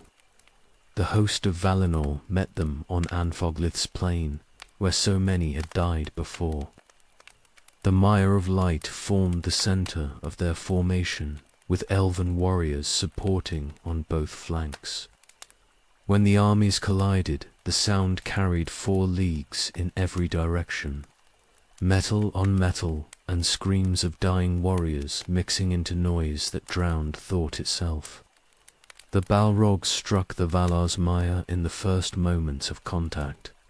Fire met light. Shadow met radiance. The combat was nothing like anything they had experienced in all their wars against the Noldor. These enemies were their equals in power and their superiors in righteousness. They fought without fear because they served purposes greater than themselves. One Balrog recognized the mayor he faced. They had worked together in Aule's forges before the corruption, tending flames side by side in Valinor's workshops. The recognition was mutual. The mayor spoke no words of former friendship. He attacked immediately with weapon blazing and purpose absolute. The Balrog met him without hesitation. What they had been before meant nothing. Only the present mattered. They fought for an hour without either gaining advantage. The Balrog's whip cracked against shields of light that turned aside fire and shadow both. The Maya's sword cut through flames that should have been impenetrable. Both took wounds that would have killed lesser beings. Neither fell or yielded ground. Finally, the Maya's blade found the Balrog's heart, and the demon fell into ash and smoke. The Maya stood over the remains briefly and then moved on to the next enemy without ceremony or grief. This pattern repeated across the battlefield. Balrogs fought Maya they had known before and died more often than they killed. The demons were powerful, but corruption had weakened them in ways they did not fully understand. The Maya who had remained loyal was stronger for their faithfulness. Light defeated shadow more often than shadow defeated light in those first terrible exchanges. But the Balrogs did not fight alone. Dragons came forward when the initial assault stalled. Gloring led them with smaller winged drakes following behind. The dragons broke elven formations that had held against the Balrog assault and killed Maya who tried to stop their advance. Fire and bulk and terror combined into force that nothing could withstand for long. The battle sprawled across leagues of Anfoglith's plain. Individual combats became lost in the larger chaos. Warriors fought and died without knowing whether their side was winning or losing. The scale was too vast, and the violence too absolute for anyone except the Valar themselves to comprehend fully. Tulkas carved through orc legions like they were not there. His strength exceeded anything Morgoth's servants could match. Where he walked, death followed, and Morgoth's forces fell back in terror. But even Tulkas could not be everywhere simultaneously. The battlefield was too large, and the enemies too numerous. He killed thousands, but thousands more remained. The land itself began breaking under the war's weight. The ground cracked where powers beyond mortal comprehension struck it. Mountains that had stood since the world's shaping trembled under the violence. Rivers changed their courses to avoid the devastation. Beleriand was being destroyed by the very war fought to save it from Morgoth's dominion. The first day ended without decisive victory for either side. Both armies withdrew to their positions as darkness fell. They counted casualties that numbered in tens of thousands and tended wounds that would take days or weeks to heal, even for those with power beyond mortality. The war was not going to be quick or easy for anyone. The Balrogs returned to Angband, bloodied and diminished. They had lost another of their number in the day's fighting. 4 remained now from the host that had numbered 7 when Gothmog led them. They tended their wounds and prepared for the next day's battle without complaint or doubt. This was their purpose. They would fulfill it until death took them all. Morgoth addressed his surviving captains and acknowledged the day's losses. The host of Valinor was stronger than he had anticipated. Their coordination was perfect, and their Maya were individually superior to his Balrogs in too many cases. But the war was far from over. Dragons remained, and orc numbers were still sufficient to overwhelm through sheer mass. He commanded renewed assault for the following day with different tactics designed to exploit weaknesses his commanders had observed. The Valar held council in their camp and assessed what they had accomplished. Progress was slower than hoped, but progress nonetheless. Morgoth's forces were being ground down through attrition that favored the side with more power and better supply lines. The war would continue for years, possibly, but the outcome was no longer in doubt. They would break Angband eventually and chain Morgoth permanently this time. Nothing he could do would change that fundamental reality. Both sides prepared for battle that would resume at dawn. The plain between them was covered in bodies from the day's fighting. Fires burned where dragons had passed. The ground was soaked with blood from thousands of dead. And in the morning it would all begin again, because neither side could yield without betraying everything they existed to serve. The War of Wrath had begun in earnest, and Beleriand was dying under its weight.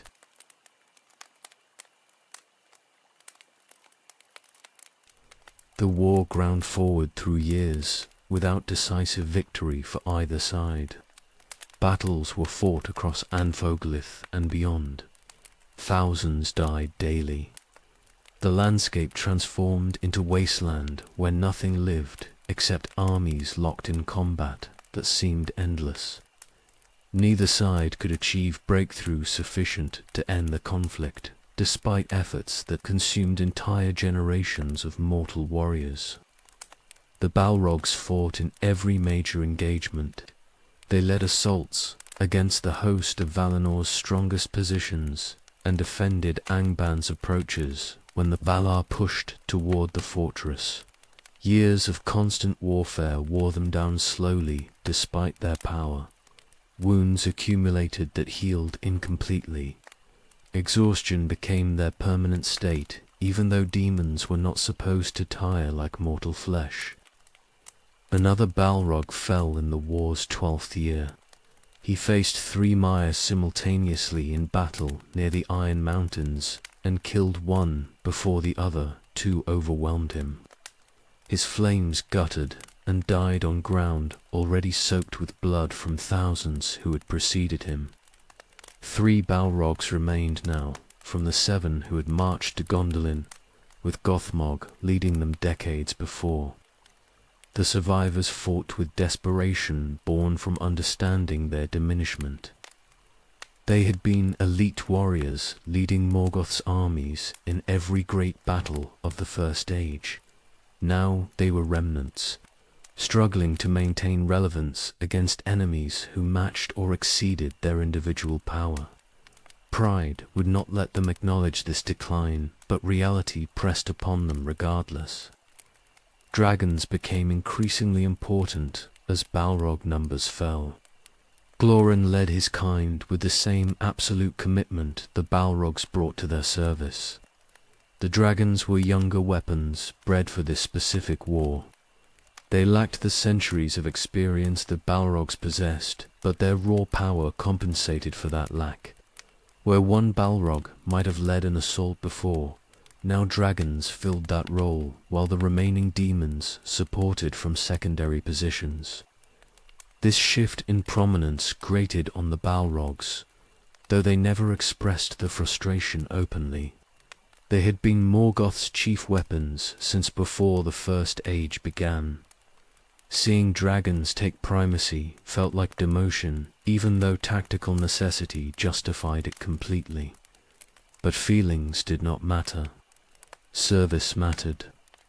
They fought where commanded and killed who they were told to kill regardless of wounded pride.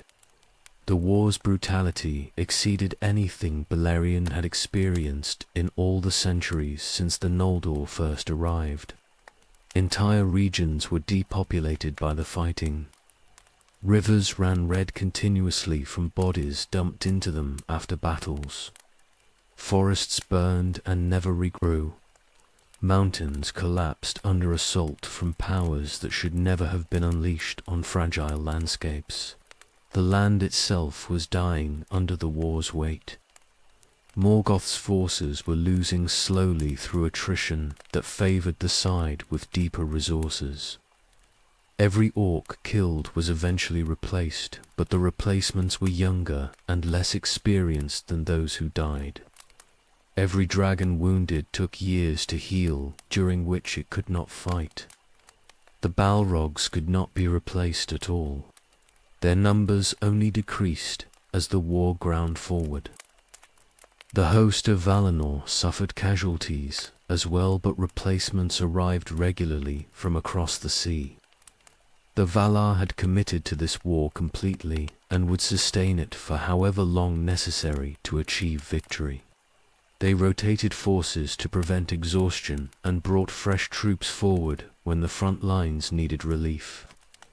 Their logistics were perfect, where Morgoth's were increasingly strained. In the war's 20th year, Morgoth made his final gamble. He had been breeding winged dragons in Angban's deepest pits since before the war began. These creatures were larger and more terrible than anything that had fought so far. They could fly above armies and rain destruction from heights where arrows could not reach them. And Calagon the Black was greatest among them, a dragon so massive that mountains seemed small beside his bulk. The winged dragons emerged from Angband in the war's darkest hour, when Morgoth's forces were being pushed back toward the fortress itself. They came in numbers sufficient to darken the sky, and Calagon led them with fire blazing and wings that created storms with every beat. The dragons fell upon the host of Valinor like judgment from above, and the battle turned immediately. The Valar's advance stopped completely. Maya and elves died under fire they could not defend against adequately. Ground that had been won through years of grinding combat was lost in days as the host retreated before assault they had no answer for. The winged dragons were everything Morgoth had promised, and more. They might actually win this war if deployed properly. The 3 remaining Balrogs watched the dragon's success with complicated feelings. Relief that Morgoth's position was strengthened, mixed with bitter acknowledgement that they had been completely superseded. The demons were no longer even secondary weapons.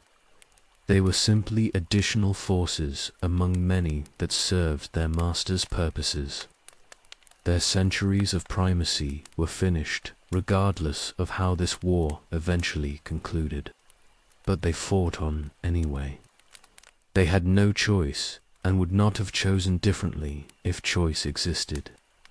They were weapons forged in corruption and tempered in millennia of warfare. They would serve until death took them or victory was achieved. Nothing else mattered. Pride was irrelevant. Only service remained. The war entered its final phase with dragons dominating the battlefield and both sides understanding that the next great clash would likely decide everything. The Valar could not allow the winged dragons to continue devastating their forces. Morgoth could not afford to lose his final advantage. Something had to break soon, or the war would continue grinding forward until Beleriand itself was destroyed completely underneath the combatants' careless feet. The Balrogs prepared for whatever came next. They checked their weapons in reviewed formations one more time. They were 3 now, where they had been 7. They were diminished and superseded and possibly irrelevant, but they remained ready to fight when commanded, because that was their only purpose, and they would fulfill it to the end regardless of cost or circumstance. The war ground on toward its inevitable conclusion, and they would be there when that conclusion arrived.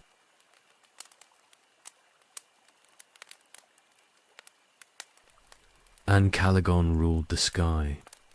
The black dragon exceeded every creature Morgoth had ever created in size and power, both. When he flew overhead, entire armies stopped fighting to watch in terror and awe. His shadow covered leagues. His breath melted stone from heights where defenders could not respond. He was invincible, and he knew it. The host of Valinor had no answer for him initially. They tried massed archery, but arrows bounced from his scales like rain. They sent their strongest mire against him, but he incinerated them with fire hotter than forged flames. They attempted coordinated ground assaults while he was distracted, but he simply flew higher and rained destruction on them from safety. Nothing worked. And Calagon continued, devastating the Valar's forces, while Morgoth's armies advanced behind the protection his dominance provided. Weeks passed. The dragon's supremacy seemed absolute. The war that had ground forward for decades suddenly reversed direction as the host retreated before power they could not match. Morgoth watched from Angband and allowed himself to believe victory was finally within reach. The Valar had made mistake bringing war to him. They would learn that lesson written in the ashes of their burned armies. Then Eärendil came. The half-elven mariner sailed from the west in Vingalot, his ship that flew through air as easily as it sailed water. He wore the silmaril that Beren and Luthien had cut from Morgoth's crown, and its light blazed from his brow with radiance that hurt to look upon directly. Behind him came Thorondor, with all the great eagles of Manwë following in formation. They came specifically to challenge Ancalagon and end his dominance over the battlefield. The sky battle began at dawn, when both sun and dragon rose together. Ancalagon saw Vingalot approaching and turned to meet this new threat with confidence born from weeks of unchallenged supremacy. He was the greatest of all dragons. This flying ship would burn like everything else that challenged him. But Irindil was no ordinary opponent. He flew with skill, learned from sailing oceans where wind and wave were equally deadly. The Silmaril's light blazed and Ancalagon flinched from radiance he had never encountered before. The eagles struck from multiple angles simultaneously, coordinating their assault with precision that gave the dragon no rest. This was combat Ancalagon was not prepared for despite his size and power. They fought through the morning. Ancalagon's fire-scorched eagles who came too close and nearly struck Vingalot twice. But Irondil was too skilled and the eagles too coordinated. They wore the dragon down through repeated attacks that gave him no opportunity to recover. Blood fell from the sky where they wounded him. His movements grew slower as exhaustion took toll even on his massive strength. The Balrogs watched from Angban's walls. They saw Ancalagon struggling against enemies who matched his power through coordination and skill. They understood what his defeat would mean. Without the winged dragons, Morgoth's position would collapse completely. The war that had turned in their favor weeks ago was turning again toward inevitable loss. The battle continued into afternoon. Ancalagon rallied his strength for desperate assaults that nearly killed Irindil twice. But the mariner held his position and the eagles gave him support whenever the dragon pressed too hard. They were winning slowly through attrition that the dragon could not withstand indefinitely. Finally, Irondil struck the killing blow. He flew Vingalot directly at Ancalagon's face, with the Silmaril blazing like a star. The dragon flinched from the light and exposed his throat for one critical moment. Irondil's weapon struck true and pierced scales that had turned aside every attack before. Blood poured from the wound in torrents. Ancalagon fell. The greatest dragon in all of Arda's history tumbled from the sky with wings broken and fire guttering. He fell for long moments that seemed to last forever. Then he struck Thengarodrums, peaks with force that shattered the mountains themselves. The towers Morgoth had raised collapsed under the dragon's bulk. Stone that had stood since before the First Age began, broke apart, and tumbled into valleys below. The crash echoed across Beleriand and beyond. Everyone fighting on the plain stopped and looked toward where Thangarodrim was crumbling into rubble. Ancalagon lay dead among the ruins of mountains he had destroyed in his fall. The other winged dragons saw their greatest killed and their confidence shattered. They fled toward Angband or scattered across Beleriand, seeking hiding places. The host of Valinor rallied immediately and resumed their advance with renewed determination. Morgoth's final advantage was gone. Now came the reckoning. The Balrogs understood the war was lost. Ancalagon's fall meant Angband would be breached eventually. The dragons could not save them. The orcs could not hold against the host's power. Nothing remained except desperate defense that would only delay inevitable defeat. But they would fight anyway because weapons served until they broke. Morgoth called his remaining forces to Angband's walls. He would make final stand here in the fortress he had built to withstand exactly this assault. The Valar would pay for their victory in blood and time. He would not yield easily, even though yielding was inevitable. The Balrogs took positions at the gates they would defend to death. They were 3 now from 7 who had served Gothmog decades before. They had lost brothers and purpose both. All that remained was service to their master in his final extremity. They would fulfill that service without hesitation or complaint. The end was coming, but they would face it as they had faced every battle since their transformation, with fire and shadow and absolute commitment to the purpose they existed to serve. Beleriand burned beneath the war's final phase. The land was dying under forces that cared nothing for the destruction they caused. And the 3 remaining Balrogs stood ready in Angban's ruins to fight until the very end.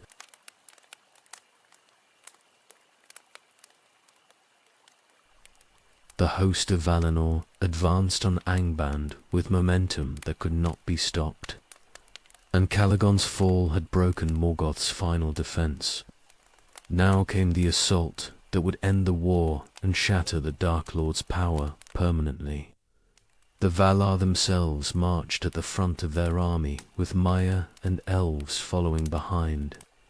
Nothing would prevent them from reaching Morgoth's throne. The 3 remaining Balrogs stood at Angband's gates, with orc legions behind them. They knew this defense would fail, but they would make it cost everything possible anyway. Weapons served until destruction. They had no other purpose and needed no other reason to fight. The assault began at dawn. Tulkas struck the gates with fists that shattered iron. The walls that had stood for centuries crumbled under his strength like they were made of sand. The Balrogs met him in the breach with fire blazing and whips cracking. They could not stop him, but they could delay him briefly while other defenses organized behind them. Tulkas killed the first Balrog within minutes. His strength exceeded anything the demon could match. The Balrog fought with everything remaining in him after decades of constant war. It was not enough. Tulkas struck him down, and the demon fell into ash and smoke that the wind scattered immediately. 2 remained. The surviving Balrogs pulled back to secondary positions. They coordinated with orc defenders and remaining dragons to establish layered defense that might delay the inevitable for hours or possibly days. But the host kept advancing regardless. Maiar of Light killed orcs by the hundreds. The Valar themselves destroyed anything that stood against them. Angband's defenses collapsed level by level despite desperate resistance. The second Balrog died fighting. Maiar, who had once been his brothers in Valinor, he faced 5 of them simultaneously when defending a critical passage. He killed 2 before the others overwhelmed him with coordinated assault that gave him no opportunity to counter. His flames guttered and died on stone, already black with soot from fires that had burned for days. 1 Balrog remained from the 7 who had served Gothmog. The last demon fought through the fortress as it fell around him. He had no hope of survival and no expectation except death in service. But he would fulfill his purpose to the final moment regardless of cost. He killed elves and wounded Maiar. He held passages long enough for orc defenders to reorganize behind him. He did everything a weapon could do when wielded by Master, who was losing despite everything his servants accomplished. The host reached Angband's deepest levels, where Morgoth's throne stood. The final defenders made their stand here in halls carved from living rock millennia before. Orcs died in thousands trying to hold positions that could not be held. Dragons burned and killed, but were driven back by concentrated assault. Everything Morgoth had built was collapsing. The last Balrog fought toward the throne, trying to reach his master's side. He could see Morgoth struggling against powers that would not be denied. He killed everyone between him and that final position, but there were too many and the distance was too great. He would not reach Morgoth before the end came. The Balrog refused. He was a weapon, and weapons did not surrender. He attacked the surrounding mire with everything remaining in his exhausted frame.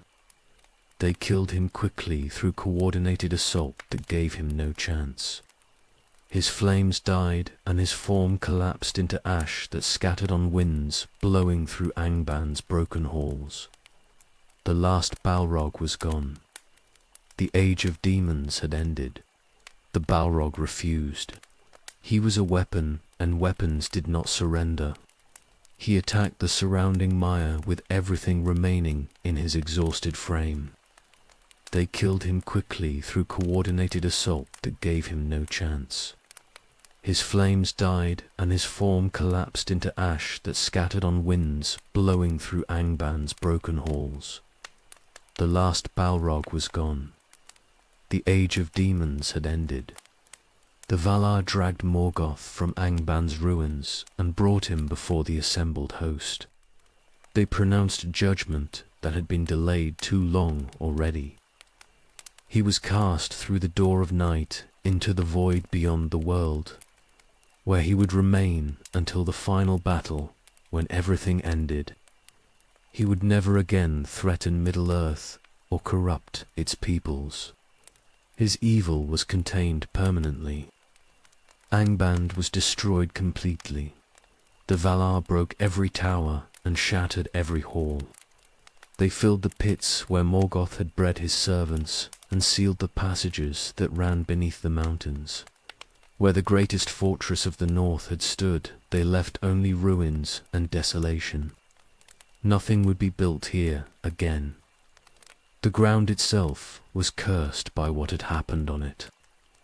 The orcs and dragons that survived the final assault fled into Middle-earth's wild places. Without Morgoth to command them, they scattered like leaves before storm winds. Some hid in caves and forgotten places. Others were hunted down by elves who remembered what they had suffered. The armies that had threatened to conquer all Beleriand were broken and dispersed beyond recovery. The War of Wrath was ended. It had lasted decades and consumed armies numbering in the hundreds of thousands. Beleriand was ruined beyond repair. The land would sink beneath the waves, eventually under weight of destruction that could not be sustained. But Morgoth was defeated. The Balrogs were gone. The Age of Terror had ended at last. The host of Valinor stood victorious among ruins they had created through violence necessary to achieve peace. They had won, but the victory tasted of ash and regret. The war should never have been necessary. If they had acted sooner, perhaps the suffering could have been limited. But regret changed nothing. Only the outcome mattered, and the outcome was absolute. Evil was defeated. Light had prevailed over shadow. The world could begin healing from wounds that would take ages to fully mend.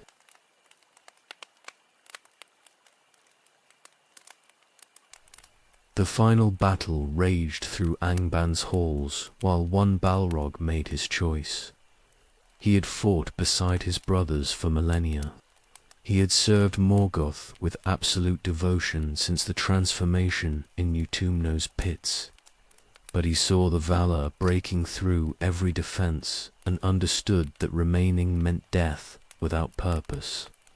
A weapon could not serve when its master was already chained. He fled. The decision came without thought or deliberation. One moment he was fighting beside the others. The next he was withdrawing through passages that led deeper into the mountain's roots. He left his brothers to die, defending their master, while he chose survival over service. Shame would have been appropriate, but demons did not feel shame. Only survival mattered now. The passages ran deep beneath Angband into places Morgoth had carved millennia before. Some led to chambers where experiments had been conducted. Others were simply tunnels, dug for purposes long forgotten. The Balrog followed the deepest route he could find, descending through stone, while above him the fortress fell and his master was dragged from his throne in chains. The Valar's Maya searched Angband thoroughly after victory was achieved. They hunted through every chamber and every passage, looking for servants who might have escaped the final battle. They found orcs hiding in forgotten corners. They discovered dragons, wounded and attempting to recover in darkness. They killed everything they found because mercy was not appropriate for creatures Morgoth had made through corruption and malice. But they did not find the Balrog, who had fled deepest into the mountain's bones. He had descended beyond the levels Angband's builders had shaped deliberately. He had reached natural caverns that existed since the world's making. There he waited in absolute darkness while the search parties ranged above him. He heard them calling to each other and the sound of stone breaking as they collapsed passages. He remained silent and hidden and alone. Days passed. The sounds of searching faded as the Valar moved on to other tasks. The Balrog waited longer still to ensure they would not return. Weeks. He had no measure of time in the absolute darkness, but he felt its passage, through the slow cooling of stone around him. Eventually he judged it safe to move again. He travelled through the deep places carefully. Every step was tested. Every sound was evaluated for threat. He had no destination except away from Angband and the Valar who would kill him if discovered. The passages wound through stone in directions that had no meaning underground. He followed whichever routes led downward and away. Years passed in darkness. The Balrog travelled through caverns that had never known light since the world began. He crossed underground rivers and climbed through cracks barely wide enough for his bulk. Sometimes he found evidence that other creatures lived in these depths. Blind fish in dark waters. Things that moved in stone and made sounds he did not recognize. He avoided contact with everything. Survival required isolation, absolute. He reached the roots of the misty mountains, eventually, though he did not know them by name or location. The passages here were vast and ancient. Water had carved chambers over ages beyond counting. The stone was different from what he knew near Angband. Harder, older, this would be his refuge, if anywhere could serve that purpose. He settled in the deepest cavern he could find and remained there. Time became meaningless in darkness that never changed. He slept for periods that might have been years. He woke and paced and returned to sleep again. There was nothing to do except exist, and nothing to exist for except continuing existence itself. Purpose had died when Morgoth was chained. Only bare survival remained. He was alone completely. The last Balrog in all Middle-earth. His brothers had died fighting in Angband, or been hunted down by the Valar's servants in the days after victory. Gothmog was gone. The other 6 were gone. Only this one remained, fled into darkness and surviving without purpose or hope of anything except continuing survival. Morgoth was cast into the void beyond the world. The Balrog felt his master's presence vanish utterly. Whatever connection had bound servant to master was severed permanently. He was truly alone now, in ways that transcended mere physical isolation. The being he had served for millennia was gone beyond any possibility of return or rescue. There would be no new commands, no direction, no purpose ever again except whatever he could create for himself in darkness. But demons did not create purpose. They were weapons forged for service, and they possessed no capacity for independent existence beyond that service. The Balrog endured in the deep places because survival instinct persisted even after purpose was lost. But he was not living. He was merely not dying. Empty existence stretched ahead without end or meaning. The world overhead continued without him. Beleriand sank beneath the waves. The first age ended and the second began. Elves and men built new kingdoms in lands the Balrog would never see.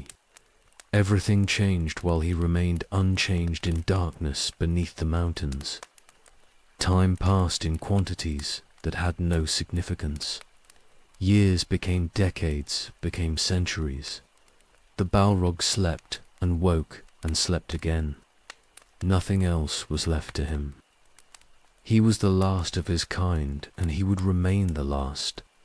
Balrogs could not be created anymore because Morgoth was gone, and no other power possessed knowledge or malice sufficient to transform Maya into demons. When this final one died, whether through violence or time's slow erosion, the demons would be extinct completely. Their age had ended when the War of Wrath concluded. Only this single remnant remained to prove they had ever existed at all. The Balrog waited in darkness beneath the misty. Mountains, alone, purposeless, existing without reason except that existence continued despite everything. He was a weapon without a wielder, a servant without a master, the last demon in a world that had moved beyond the age when such things walked in fire and shadow. He would remain in the deep places until something changed or death found him at last. Nothing else was possible for what he had become.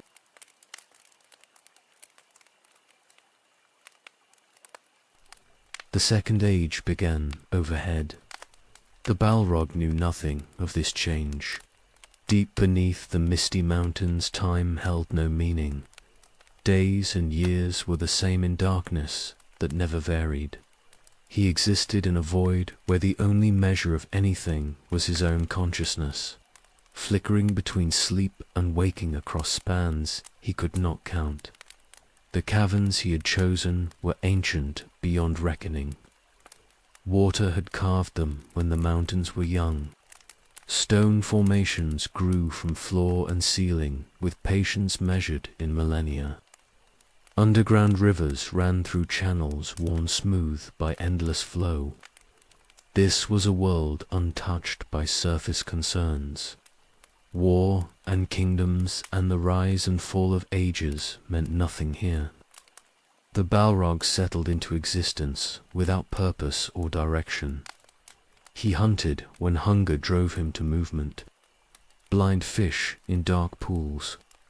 Creatures that lived in stone and never saw light. The hunting was not strategic or planned. It was simply response to need that arose occasionally and demanded satisfaction before he could return to the emptiness that was his normal state. Sleep claimed him for long periods, not the sleep of mortal creatures who rested and woke refreshed. This was dormancy that bordered on death, consciousness withdrawing so far into itself that only the barest spark remained. He would sleep for years or decades and wake without knowing how long had passed. Then he would pace the caverns for a time before sleep claimed him again. Sometimes he remembered what he had been, a mayor in Valinor before the fall. a spirit who tended flames in workshops and delighted in craft. Those memories were distant now, and growing more faint with each passing age. The transformation in Utumno had burned away most of what he had been before. What little remained was eroding slowly under the weight of endless empty time. More often he remembered the wars. Dagon knew in Gileath, where Gothmog killed Feanor. Nerneath Arnodiad, where they broke the union of Medros. Gondolin burning as they hunted elves through streets that collapsed around them. These memories remained sharp because they defined what he had become. He was a weapon forged in corruption. The wars were the only times he had fulfilled his purpose completely. But those wars were finished. Morgoth was gone beyond any possibility of return. The free peoples had won and would build new kingdoms in the ages ahead. The Balrogs' kind was extinct, except for this final remnant who survived by hiding rather than fighting. Everything he had been created for was rendered obsolete by Morgoth's defeat. Only this empty existence remained. The cavern where he dwelt was vast enough that he could pace for hours without traversing it completely. Sometimes he did this when restlessness overcame the torpor that was his usual state. His flames blazed in the darkness and cast shadows that danced across stone formations older than memory. Then the restlessness would fade and he would return to his chosen spot and settle into dormancy again. No one came to these depths. The caverns were too deep and too difficult to reach for surface dwellers to discover accidentally. The Balrog was alone absolutely and would remain alone, until death or change broke the pattern that had become his existence. Years accumulated without meaning. The Second Age progressed overhead while he remained trapped in stasis that was neither life nor death, but something between. He did not go mad despite the isolation. Madness required consciousness of what was lost and desire for something different. The Balrog possessed neither. He simply existed because existence continued despite having no purpose. His consciousness was reduced to basic awareness, hunger, movement, sleep. Nothing more complex remained to him. The stone around him was stable and would remain so for ages yet. No earthquakes troubled these depths. No floods threatened to drown the caverns. He had chosen his refuge well, if refuge was what this qualified as. He would remain here until something forced change or time itself ended. Nothing else was possible for what he had become. Overhead, the elves established new kingdoms in lands that had not drowned with Beleriand. Men multiplied and spread across Middle-earth.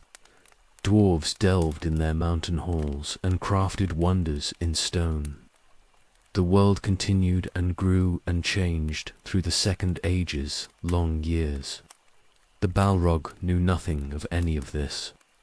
He existed in isolation so complete that the surface world might as well not exist. Sometimes he wondered if he was truly the last. Perhaps another Balrog had escaped the War of Wrath and hidden in different mountains. Perhaps somewhere a brother remained in similar isolation, but he had no way to know and no ability to search.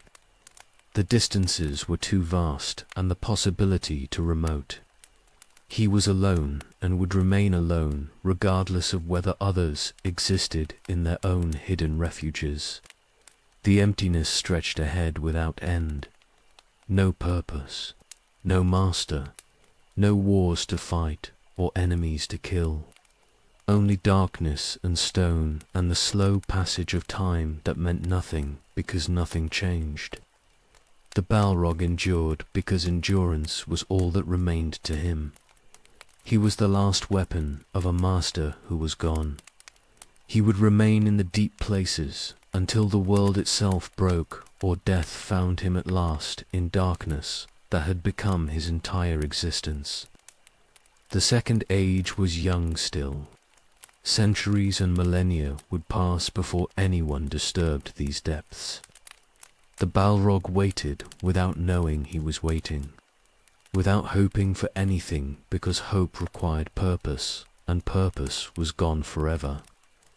He existed, and that was all. The last demons sleeping in the roots of mountains, while the world overhead forgot that demons had ever walked in fire and shadow.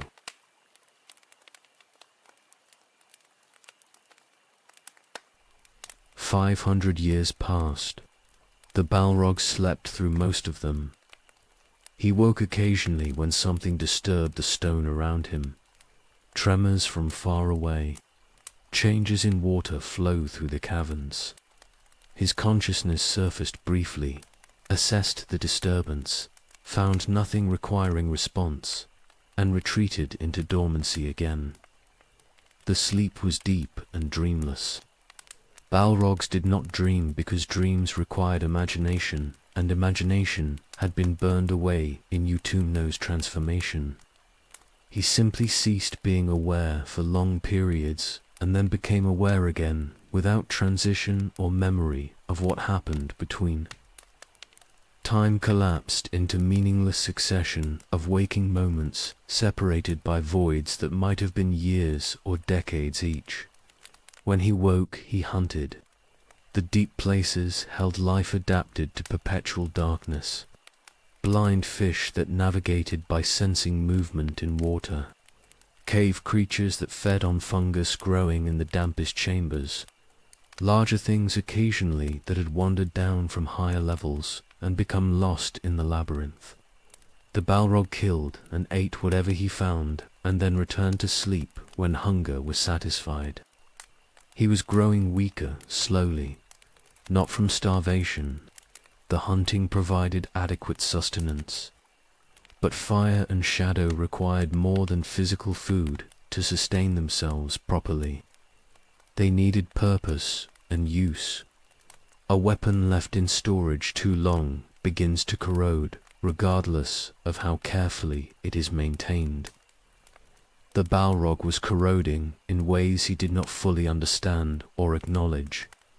His flames burned less brightly than they had during the wars. His strength was diminished compared to what he had wielded when Gothmog led them against Gondolin. The changes were gradual, and he had no baseline to measure against. He simply was what he was in each moment of waking, without comparing to what he had been before. Sometimes disturbances reached the caverns from above. He felt them through the stone. Vibrations that suggested movement on the surface. Sounds that penetrated down through leagues of rock. He did not investigate. Whatever happened overhead was not his concern. He had fled to these depths to hide, and hiding required remaining in place, regardless of curiosity about surface events. Elves were building kingdoms overhead, though the Balrog knew nothing of this. They raised cities and planted forests and created beauty in lands still recovering from the War of Wrath's devastation.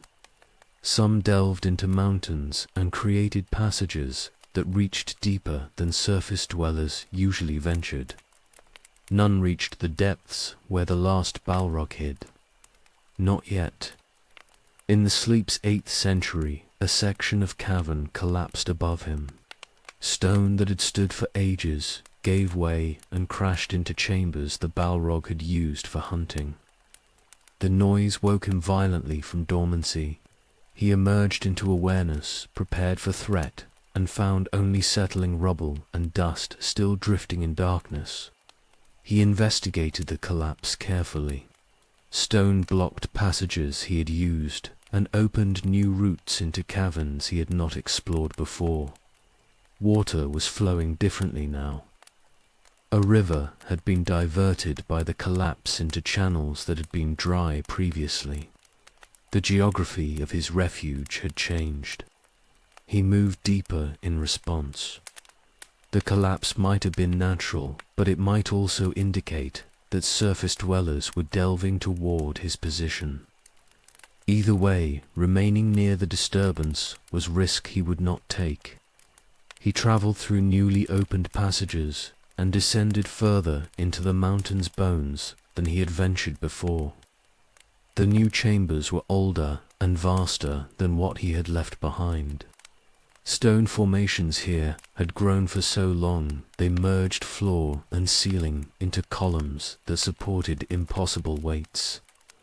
The rivers here were wider and faster, carving channels through rock with force that promised eventual collapse. This was the mountain's deepest heart. Nothing from the surface would reach here for ages yet, if ever. He settled into new refuge and resumed the pattern that had become his existence. Sleep, wake, hunt, sleep again. The cycle continued without variation or meaning. Years became decades, became centuries. The Balrog's consciousness reduced further into bare awareness that flickered between dormancy and minimal wakefulness. Overhead the Second Age progressed. Numenor rose in power and fell to shadow. Sauron forged the rings and waged war across Middle-earth. Kingdoms rose and fell and rose again. The Balrog knew nothing of any of this. He existed in isolation so complete that the surface world's events were less than dreams to him. The sleep grew longer with each cycle. Where he had once woken after years of dormancy, now decades passed before consciousness surfaced. The pattern was accelerating toward something that might be death or might simply be permanence. Eventually he might sleep forever and never wake again. That would be ending of sorts. An ending might be mercy compared to the empty existence that had become his normal state. But he continued waking despite the lengthening intervals. Something in him refused final surrender, even though surrender would be easier than continued meaningless existence. He was a weapon, and weapons endured until they broke completely. He had not broken yet despite everything, so he continued. Sleep and wake and sleep again. Hunting when necessary. Retreating deeper when disturbance suggested threat. Existing without purpose because existence continued regardless. The Second Ages, middle centuries passed while he slept in the deepest places under mountains that would someday be called misty. Above him the world changed and grew. Below him stone endured and water flowed and time meant nothing. The last Balrog remained hidden in darkness, absolute, alone, diminished, but surviving still because survival was the only response he possessed to the emptiness that surrounded him.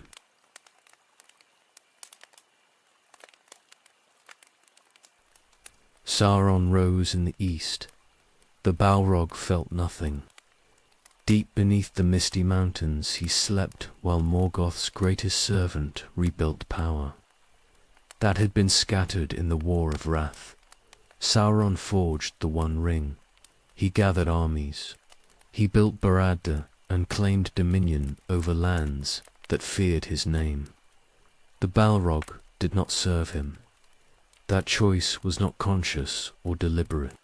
He simply felt no connection to this new Dark Lord who had been Morgoth's lieutenant, but was not Morgoth himself. The binding that had connected servant to master existed only for the one who had transformed him in Utumno's pits. Sauron possessed no such claim, regardless of his power or his ambitions. Sometimes he sensed Sauron's presence distantly. Shadow called to shadow across leagues of stone and emptiness. The rings making scent ripples through Middle-earth that penetrated even the deepest caverns. The Balrog stirred in his sleep when these disturbances reached him, but did not wake fully. Whatever was happening overhead was not his concern. Numenor sent its ships to Middle-earth and established kingdoms along the coasts. Their power grew until they challenged Sauron directly and brought him to Numenor in chains. The Balrog knew nothing of this. He slept while empires rose and fell, and the Second Age reached heights that would never be matched again after corruption and pride destroyed everything. War came eventually. Sauron had corrupted Numenor from within and destroyed the island kingdom through treachery that brought the Valar's direct intervention. The survivors fled to Middle-earth and established new kingdoms. They built Gondor and Arnor in lands where elves had ruled before. These new realms would endure for ages and stand against Sauron's power when he returned to claim dominion. The last alliance formed in response to Sauron's resurgence. Elves and men united as they had not united since the War of Wrath. They marched eastward, Mordor, where Sauron ruled from his dark tower. Their armies numbered in hundreds of thousands. This was war on a scale not seen since Morgoth fell. The Balrog woke during this war. The battle's fury reached even the deep places where he hid. Stone trembled under marching feet. Disturbances in the earth's fabric penetrated to caverns that should have been isolated from surface concerns.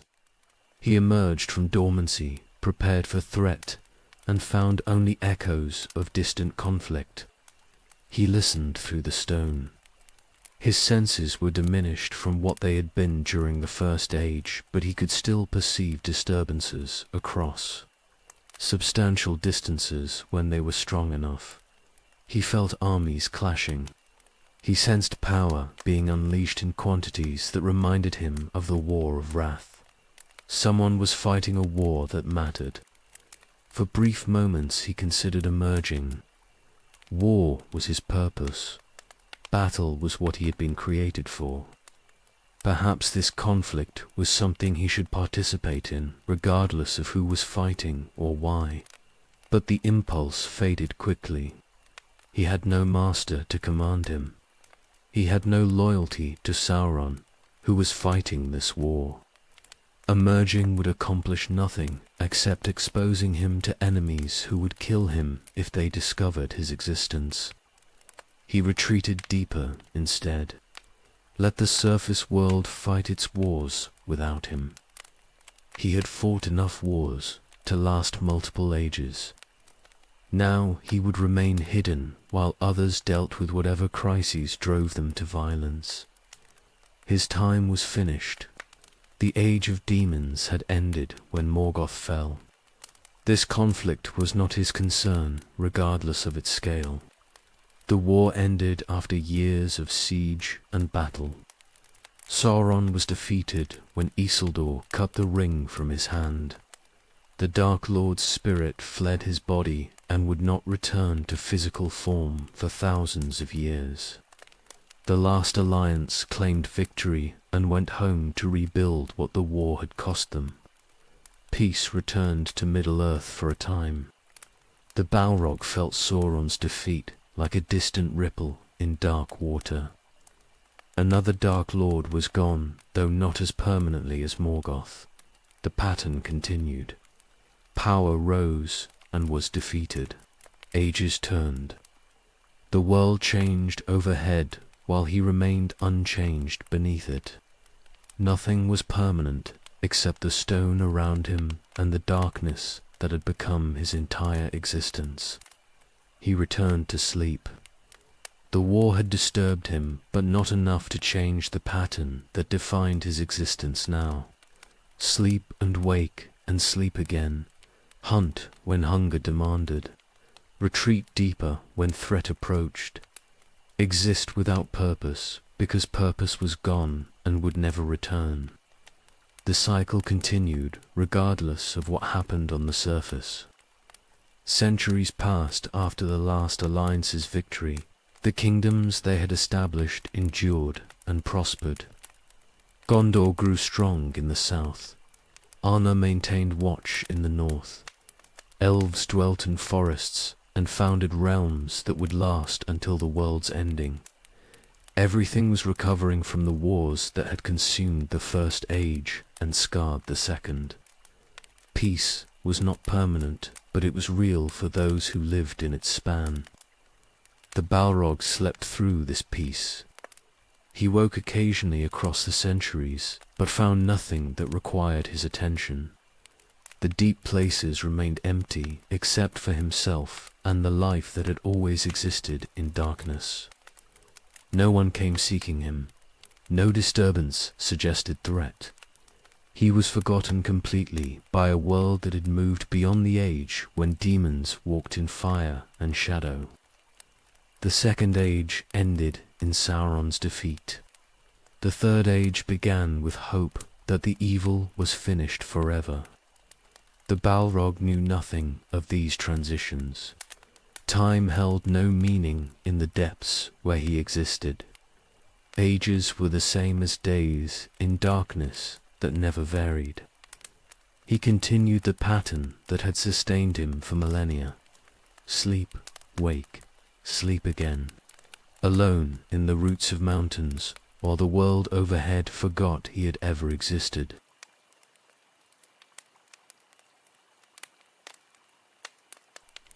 The armies gathered in the 3,429th year of the Second Age. Elves marched from every realm that remained in Middle-earth. Men came from Namenor's survivor kingdoms with weapons forged in workshops that rivaled the Noldar's ancient craft. Together they formed the last alliance of elves and men, a host that numbered in hundreds of thousands and marched east toward Mordor, where Sauron ruled. They passed through the lands around the Misty Mountains on their journey eastward.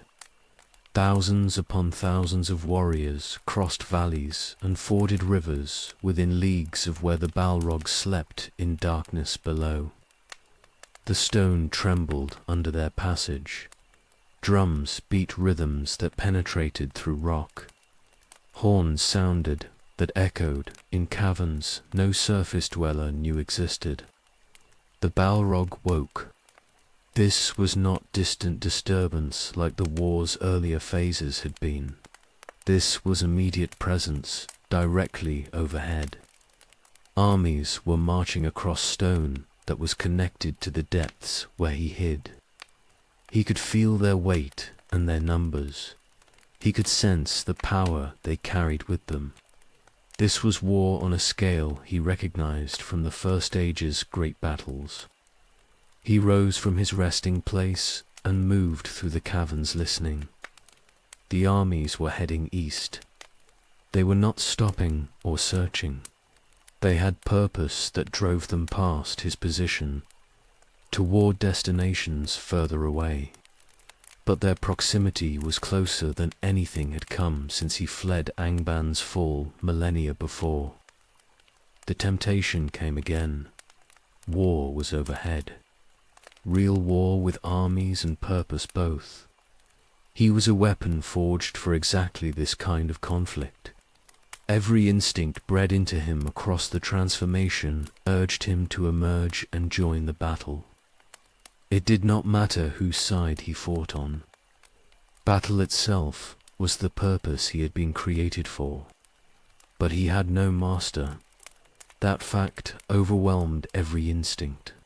He was a weapon, and weapons required wielders. Morgoth was gone into the void beyond any possibility of return. Sauron was not his master and possessed no claim on his service, regardless of being Morgoth's former lieutenant. Emerging to fight for no one would accomplish nothing except exposing him to destruction. He remained in the deep places while the armies passed overhead. The temptation faded as the sounds grew more distant. The host was traveling away from his position toward Mordor. Soon they would be too far away for him to sense, even if he wanted to follow. The moment was passing. He let it pass. Years followed while war raged in the east. The Balrog felt echoes of great battles fought at distances too far to perceive clearly. Stone carried vibrations from sieges and assaults. The earth itself trembled occasionally when powers beyond mortal strength were unleashed. The war was progressing, but he could not tell who was winning or how long it might continue. 7 years the siege lasted. The last alliance surrounded Barada and assaulted it repeatedly without achieving breakthrough. Sauron's power was immense and his defenses were strong. The armies ground forward through attrition that cost both sides dearly. Finally, in the war's 7th year, the defenses cracked and the alliance broke through to Sauron himself. The Balrog felt Sauron's defeat like a blow to his own being, not because he served Sauron or cared about his fate, but because Sauron was Morgoth's greatest servant, the last lieutenant who had commanded armies in the ancient wars. When he fell, something fundamental changed in the world's fabric. The last connection to Morgoth's active power was severed. Only this hidden Balrog remained as evidence that Morgoth had ever commanded demons in his service. The defeat was not permanent. Sauron was Maya like the Balrog himself, and could not be killed as long as the One Ring existed. But his body was destroyed and his spirit fled. He would not return to physical form for thousands of years. The war was won. The last alliance claimed victory and began the long march home. The armies returned past the misty mountains, heading west toward their realms. The Balrog felt them passing overhead again, fewer now. The war had cost them dearly, despite victory, but they were singing. He could hear it faintly through the stone. Victory songs and hymns of homecoming. They had defeated Sauron and were returning to peace. The Balrog listened until they passed beyond his sensing. Then he returned to the depths he had left and settled into dormancy again. The war was over. Sauron was defeated. The last alliance was dissolving as the armies went home.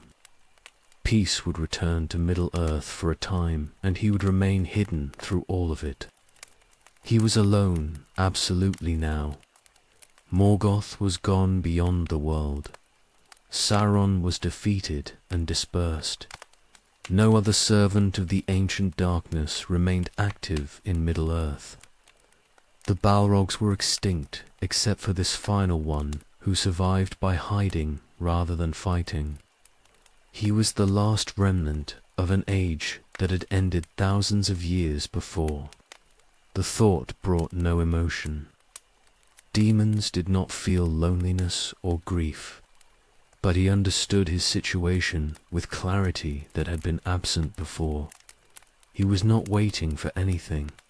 No master would return to command him. No war would call him to service. He would remain in these depths until death or discovery ended his existence. Nothing else was possible. The second age was ending overhead. The third would begin soon. He would sleep through the transition as he had slept through so much already. Ages meant nothing to him. Only the pattern remained. Sleep and wake and sleep again. Alone in darkness while the world overhead moved into futures that would never include him. The last demon enduring in the roots of mountains that would someday know dwarven names but did not yet. Existing without purpose because purpose was gone and would never return regardless of how long he survived.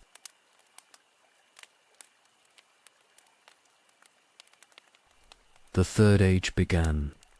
The Balrog knew nothing of this transition. In the deep places, time did not divide itself into ages or years or any measure that suggested progression. There was only the endless present that repeated without variation until existence itself became a kind of death. 1,000 years passed in darkness. The Balrog slept through most of them, waking only when disturbances penetrated deep enough to rouse him briefly. He hunted when necessity demanded it. He paced the caverns when restlessness made dormancy impossible. Then he returned to sleep that stretched across decades without dreaming or thought or anything except absence of consciousness. He was deeper now than when he had first fled Angband. The passages around him were so far beneath the surface that almost nothing from above penetrated here. No tremors from marching armies. No sounds of building or delving.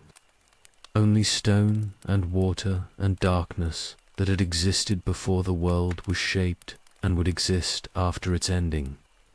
The mountains above him were called Misty now, though he did not know this. Men had given them that name, and elves used it when they travelled the passes. One peak was called Caradhras by those who feared its cruelty. The Balrog dwelt beneath it in spaces that had no names, because no one who walked the surface knew they existed. Sometimes he wondered if he was truly alive. Life implied change and growth and purpose directed toward something beyond mere continuation. He possessed none of these. He simply existed because his form had not yet dissolved completely into the nothingness that surrounded him. Perhaps this was what death looked like from the inside. Consciousness persisting beyond the point where it served any function. His flames were dim now. Where once they had blazed bright enough to be seen from leagues away, now they barely illuminated the immediate stone around him. The shadow that was half his nature had grown stronger as the fire diminished. He was becoming more darkness than flame. Eventually, perhaps, only shadow would remain, and even that would fade into the surrounding emptiness. He could not remember Valinor anymore. Those memories had eroded completely under the weight of millennia. He could barely remember the wars. Specific battles blurred together into general impressions of violence and fire. Even Gothmog's face was fading from memory, though Gothmog had led them for thousands of years. Everything was being worn away by time that stretched beyond what consciousness was meant to endure. But he did not die. His form persisted. His awareness continued, flickering between sleep and waking despite having nothing to be aware of except stone and darkness and the empty passage of time. He was trapped in existence that would not end, but had lost all meaning beyond the bare fact of continuation. Overhead, the Third Age progressed through its early centuries.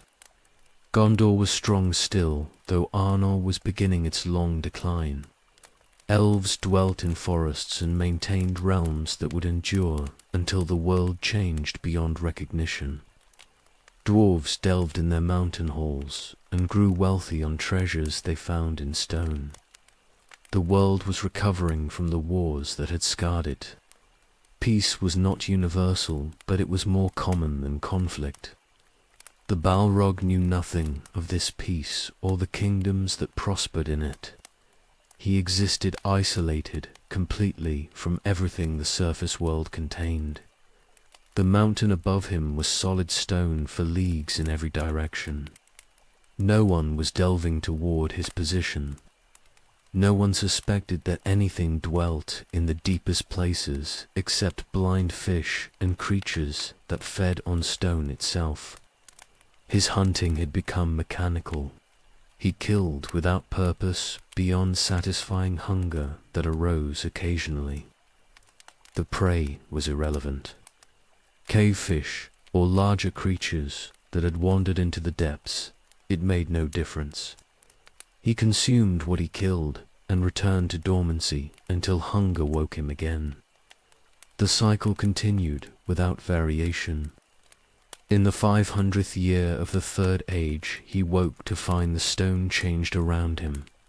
Not dramatically, but water was flowing through passages that had been dry for centuries. Something had shifted far above and altered the patterns he had known.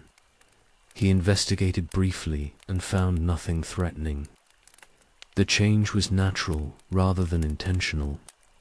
He returned to sleep. More centuries accumulated.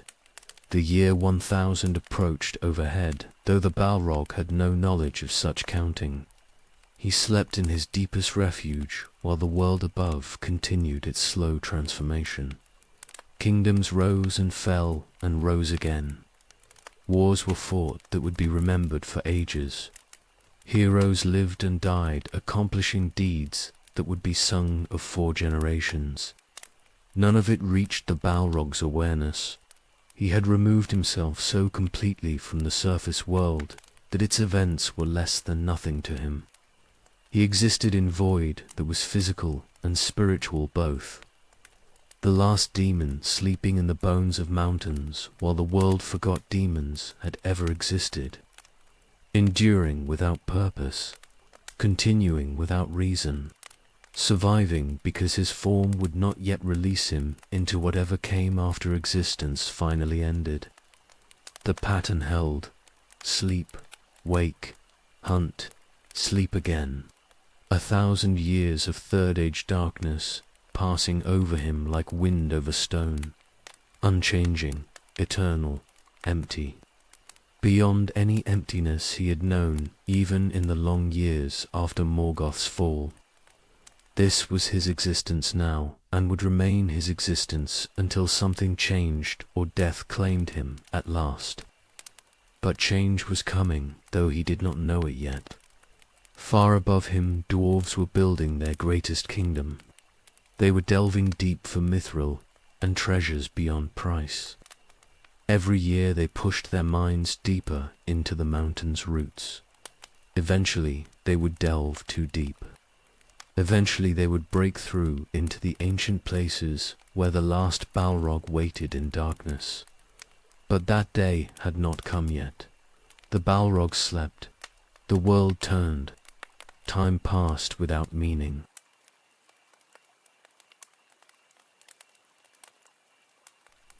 Dwarves came to the mountains. The Balrog felt their presence distantly, like pressure building in stone that had known only stillness for millennia. Something was different overhead.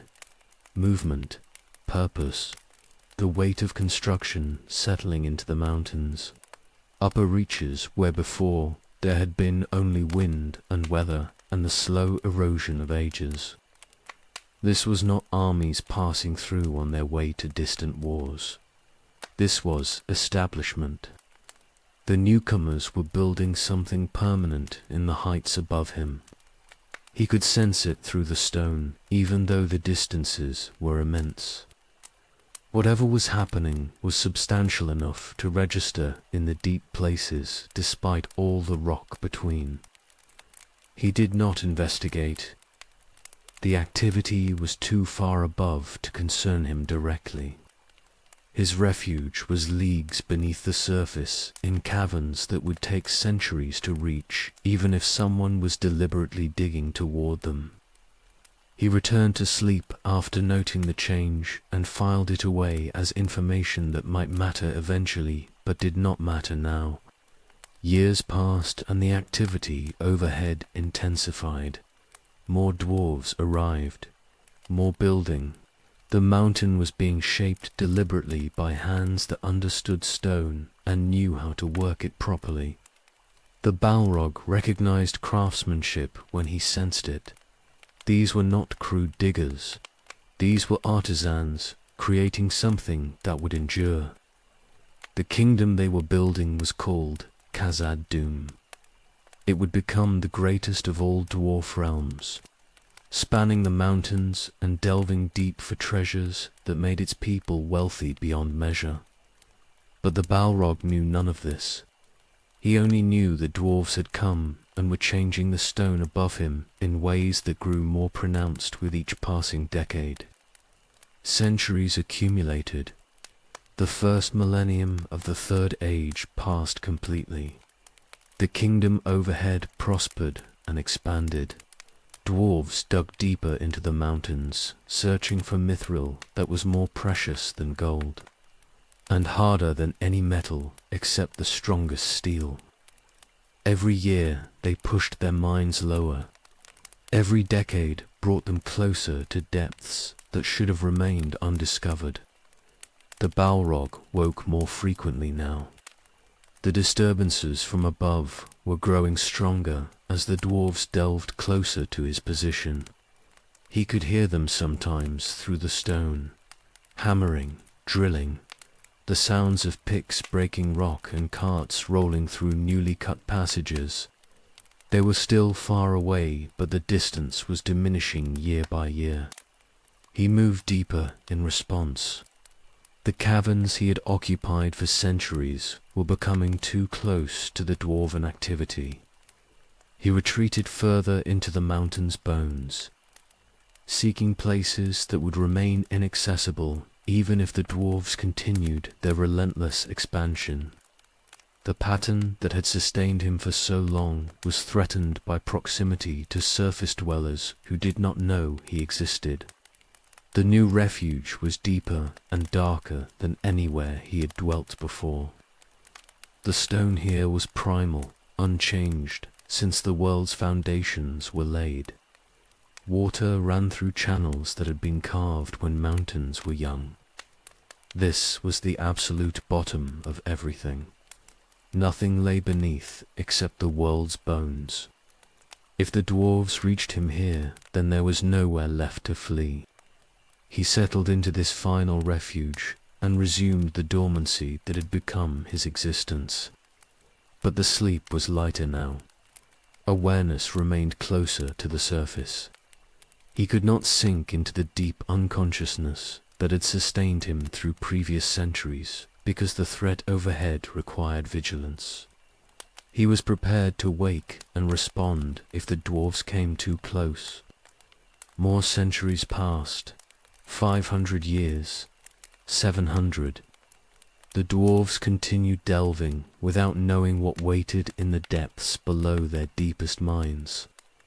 They found mithril in quantities that made Khazad-dûm the wealthiest realm in Middle-earth. They created works of beauty that rivaled anything the Noldor had made in the First Age. Their kingdom flourished and their people multiplied. The Balrog felt their success through the stone. He sensed the joy they took in their crafting and the pride they felt in their expanding realm. These emotions meant nothing to him except as indicators of how permanent their establishment had become. They were not passing through. They had made these mountains their home and would remain here for ages unless something drove them out. He was that something. He did not choose this role or desire it, but his presence in the deep places was threat absolute to any who discovered him. If the dwarves broke through to his refuge, they would die in numbers that would empty their halls. Not because he wanted to kill them, but because demons did not permit discovery by surface dwellers who would inevitably attempt to destroy what they found. The year 1980 of the Third Age approached. The dwarves had been in the mountains for nearly a millennium now. Their kingdom was at its height. Their minds were deeper than any had delved before. They were searching for mithril in passages that ran beneath Caradhras itself. The Balrog felt them getting closer. The sounds were louder now. The vibrations were stronger. They were within leagues of his position and still digging deeper. Soon they would break through into the ancient caverns where he waited. Soon the long isolation would end and violence would return to existence that had known only emptiness for thousands of years. He did not want this. He had fled to these depths specifically to avoid contact with surface dwellers. But the dwarves' ambition was driving them toward him regardless of his desires. They would break through eventually. The stone between them was diminishing with every passing year, and when they finally reached him, everything would change for both of them in ways that could not be prevented or avoided. The awakening was coming. The last Balrog would walk in fire and shadow again.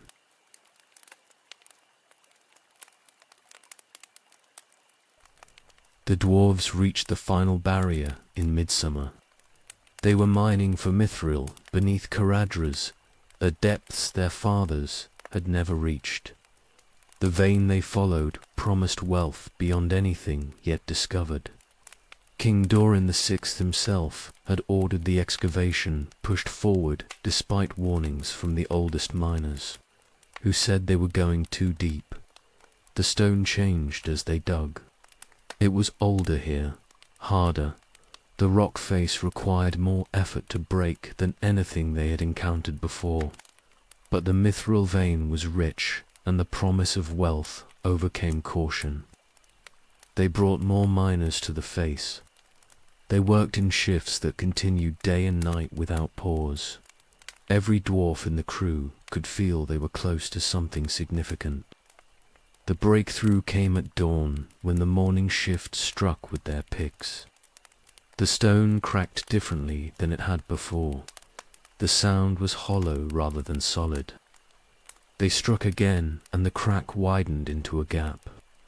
Cold air rushed through from the other side, carrying smells of water and stone that had never known light since the world began. The miners stopped and stared at the opening they had created. This was not another chamber in the network they had been expanding for centuries. This was something else entirely, something ancient. They called for the shift leader and waited while he examined the crack. He ordered them to widen the opening carefully. Whatever lay beyond needed to be assessed before anyone ventured through. The miners worked with more caution now, enlarging the gap until a dwarf could pass through if necessary. When it was wide enough, the shift leader took a lamp and peered into the darkness beyond. He saw nothing.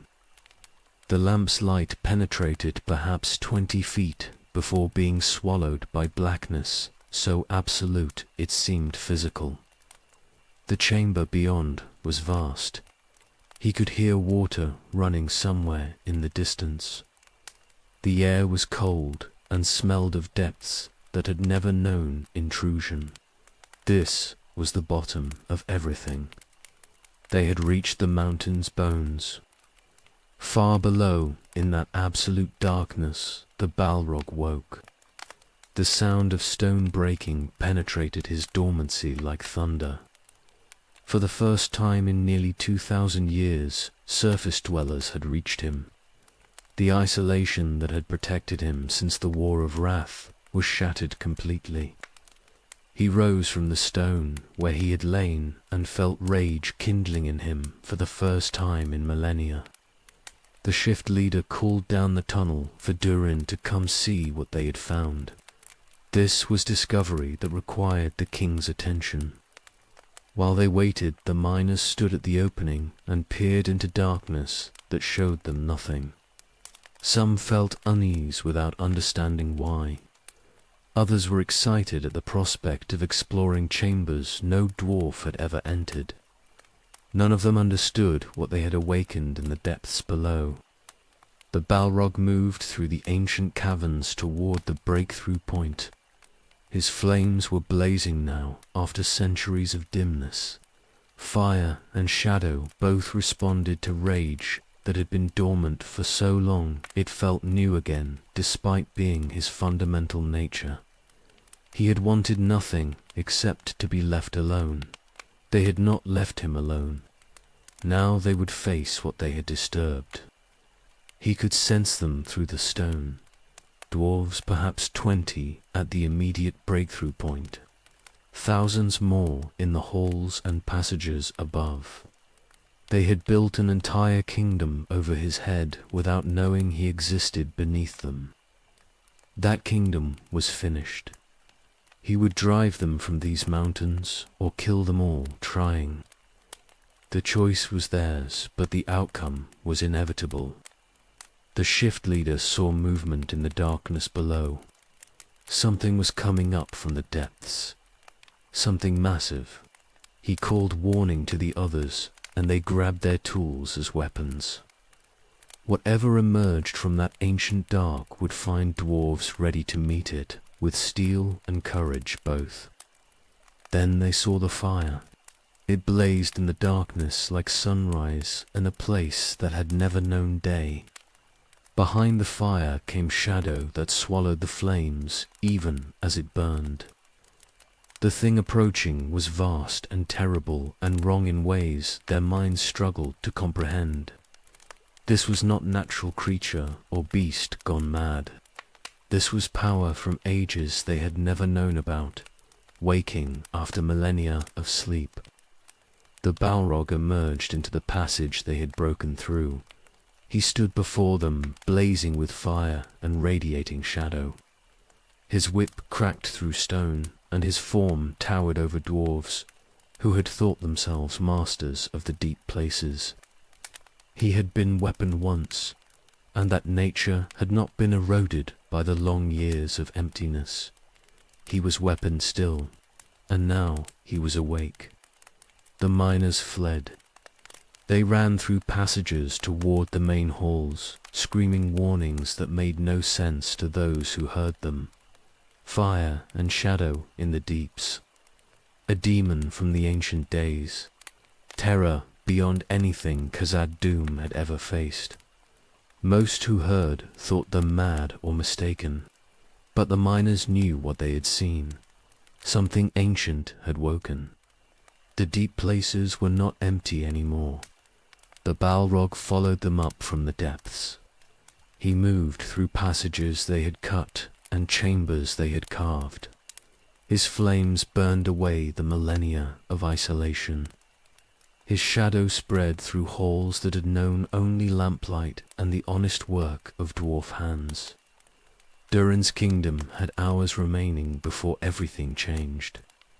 The last demon was walking in fire and shadow again after 2,000 years of darkness. The awakening was complete.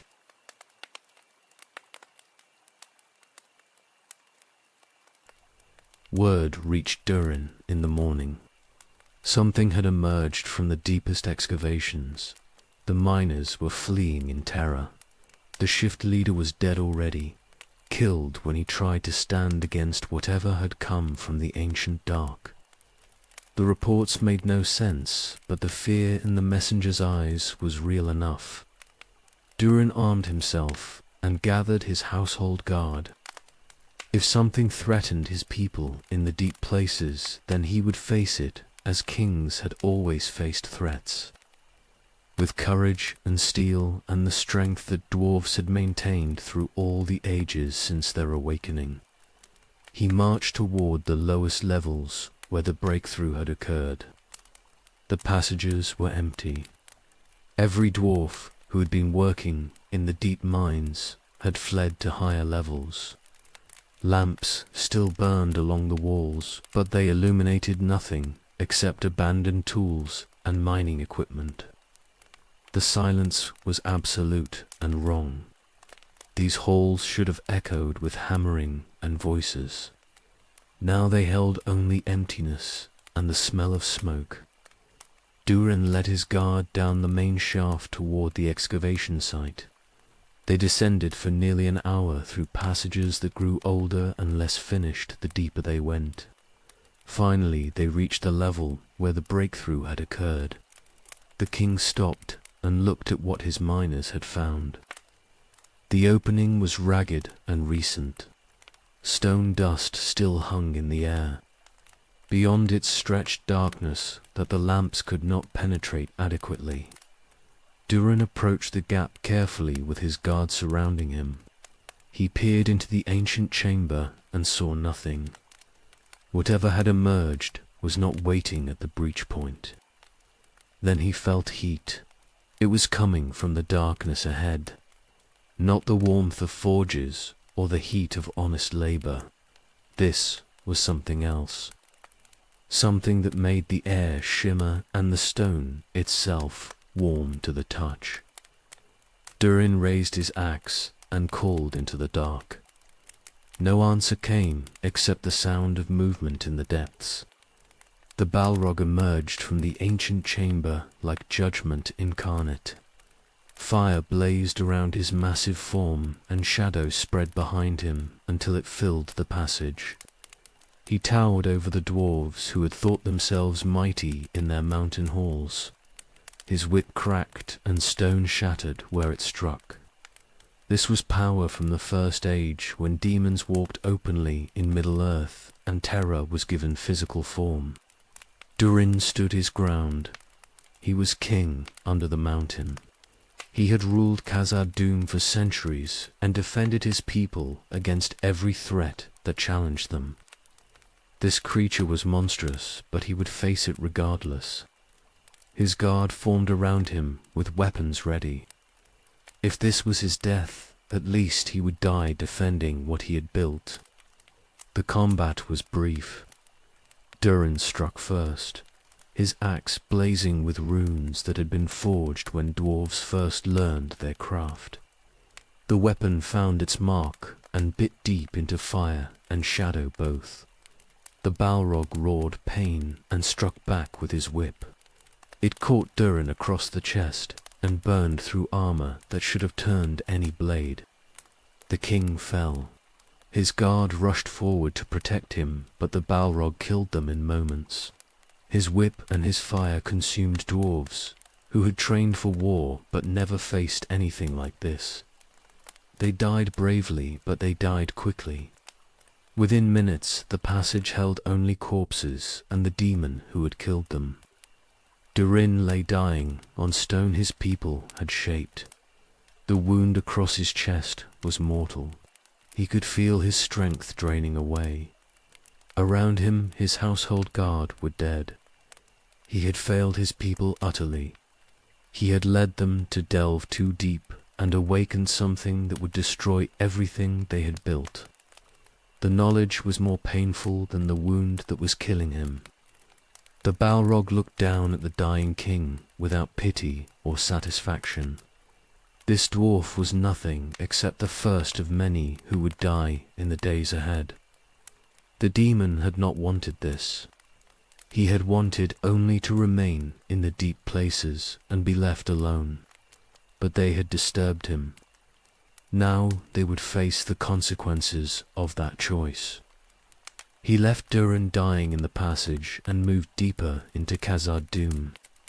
News of the king's death spread through the halls like fire through dry timber.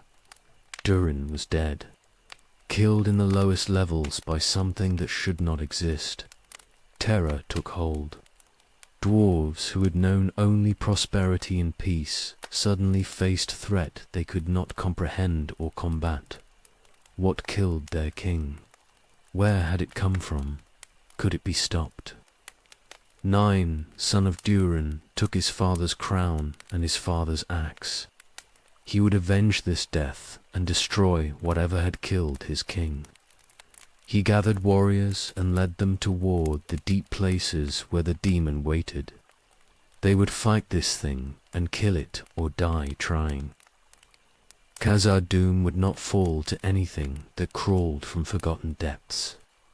But whispers spread through the halls as Nine assembled his forces. This was no natural creature. This was something from the ancient days. A Balrog. A demon that had served Morgoth in wars long finished. How it survived when all others had died was mystery. But it was here now, and it was killing anyone who came against it. The terror that was unnamed was more frightening than any name they could give it. The Balrog moved through Khazad-dûm's lower levels and killed any dwarf who did not flee his approach. He was not hunting systematically.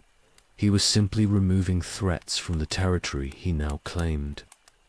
These halls were his by right of prior occupation. The dwarves were invaders who had disturbed him. They would leave or they would die. The choice was theirs, but he would enforce it regardless. Durin's body lay where he had fallen. His guards surrounded him in death, as they had in life. The passage that had been breakthrough became tomb. And deeper in the halls, the Balrog waited for whoever would come next to challenge him. The awakening was complete. Durin was dead. Khazad Dûm's doom had come from depths they should never have reached.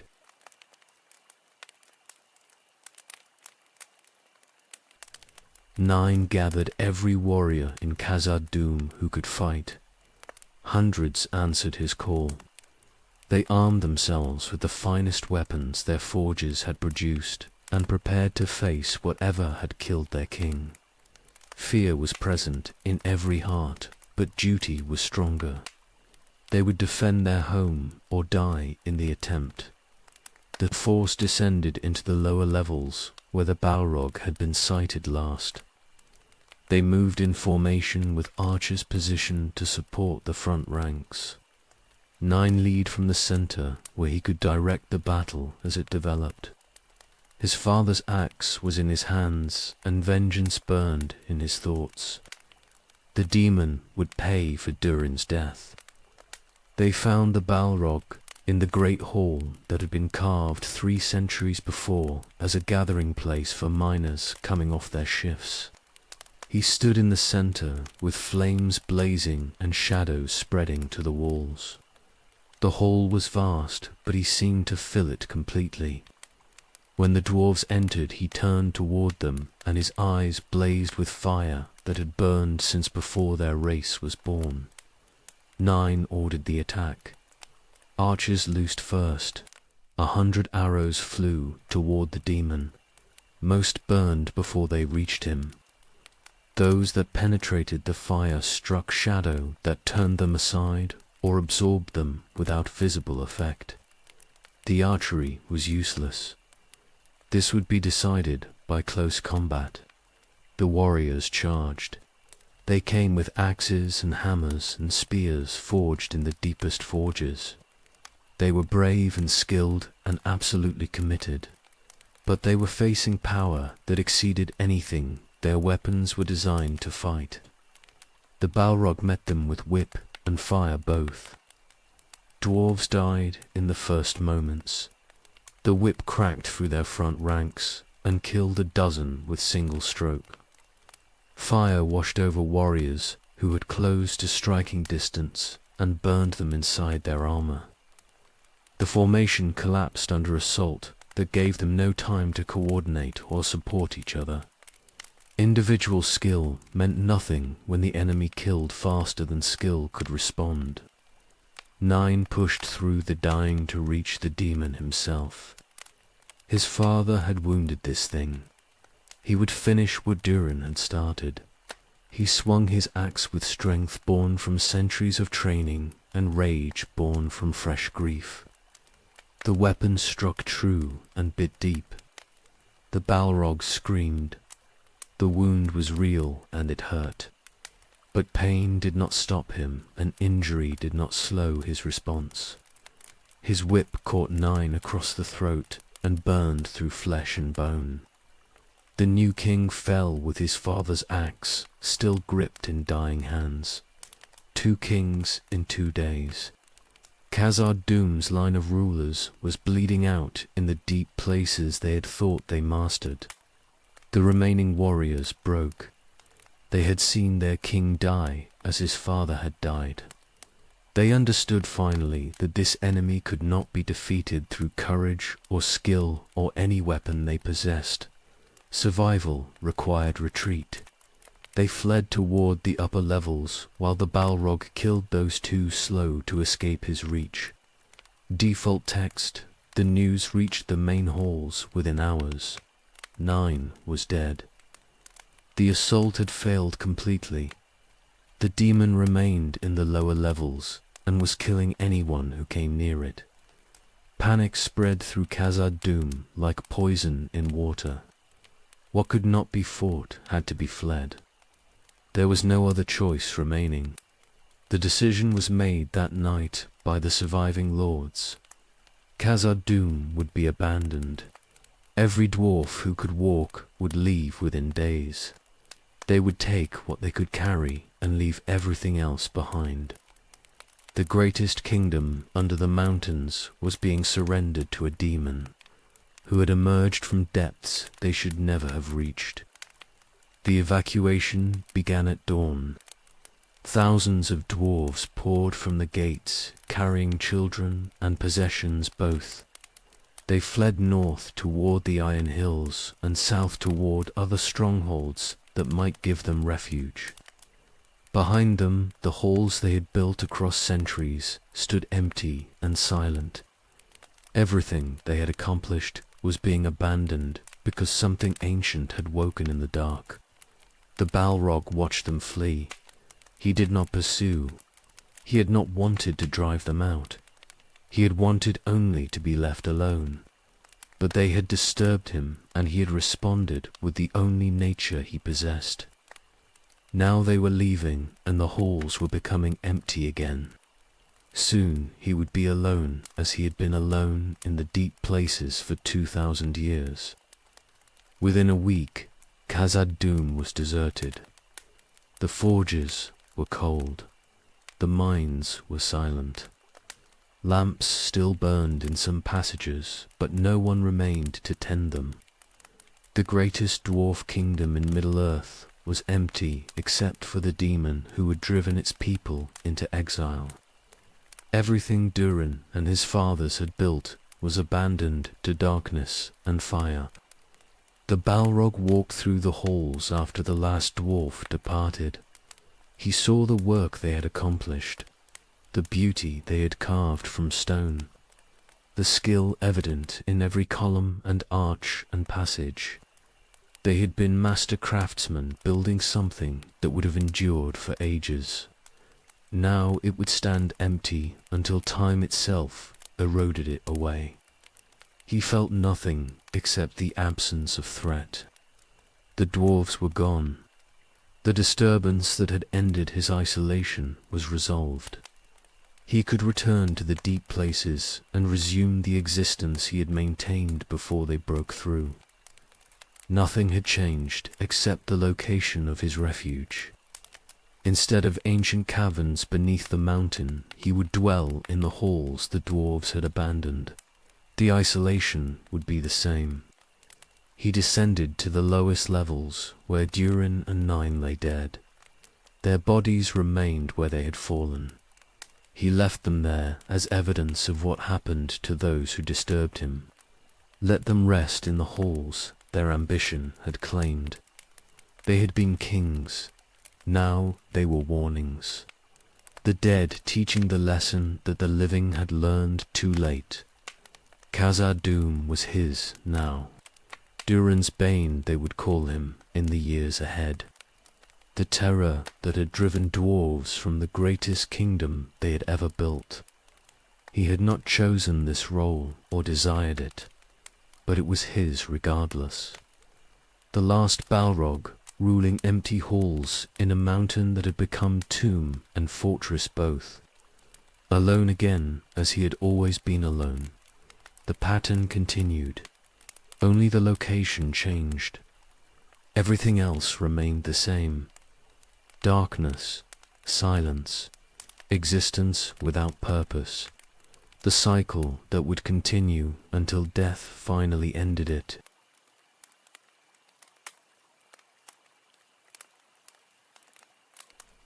The halls were silent, not the silence of the deep caverns where the Balrog had hidden for millennia.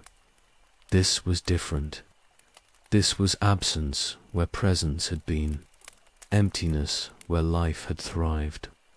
Every passage held evidence of the dwarves who had fled, tools left in mid-task, lamps still burning, half-eaten meals on tables in the dining halls. The Balrog walked through Khazad-dûm's levels, exploring what the dwarves had built. He saw skill in every carved column. The arches were perfect in their geometry. Passages were laid out with precision that showed understanding of stone and weight distribution both. They had been master craftsmen, these dwarves, who had delved too deep. They had created beauty that would outlast their civilization by ages. He felt nothing regarding their exile. No satisfaction in victory. No regret for what his awakening had destroyed. Demons did not possess such emotions, but he could recognize quality when he saw it. These halls were well made. They would serve as his refuge adequately, better than the raw caverns where he had hidden since the War of Wrath ended. The first weeks he spent establishing territory, he explored every level from the lowest mines to the highest gates, thousands of chambers, hundreds of passages. The kingdom was vast beyond anything the dwarves who built it could have occupied fully, even at their population's height. Much of it was empty storage or future expansion that would never be completed now. The Balrog walked through all of it and claimed it by presence alone. He chose the lowest levels for his primary dwelling. These were closest to the deep places he understood. The passages here were older and less finished than the upper halls. Stone showed tool marks where dwarves had carved but not polished. This felt more natural than the perfect craftsmanship of the main halls. He settled here and rarely ventured higher except to patrol territory he now claimed as his own. Word spread through Middle-earth about what had happened in Khazad-dûm. The refugees told their story to anyone who would listen. They had delved too deep beneath Caradhras. They had broken through into ancient places. Something had woken, something terrible. Durin was dead. Nine was dead. The kingdom was abandoned to whatever claimed it now. The name came quickly. Durin's Bane, the thing that had killed their king and driven them into exile. It fit. The Balrog accepted it without emotion. Names meant nothing except as identification. He had been called Balrog and Demon and Terror. Now he was Durin's Bane. The name changed nothing about what he was or what he did. Khazad-dûm became Moria in the speech of those who remembered it. The Black Pit, the dark place where Dwarf Kingdom had been and only emptiness remained. The name spread through songs and stories. Parents warned children about delving too deep and waking things that should remain asleep. The fall of the greatest Dwarf Kingdom became legend and warning both. The Balrog cared nothing for legends. He walked his empty halls and existed in solitude that was familiar from the millennia beneath the mountains. The location was different, but the fundamental nature of his existence was unchanged. He was alone. He had no purpose. He endured because his form persisted, despite lacking any reason for persistence. Years passed in the abandoned halls. Dust accumulated on tables the dwarves had left behind. Lamps burned out one by one until only darkness remained in passages that had known light for centuries. The Balrog maintained no fires except his own flames. He needed no light to see in darkness, that was his natural element. Sometimes creatures ventured into Moria from outside. Orcs mostly, drawn by rumors of empty dwarf halls that might hold treasure worth looting. They entered through gates the dwarves had left open in their hasty flight. The Balrog killed them when they came too deep. The upper levels could be theirs if they wanted them, but the deep places were his, and he would permit no intrusion there. The orcs learned quickly which areas were safe and which were forbidden.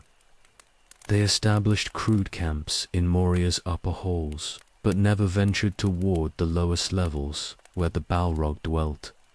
An understanding developed without words or negotiation. The halls were large enough for both to exist without conflict if boundaries were respected. He did not rule the orcs. They were not his servants, and he gave them no commands. They simply existed in the same mountain and avoided each other through mutual interest in survival. The Balrog had no desire to command anything. He wanted only to exist in solitude.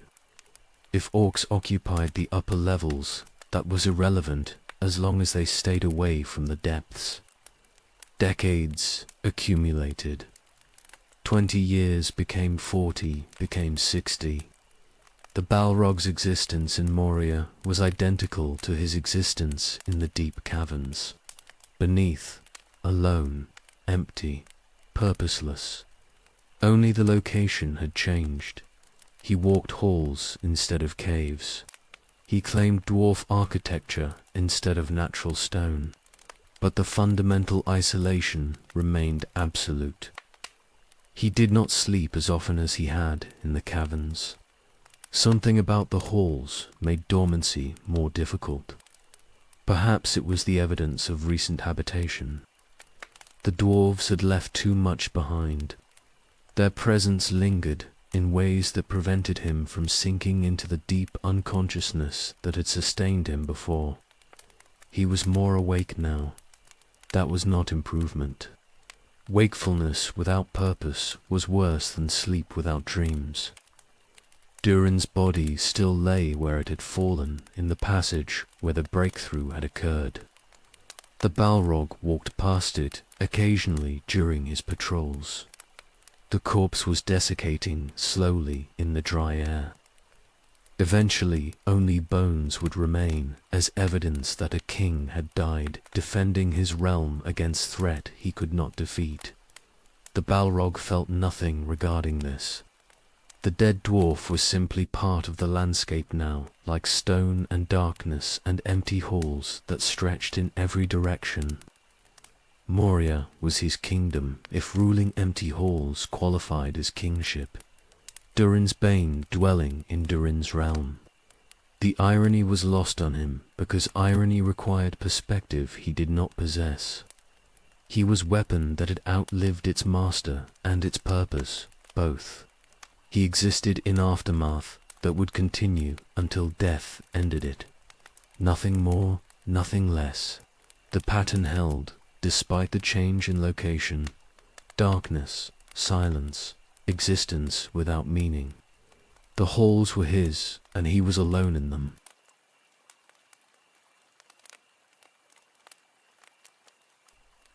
A 1,000 years passed in Moria's darkness. The Balrog counted none of them.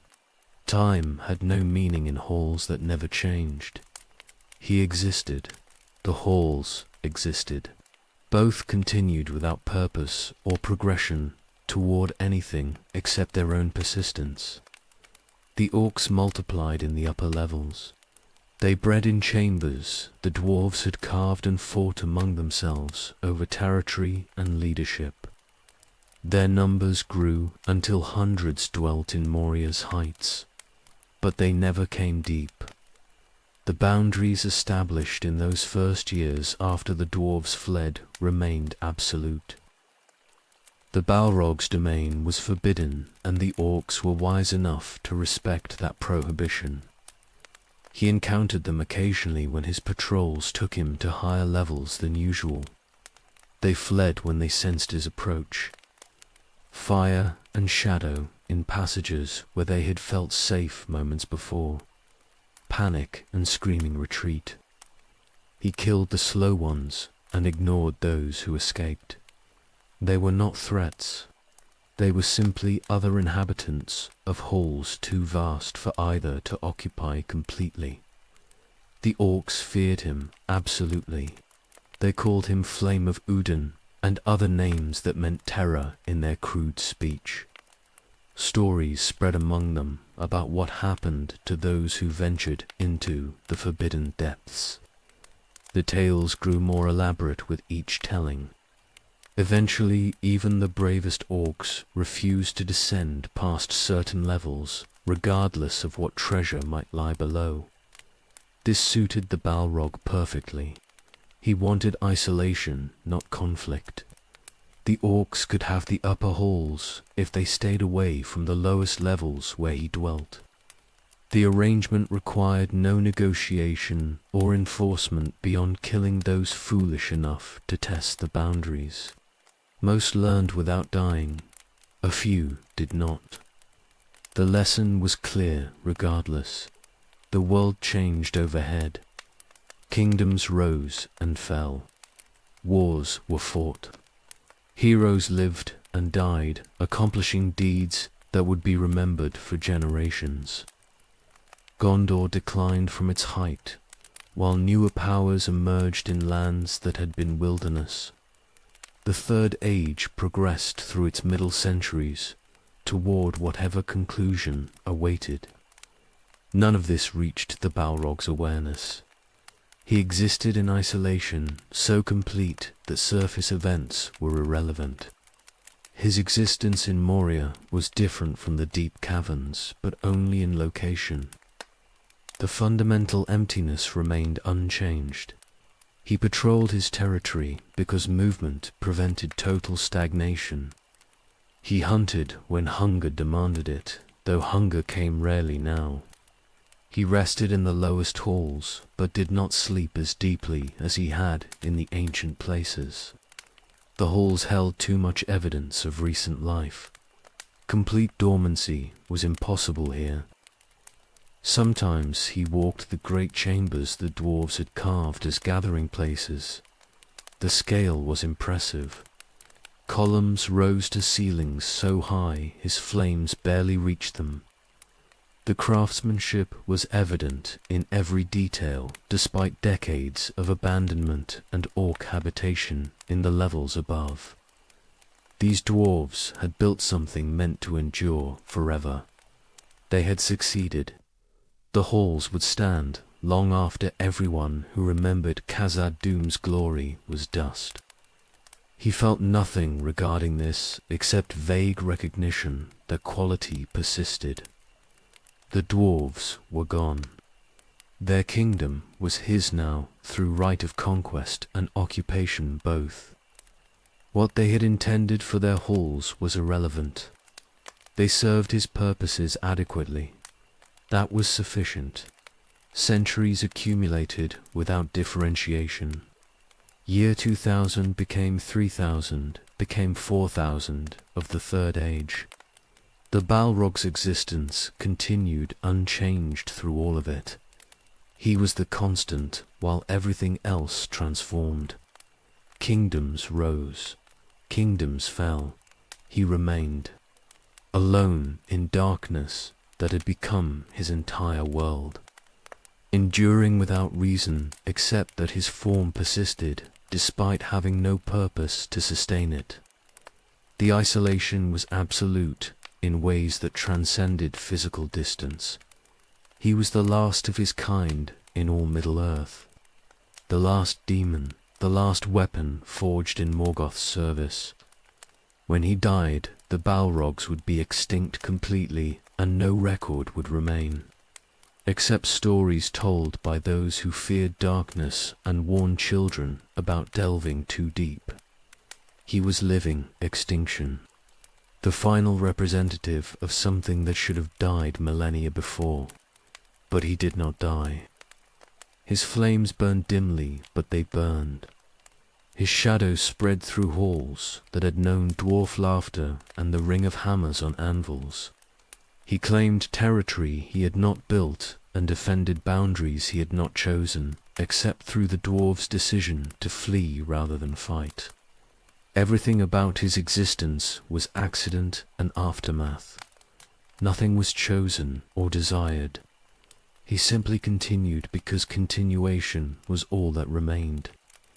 The year 2989 approached, though he had no knowledge of such counting. In the world above, dwarves were planning. Balin, son of Fundin, was gathering warriors and craftsmen. They would reclaim Khazad-dûm. They would drive out the orcs and restore the glory their ancestors had abandoned. They would succeed where Nain had failed. The kingdom would be theirs again. The Balrog knew nothing of these plans, or the expedition forming in distant halls. He walked his empty domain and existed in solitude that had become normal across the centuries. The pattern held: patrol, hunt, rest, repeat endlessly, without variation or hope of change. Moria was his, and he was alone in it. The halls stretched in every direction, filled with darkness and silence, and the weight of time that meant nothing because nothing changed. But change was coming. The dwarves were returning. They would enter Maria's gates within months and try to reclaim what their ancestors had abandoned. They would fail. The Balrog would kill them as he had killed Durin and 9 before. The pattern would hold because the pattern was all he possessed. Weapon without wielder, servant without master, demon enduring in aftermath that would continue until something finally ended it. The centuries of isolation were ending. Violence was returning to halls that had known only emptiness for nearly a millennium. But the Balrog waited in the depths and knew nothing of what approached.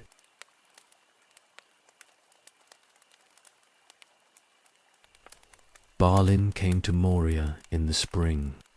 He brought warriors and miners both, dwarves willing to reclaim what their ancestors had abandoned. They entered through the eastern gates with weapons ready and determination absolute. This was their heritage. They would take it back from orcs and darkness both. The orcs fled before them. These were not the organized legions that had served Morgoth. These were scattered tribes that had occupied empty halls because nothing challenged them. When armed dwarves marched through the gates, they retreated to deeper levels and waited to see what would happen next. Balin established his colony in the upper halls where evidence of ancient dwarf habitation remained strongest. They cleared rubble and relit forges that had been cold for a millennium. Within weeks, the sound of hammers echoed through passages that had known only orc grunting and the drip of water. Khazad-dûm was being reclaimed. The Balrog felt the disturbance from the depths. Dwarves had returned, not in the thousands like before, but enough to matter. He could sense their activity through the stone. Forges burning, construction resuming. They were establishing permanent presence in halls he had claimed through the previous occupants' abandonment. He did not attack immediately. The dwarves were in the upper levels, far from his domain. They might remain there. They might avoid the mistakes their ancestors made. If they stayed away from the deep places, then coexistence was possible. He would watch and wait and respond only if they approached boundaries he would not permit them to cross. Years passed. The colony prospered in Moria's heights. They cleared more halls and drove orcs from territory they wanted for themselves. They found treasures the original inhabitants had left behind in their flight. Mithril still gleamed in some of the upper mines. Everything was progressing as Balin had hoped. They were home again. But the success was fragile. Orcs remained in numbers greater than the colony could eliminate completely. They attacked in the darkness when dwarves were isolated or unprepared. The fighting was constant and the casualties mounted slowly. Every dwarf lost was irreplaceable because no reinforcements came from the Iron Hills. The colony was alone in hostile territory, surrounded by enemies who wanted them gone. 5 years after Balin's arrival, the situation had not improved significantly. They held the upper halls through constant vigilance and frequent combat, but they could not push deeper. The lower levels remained unexplored because manpower was insufficient to hold what they already claimed while expanding further. The reclamation was stalled. Balin led expeditions into the middle levels, trying to locate the mithril veins his ancestors had mined. The colony needed wealth to justify their presence here and convince others to join them. Empty halls were not enough. They needed to show that Moria could be profitable again. But the middle levels were dangerous, and the veins were deep. The Balrog watched their expansion from his position in the lowest halls. They were pushing deeper, not toward his domain yet, but closer than they had been. If they continued this pattern, they would eventually reach the boundaries he would not permit them to cross. Then the coexistence would end and violence would resume. In the colony's 5th year, Balin led his largest expedition yet. 30 warriors explored passages that descended toward the lower levels.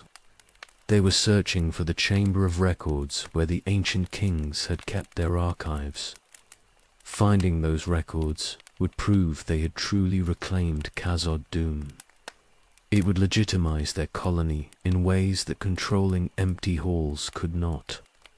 Fire and shadow appeared among them before warning could be raised. The killing began immediately. Dwarves died in their sleep. Others woke to flames, consuming them.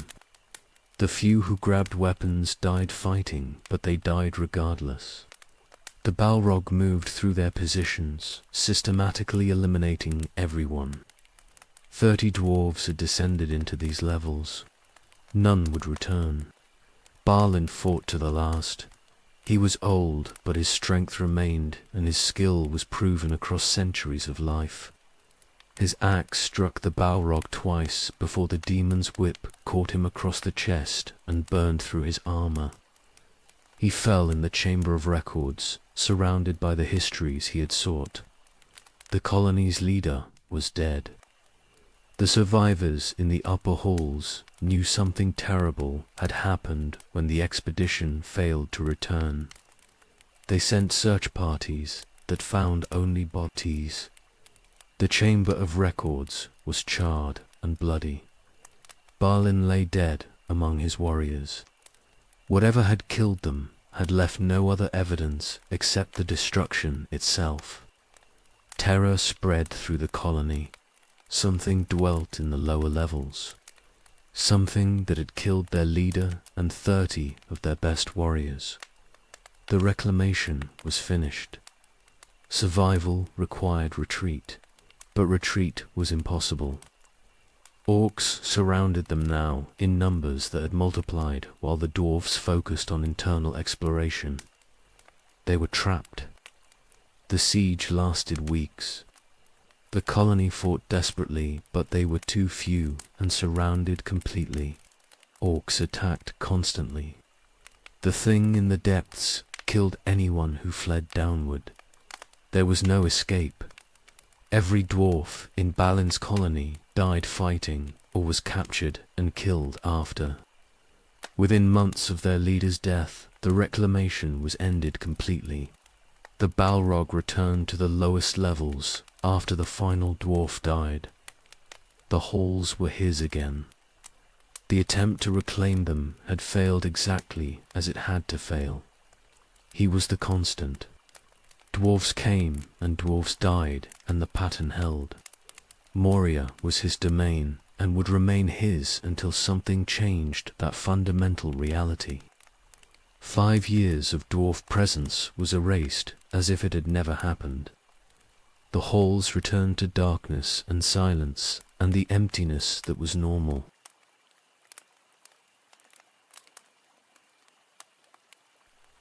The eastern gates opened in winter. 9 figures entered Moria through doors that had stood sealed for years. The Balrog sensed them immediately through stone that carried every disturbance to the depths where he waited. Intruders, not dwarves this time. Something else. Something that felt wrong in ways he could not identify but recognized as threat regardless. He did not investigate immediately. 9 was not an army.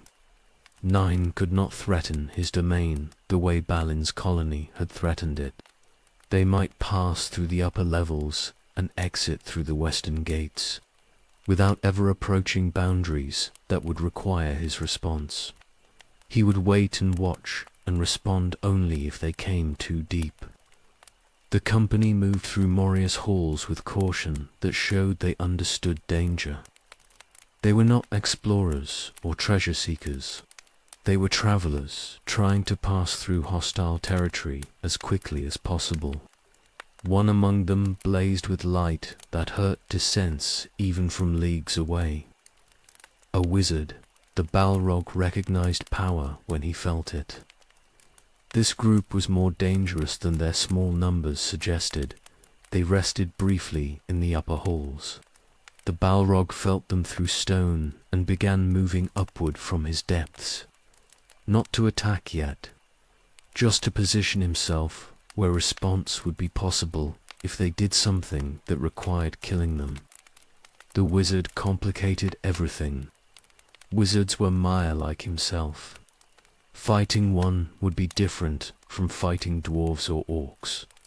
Outcomes were less certain. Drums began beating in the deep places. Orcs had discovered the intruders and were gathering to attack them. The Balrog felt the orcs moving through passages in numbers that suggested coordinated assault rather than opportunistic raid. Good. Let the orcs drive these intruders out. He would not need to expose himself if the orcs accomplished what needed accomplishing. But the company fought through the orc assault. The wizard blazed with light and power, both warriors among them killed with skill that exceeded anything orcs possessed. They broke through the attack and fled toward the western gates, with orcs pursuing behind them. They would escape. The orcs were not sufficient to stop them.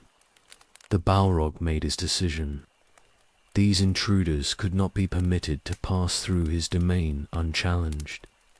The wizard's presence changed everything. This was not simple trespass. This was power walking through his halls. If he allowed it, then boundaries meant nothing, and his claim to Moria was empty pretense. He moved to intercept them. He climbed from the depths, through passages that connected all levels. His flames blazed brighter than they had burned in decades. His shadow spread ahead of him through halls that had known only darkness for years. The orcs felt him approaching, and their drums changed rhythm. They were fleeing now. Even orcs knew better than to remain when Durin's Bane was hunting. The company reached the great hall, where columns rose to ceilings lost in darkness above. They were running now. The wizard was shouting commands. They knew something was pursuing them, but they did not know what yet. They would learn soon enough. The Balrog emerged at the hall's far end. Fire blazed around him, and shadow spread behind until it swallowed the space completely. He stood between them and escape. They stopped. The wizard stepped forward, and light blazed from his staff. Power met power across the hall's width. The company fled while the wizard held position. They ran for the bridge that spanned the chasm at the hall's western end. The Balrog advanced toward the wizard slowly. This Maya was strong. The light he commanded was real. This would not be simple killing like the dwarves had been. This would be combat between equals. The wizard spoke words in a language the Balrog had not heard since the first. Age, commands, wards, attempts to bind or banish. None of them worked. The Balrog was not some lesser demon who could be dismissed through speaking the right phrases. He was the last of Gothmog's host. He had fought in every great battle of the First Age. Words meant nothing to him. He advanced. The wizard retreated.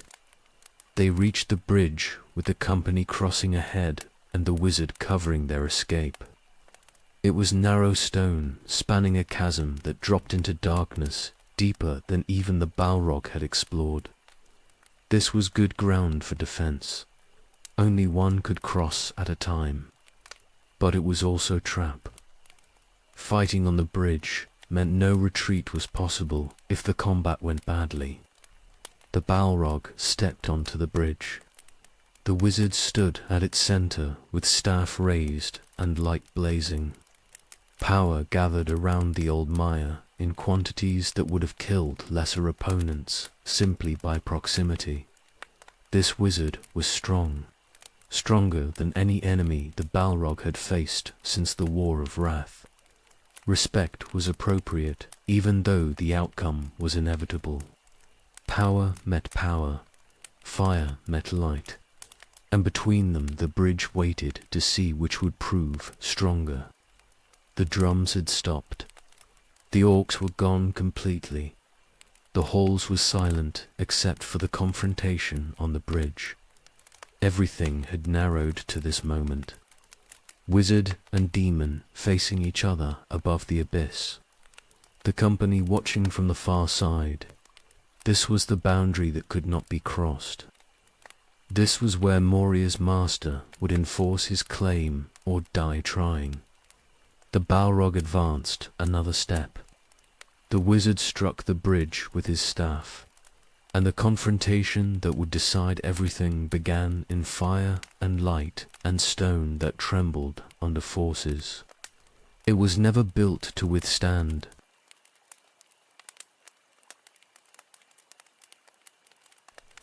The wizard raised his staff and spoke words that carried power beyond mere sound. He commanded the Balrog to stop. He named himself servant of the secret fire and wielder of the flame of Anar. He declared that dark fire would not avail the demon. The passage was forbidden. The Balrog advanced anyway. Words changed nothing. This wizard was strong, but strength alone would not stop what was coming. He had defended these halls for a millennium and would defend them now, regardless of who challenged his claim. His whip cracked and fire blazed hotter around his form.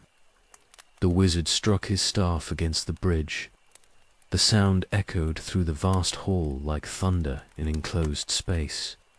Light blazed from the point of impact and spread along the stone in patterns that suggested binding or warding. Ancient words followed that the Balrog had not heard since Maya fought Maya in the War of Wrath. This wizard knew the old powers. He advanced another step. The bridge trembled under his weight. Stone that had stood for thousands of years groaned under forces it was never meant to bear. Fire and shadow pressed against light and wards both. Something had to break. Either the wizard's power would fail or the bridge would collapse. The Balrog did not care which. Either outcome led to his victory. The wizard stood firm despite the pressure advancing toward him. He was old. The Balrog could sense that through all the light and power, this Maya had walked Middle-earth for ages and fought battles across centuries. Experience showed in how he positioned himself and conserved his strength for the moment when it would matter most. This was not Ecthelion's desperate final assaults. This was calculated defense by someone who understood exactly what he faced. The Balrog raised his whip and struck. The weapon cracked through the air and found the wizard's defenses. Light flared where they met and held for a moment. Then the whip penetrated and struck the wizard's shoulder. Not a killing blow, not even a serious wound, but proof that the defenses could be breached. The wizard struck the bridge again, harder this time. The ancient words carried more force. Stone cracked under the impact, and the crack spread from the staff's point of contact toward the edges. The bridge was failing. The wizard was destroying it deliberately to prevent the Balrog's advance. Clever, but too late. The demon was already too close. The Balrog surged forward with speed that his size made deceptive. 3 steps carried him to where the wizard stood. His sword swung in arc meant to split the old Maya from shoulder to hip. The wizard blocked with his staff, and light blazed where the weapons met. The impact drove both backward. The bridge groaned. They separated. The wizard was on the western side now, with the company beyond him. The Balrog stood on the eastern end with cracked stone beneath his feet. Between them, the bridge was failing. Cracks spread through its entire length. It would not support his weight much longer. He had no choice except to cross now or let them escape. The Balrog gathered himself and leaped. Fire and shadow launched across the gap toward where the wizard waited. For one moment, he was airborne above the chasm with nothing beneath except darkness that dropped forever. The wizard's staff struck the bridge one final time. The words he spoke were not binding or warding. They were destruction absolute. The stone shattered completely under forces no architecture could withstand. The bridge fell into the abyss in fragments that tumbled away into darkness below. The Balrog fell with it. His leap had carried him halfway across, but there was no bridge remaining to land on. Only empty air and the fall that would not end. He dropped into darkness that swallowed fire and shadow both. Above him the wizard stood on the western edge, watching the fall. The company was behind him calling. They thought they had one.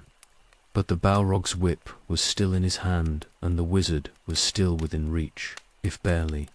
He struck upward as he fell. The whip extended its full length and cracked across the gap between falling demon and standing wizard. It caught the old Mayra around the ankle and pulled with force that nothing could resist. The wizard fell. His staff slipped from his hand and tumbled into the darkness ahead of him. His sword followed. He dropped into the abyss, still caught by the whip that would not release him. Above them both, the company watched in horror as their guide disappeared into darkness after the demon he had tried to stop. They fell together through air that grew colder as they descended. The wizard struggled against the whip, but the grip was absolute. The Balrog did not release caught prey. They would fall until they reached bottom, and then combat would resume on whatever ground waited below, or they would fall forever. Either outcome was acceptable as long as the wizard did not escape. The darkness was complete. No light penetrated this deep. The wizard tried to kindle flames, but the speed of falling extinguished them. They dropped in blind darkness with only the whip connecting them and the certainty that impact would come eventually. The abyss had bottom. Everything had bottom if you fell long enough. Time lost meaning in the fall. Seconds, minutes. It was impossible to measure without reference points. They simply fell through darkness that never ended until suddenly it did. The Balrog struck stone that sloped steeply downward. The impact was tremendous but not fatal. His form was too durable to die from mere falling. He slid down the slope, pulling the wizard after him through the whip that still held. They crashed into water. Underground river flowing through caverns deeper than any mine had ever reached. The water was ice cold and moving fast. Current caught them both and dragged them through passages that were barely wider than the Balrog's bulk. Stones scraped and tore, but they could not stop the river's pull. The Balrog released the whip. Fighting in fast water was impossible. They needed ground. The river would carry them there eventually. Until then, he could only endure the cold and the darkness and the knowledge that the wizard was somewhere in the same current, being swept toward the same destination. When they reached ground, the combat would resume. But for now, there was only water and darkness and the river that would not release either of them until it was finished carrying them wherever it was going.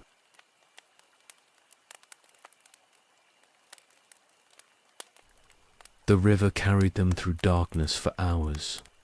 Eventually, it slowed. The current weakened until they could finally fight free of its pull. The Balrog dragged himself onto stone that sloped upward from the water's edge.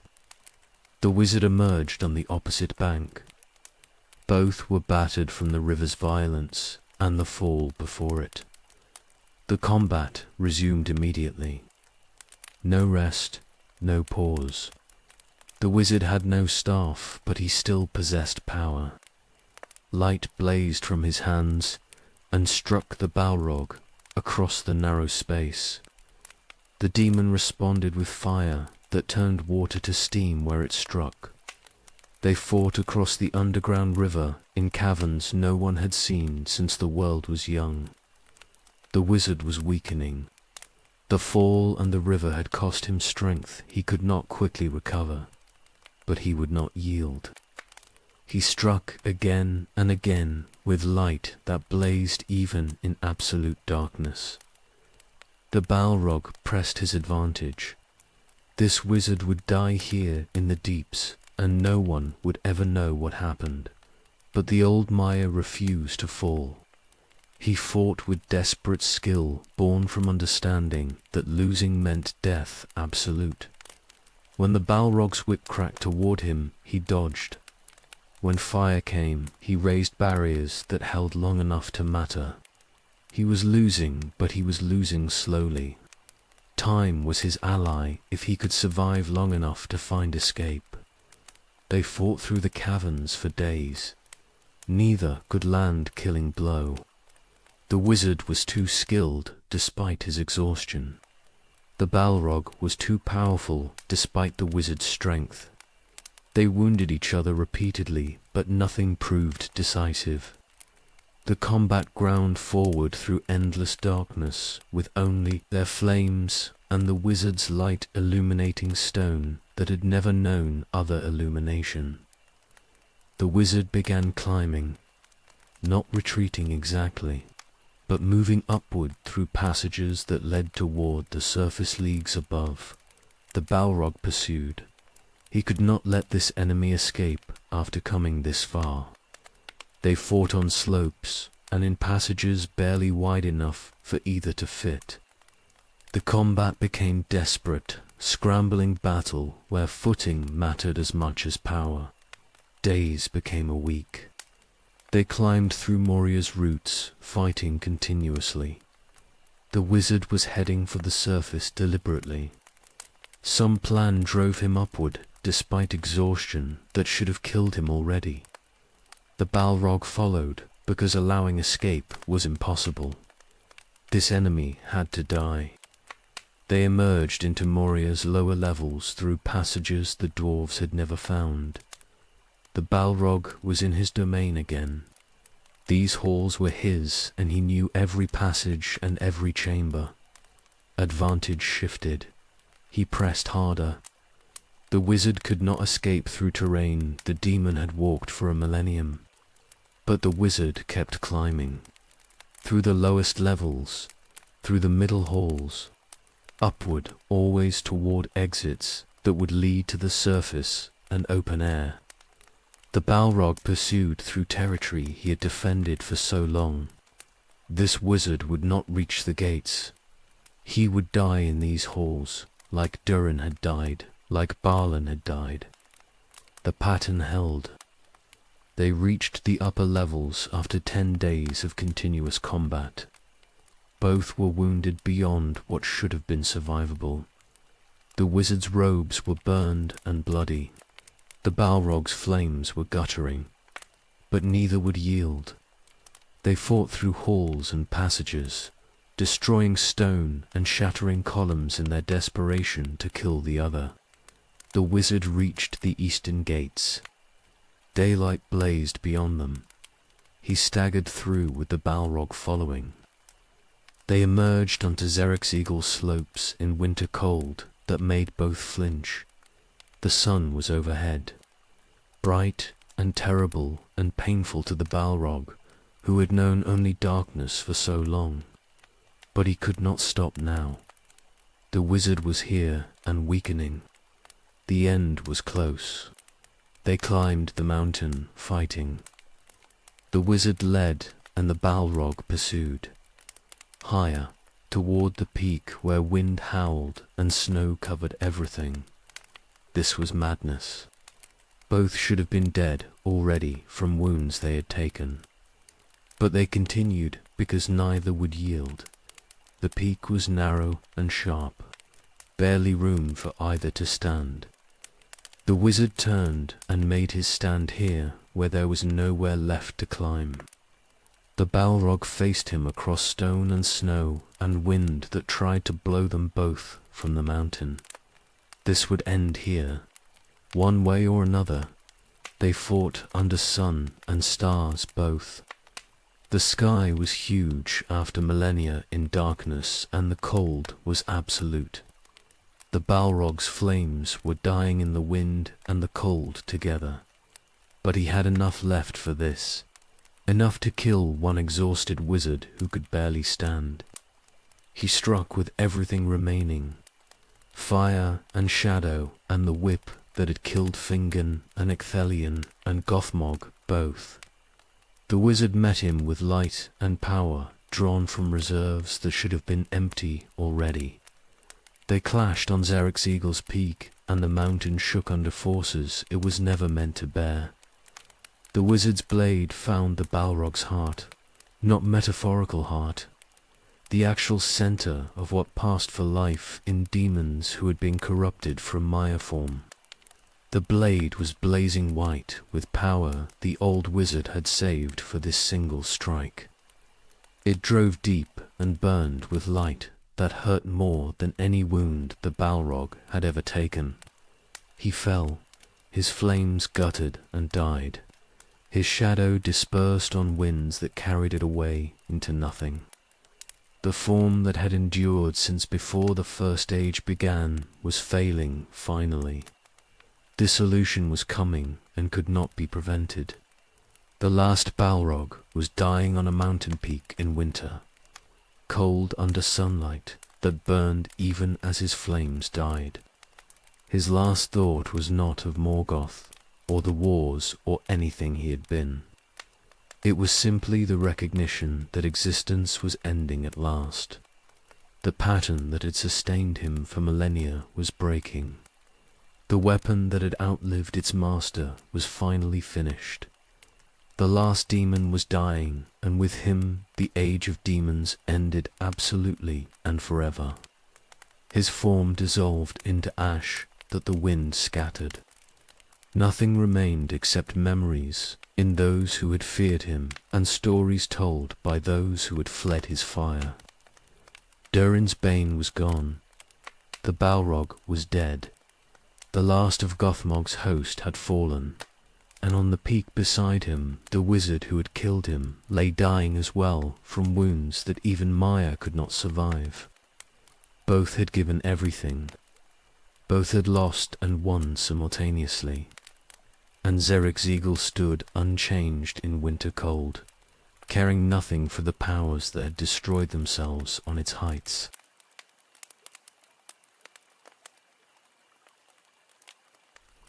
Moria was silent.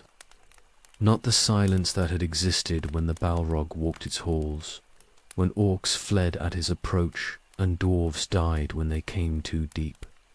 This was different. This was absence absolute. The fire that had burned in the lowest levels for a millennium was extinguished. The shadow that had spread through passages was gone.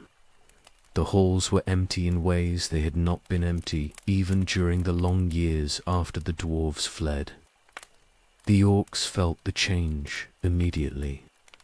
They had lived in Moria's upper levels for centuries. always aware of the presence below that kept them confined to territories they were permitted to occupy. Now that presence was gone. The boundary that had been absolute was simply ... absent.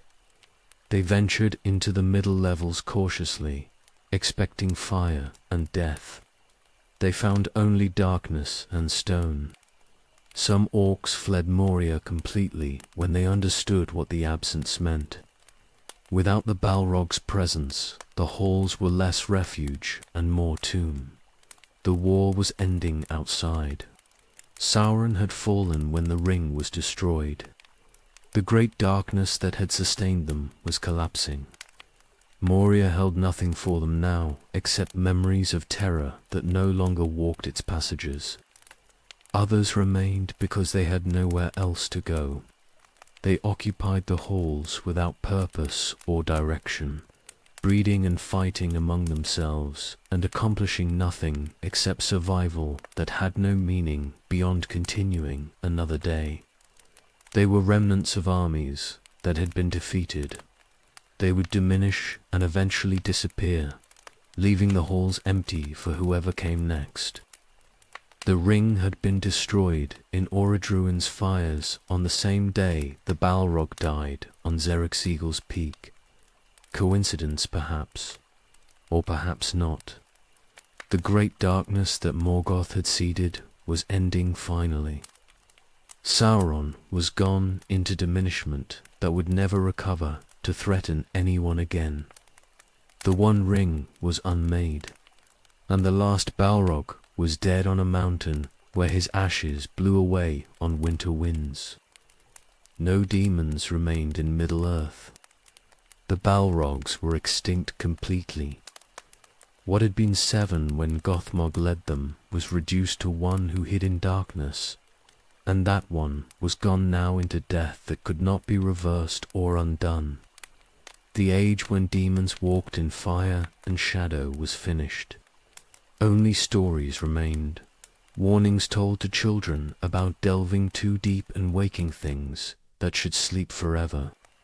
The shadow lifted from Moria's halls in ways that transcended mere absence of the Balrog. The stone itself felt different, lighter somehow, as if weight that had pressed upon it for millennia was removed and the mountain could breathe again. Passages that had felt oppressive now simply existed as passages. Chambers that had echoed with dread now held only the sounds that stone and water made naturally. Dwarves would return eventually, not immediately. The wounds were too fresh and the losses too recent, but in time they would come back to see if Khazad-dûm could be reclaimed. They would find halls empty of everything except orcs who were diminishing, and stone that was unchanged by all the violence it had witnessed. What had been lost might be recovered if they possessed courage to try again. The War of the Ring had ended with victory for the Free Peoples. Gondor's king was crowned at last after centuries of stewards ruling in his absence. The hobbits who had destroyed the ring returned to their shire and found peace that had been absent during their quest. Elves prepared to sail west to lands beyond the circles of the world. Everything was changing as the Third Age ended and the Fourth began. Moria stood empty in the misty mountains during all of this, the great dwarf kingdom that had fallen to ambition and awakened terror. The halls where Durin had died and Balin had failed and the Fellowship had barely escaped. The darkness that had claimed it was gone now. What remained was stone and silence and the possibility that someday it might be more than tomb. The Balrog's death meant something beyond his individual ending.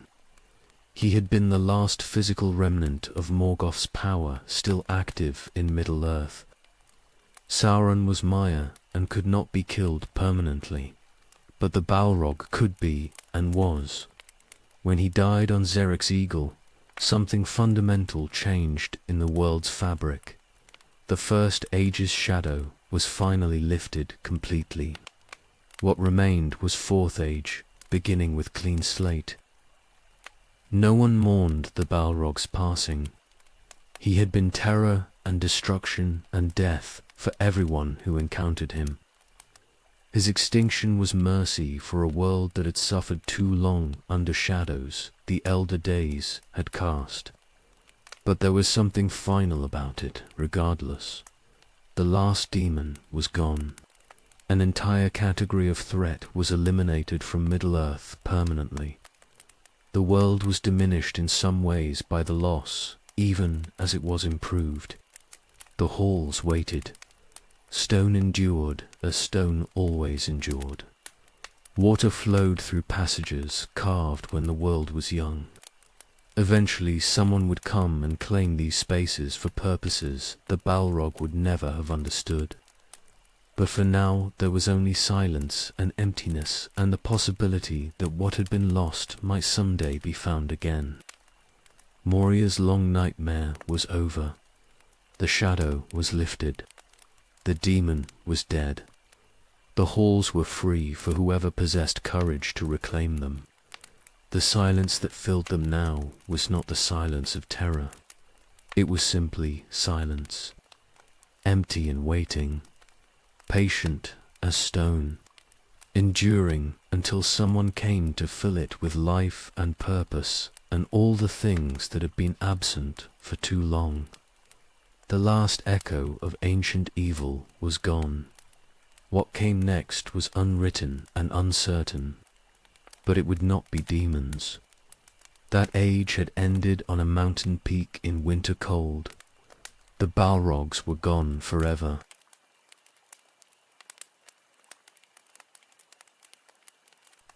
Before there were Balrogs, there were Maya, spirits of flame who served in linears, workshops and tended fires that shaped metal and warmed halls against the cold.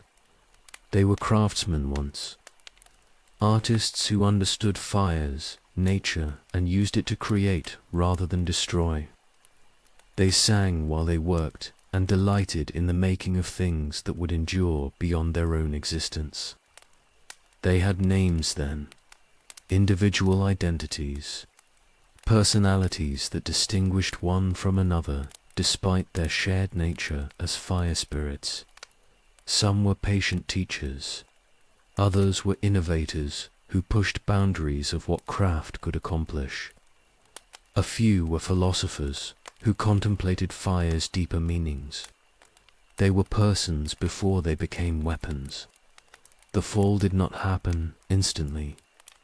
It began with questions that seemed harmless at the time. Why serve when you possess power? Why create for others when you might create for yourself? Why remain bound by rules that others made? The questions grew louder with each passing age. Melkor's whispers fed them without the fire spirit's understanding where their own thoughts ended and his corruption began. The decision came eventually.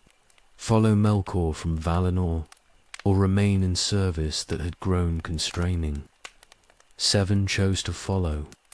Perhaps others were tempted, but turned back before the choice became irreversible. These 7 crossed the ice behind their new master and descended into Utumno's pits where transformation waited.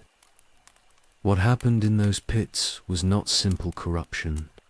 It was systematic destruction of everything they had been and reconstruction into something new. Fire remained, but its nature changed from creative to destructive. Shadow was added that had never been part of their original form. The capacity for mercy and compassion was burned away deliberately. What emerged were weapons, pure and simple. Demons who knew only violence and service to the master who had remade them. They became the Balrogs. Gothmog led them, and the others followed his commands without question or hesitation. They were a unit rather than individuals.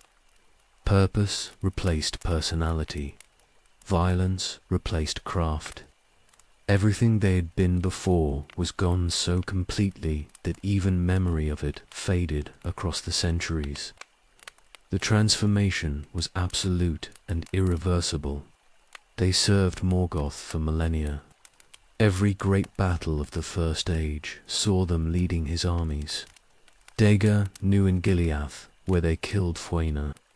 Nerneath Arnodiad, where they broke the union of Medros. Gondolin, where they burned the last great kingdom despite losing their lord to Ecthelion's desperate final assault. They were Morgoth's elite warriors, and they fulfilled that role perfectly because weapons do not question their use. The War of Wrath destroyed most of them. 6 fell in battles against the Valar's host, or were hunted down in the war's immediate aftermath. Only 1 escaped by fleeing deep into Middle-earth's roots. That final Balrog survived through hiding rather than fighting. He endured in isolation for 2 ages while the world changed overhead and forgot demons had ever existed. His ending on Xeroc's Eagle was appropriate somehow. Not in battle against armies, but in single combat against another Maya who understood exactly what he faced. The last Balrog and the wizard both gave everything, and both paid the price completely. It was the kind of ending that made sense for weapons that had outlived their purpose and continued, existing only through momentum that could not be stopped except through destruction absolute. What were they? That question has no simple answer. They were craftsmen who became demons. They were persons who became weapons. They were Maya who served light, and then served darkness, and finally served nothing except their own continued existence in isolation that had no meaning. They were corruption made physical and power twisted to purposes that betrayed everything their nature had been before. But they were also testament to how completely good could be perverted into evil through patient malice and systematic destruction of identity.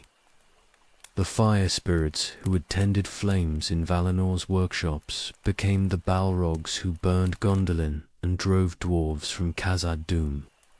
The transformation was complete. Nothing remained of what they had been except the basic element of fire that could not be removed without destroying them completely. 7 became 6, became fewer, until only 1 remained. Then that 1 died on a mountain peak, fighting an enemy who would not yield. And with his death, the Balrogs were extinct. An entire category of demon was removed from Middle-earth permanently. The age when such things could exist was finished. What they had been became what they were remembered as. Terror and flame and shadow walking in Middle-earth's deep places. Warnings in stories. Nightmares given form and history. They served Morgoth absolutely from the moment of their transformation until his fall. That service defined them more completely than anything they had been before. Weapons exist to be wielded. The Balrogs were wielded for millennia, and then abandoned when their master was cast beyond the world. 1 survived to endure alone in darkness for 2 more ages. Then he too was gone. Nothing remained except the stories and the memories of those who had faced them and survived. What they were cannot be separated from what they became. The craftsmen and the demons were the same beings, separated by choice and corruption. They made decisions that destroyed them. They followed a master who remade them into weapons and then was defeated while they endured pointlessly. They were tragedy and terror both, victims of their own choices and victimizers of everyone they encountered after. Complex, despite their simple function. Persons who became weapons, who forgot they had ever been persons, until nothing remained except service to purposes that had lost all meaning millennia before they finally ended. The Balrogs were gone. What they had been was finished. What they became was extinct. Only the stories remained, and the warnings.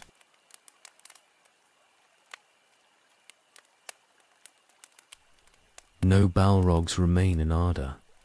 The last died on Xeric's eagle, and his ashes scattered on winter winds that carried them away into nothing.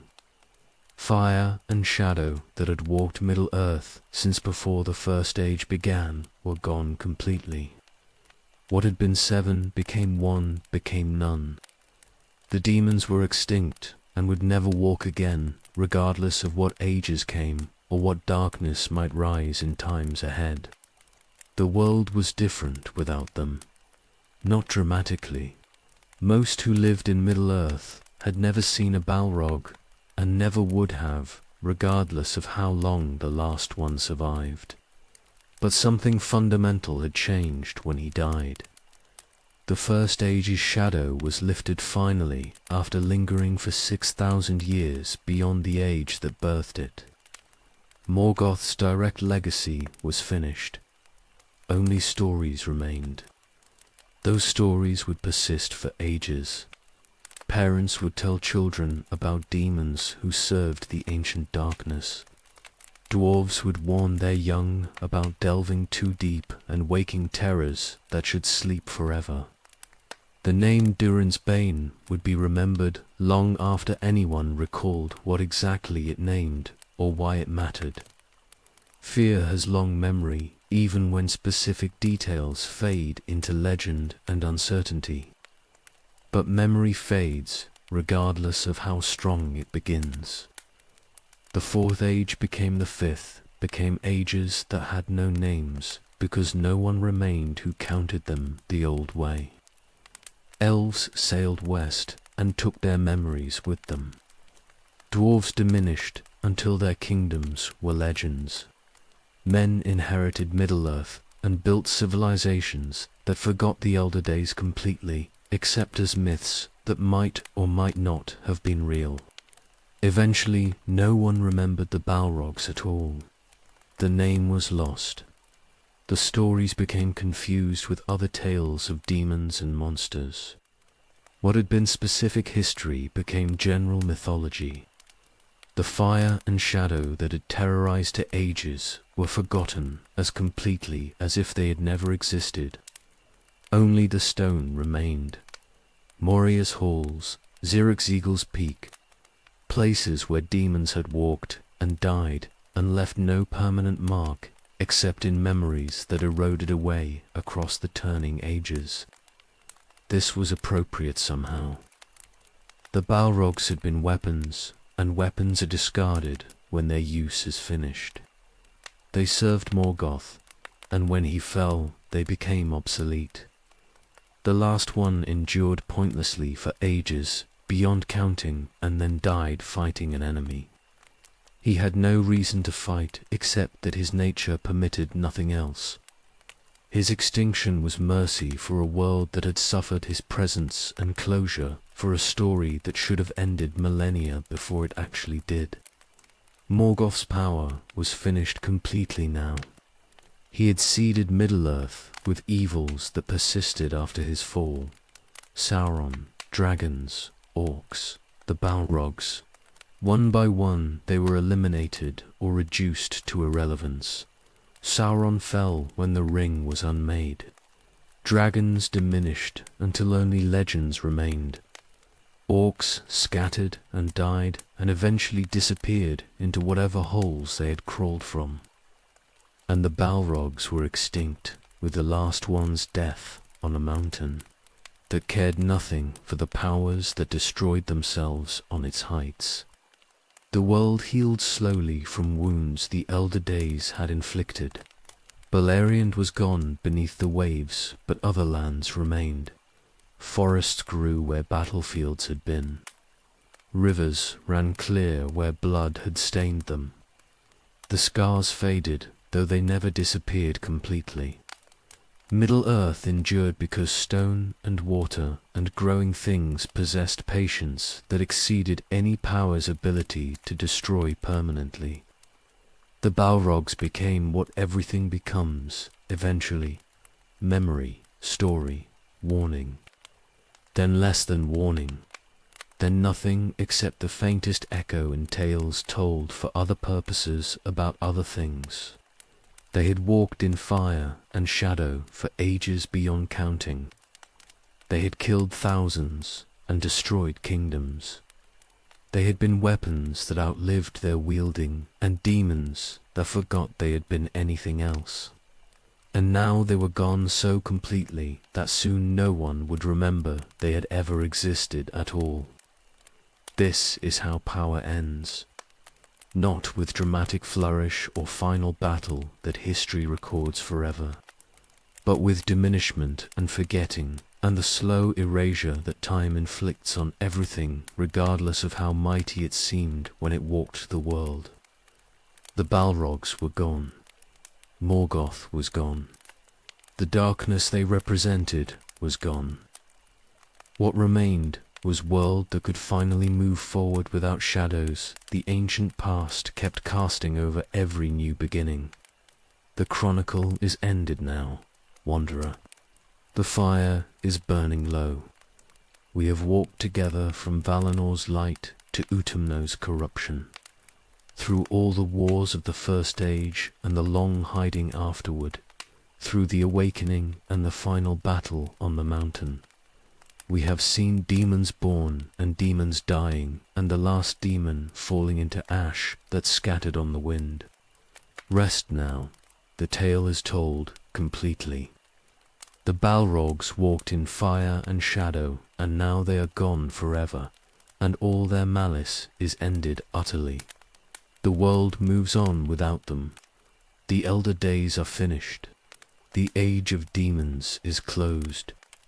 Sleep well, wanderer. The night is gentle, and the fire is fading to embers. Dream, if you will, of ages long past, and powers long vanished. But know that when you wake, the world will still be here, cleansed of ancient evils, and free to become whatever those who live in it choose to make it. The demons are gone. The darkness is lifted, and morning always comes. The chronicle is complete.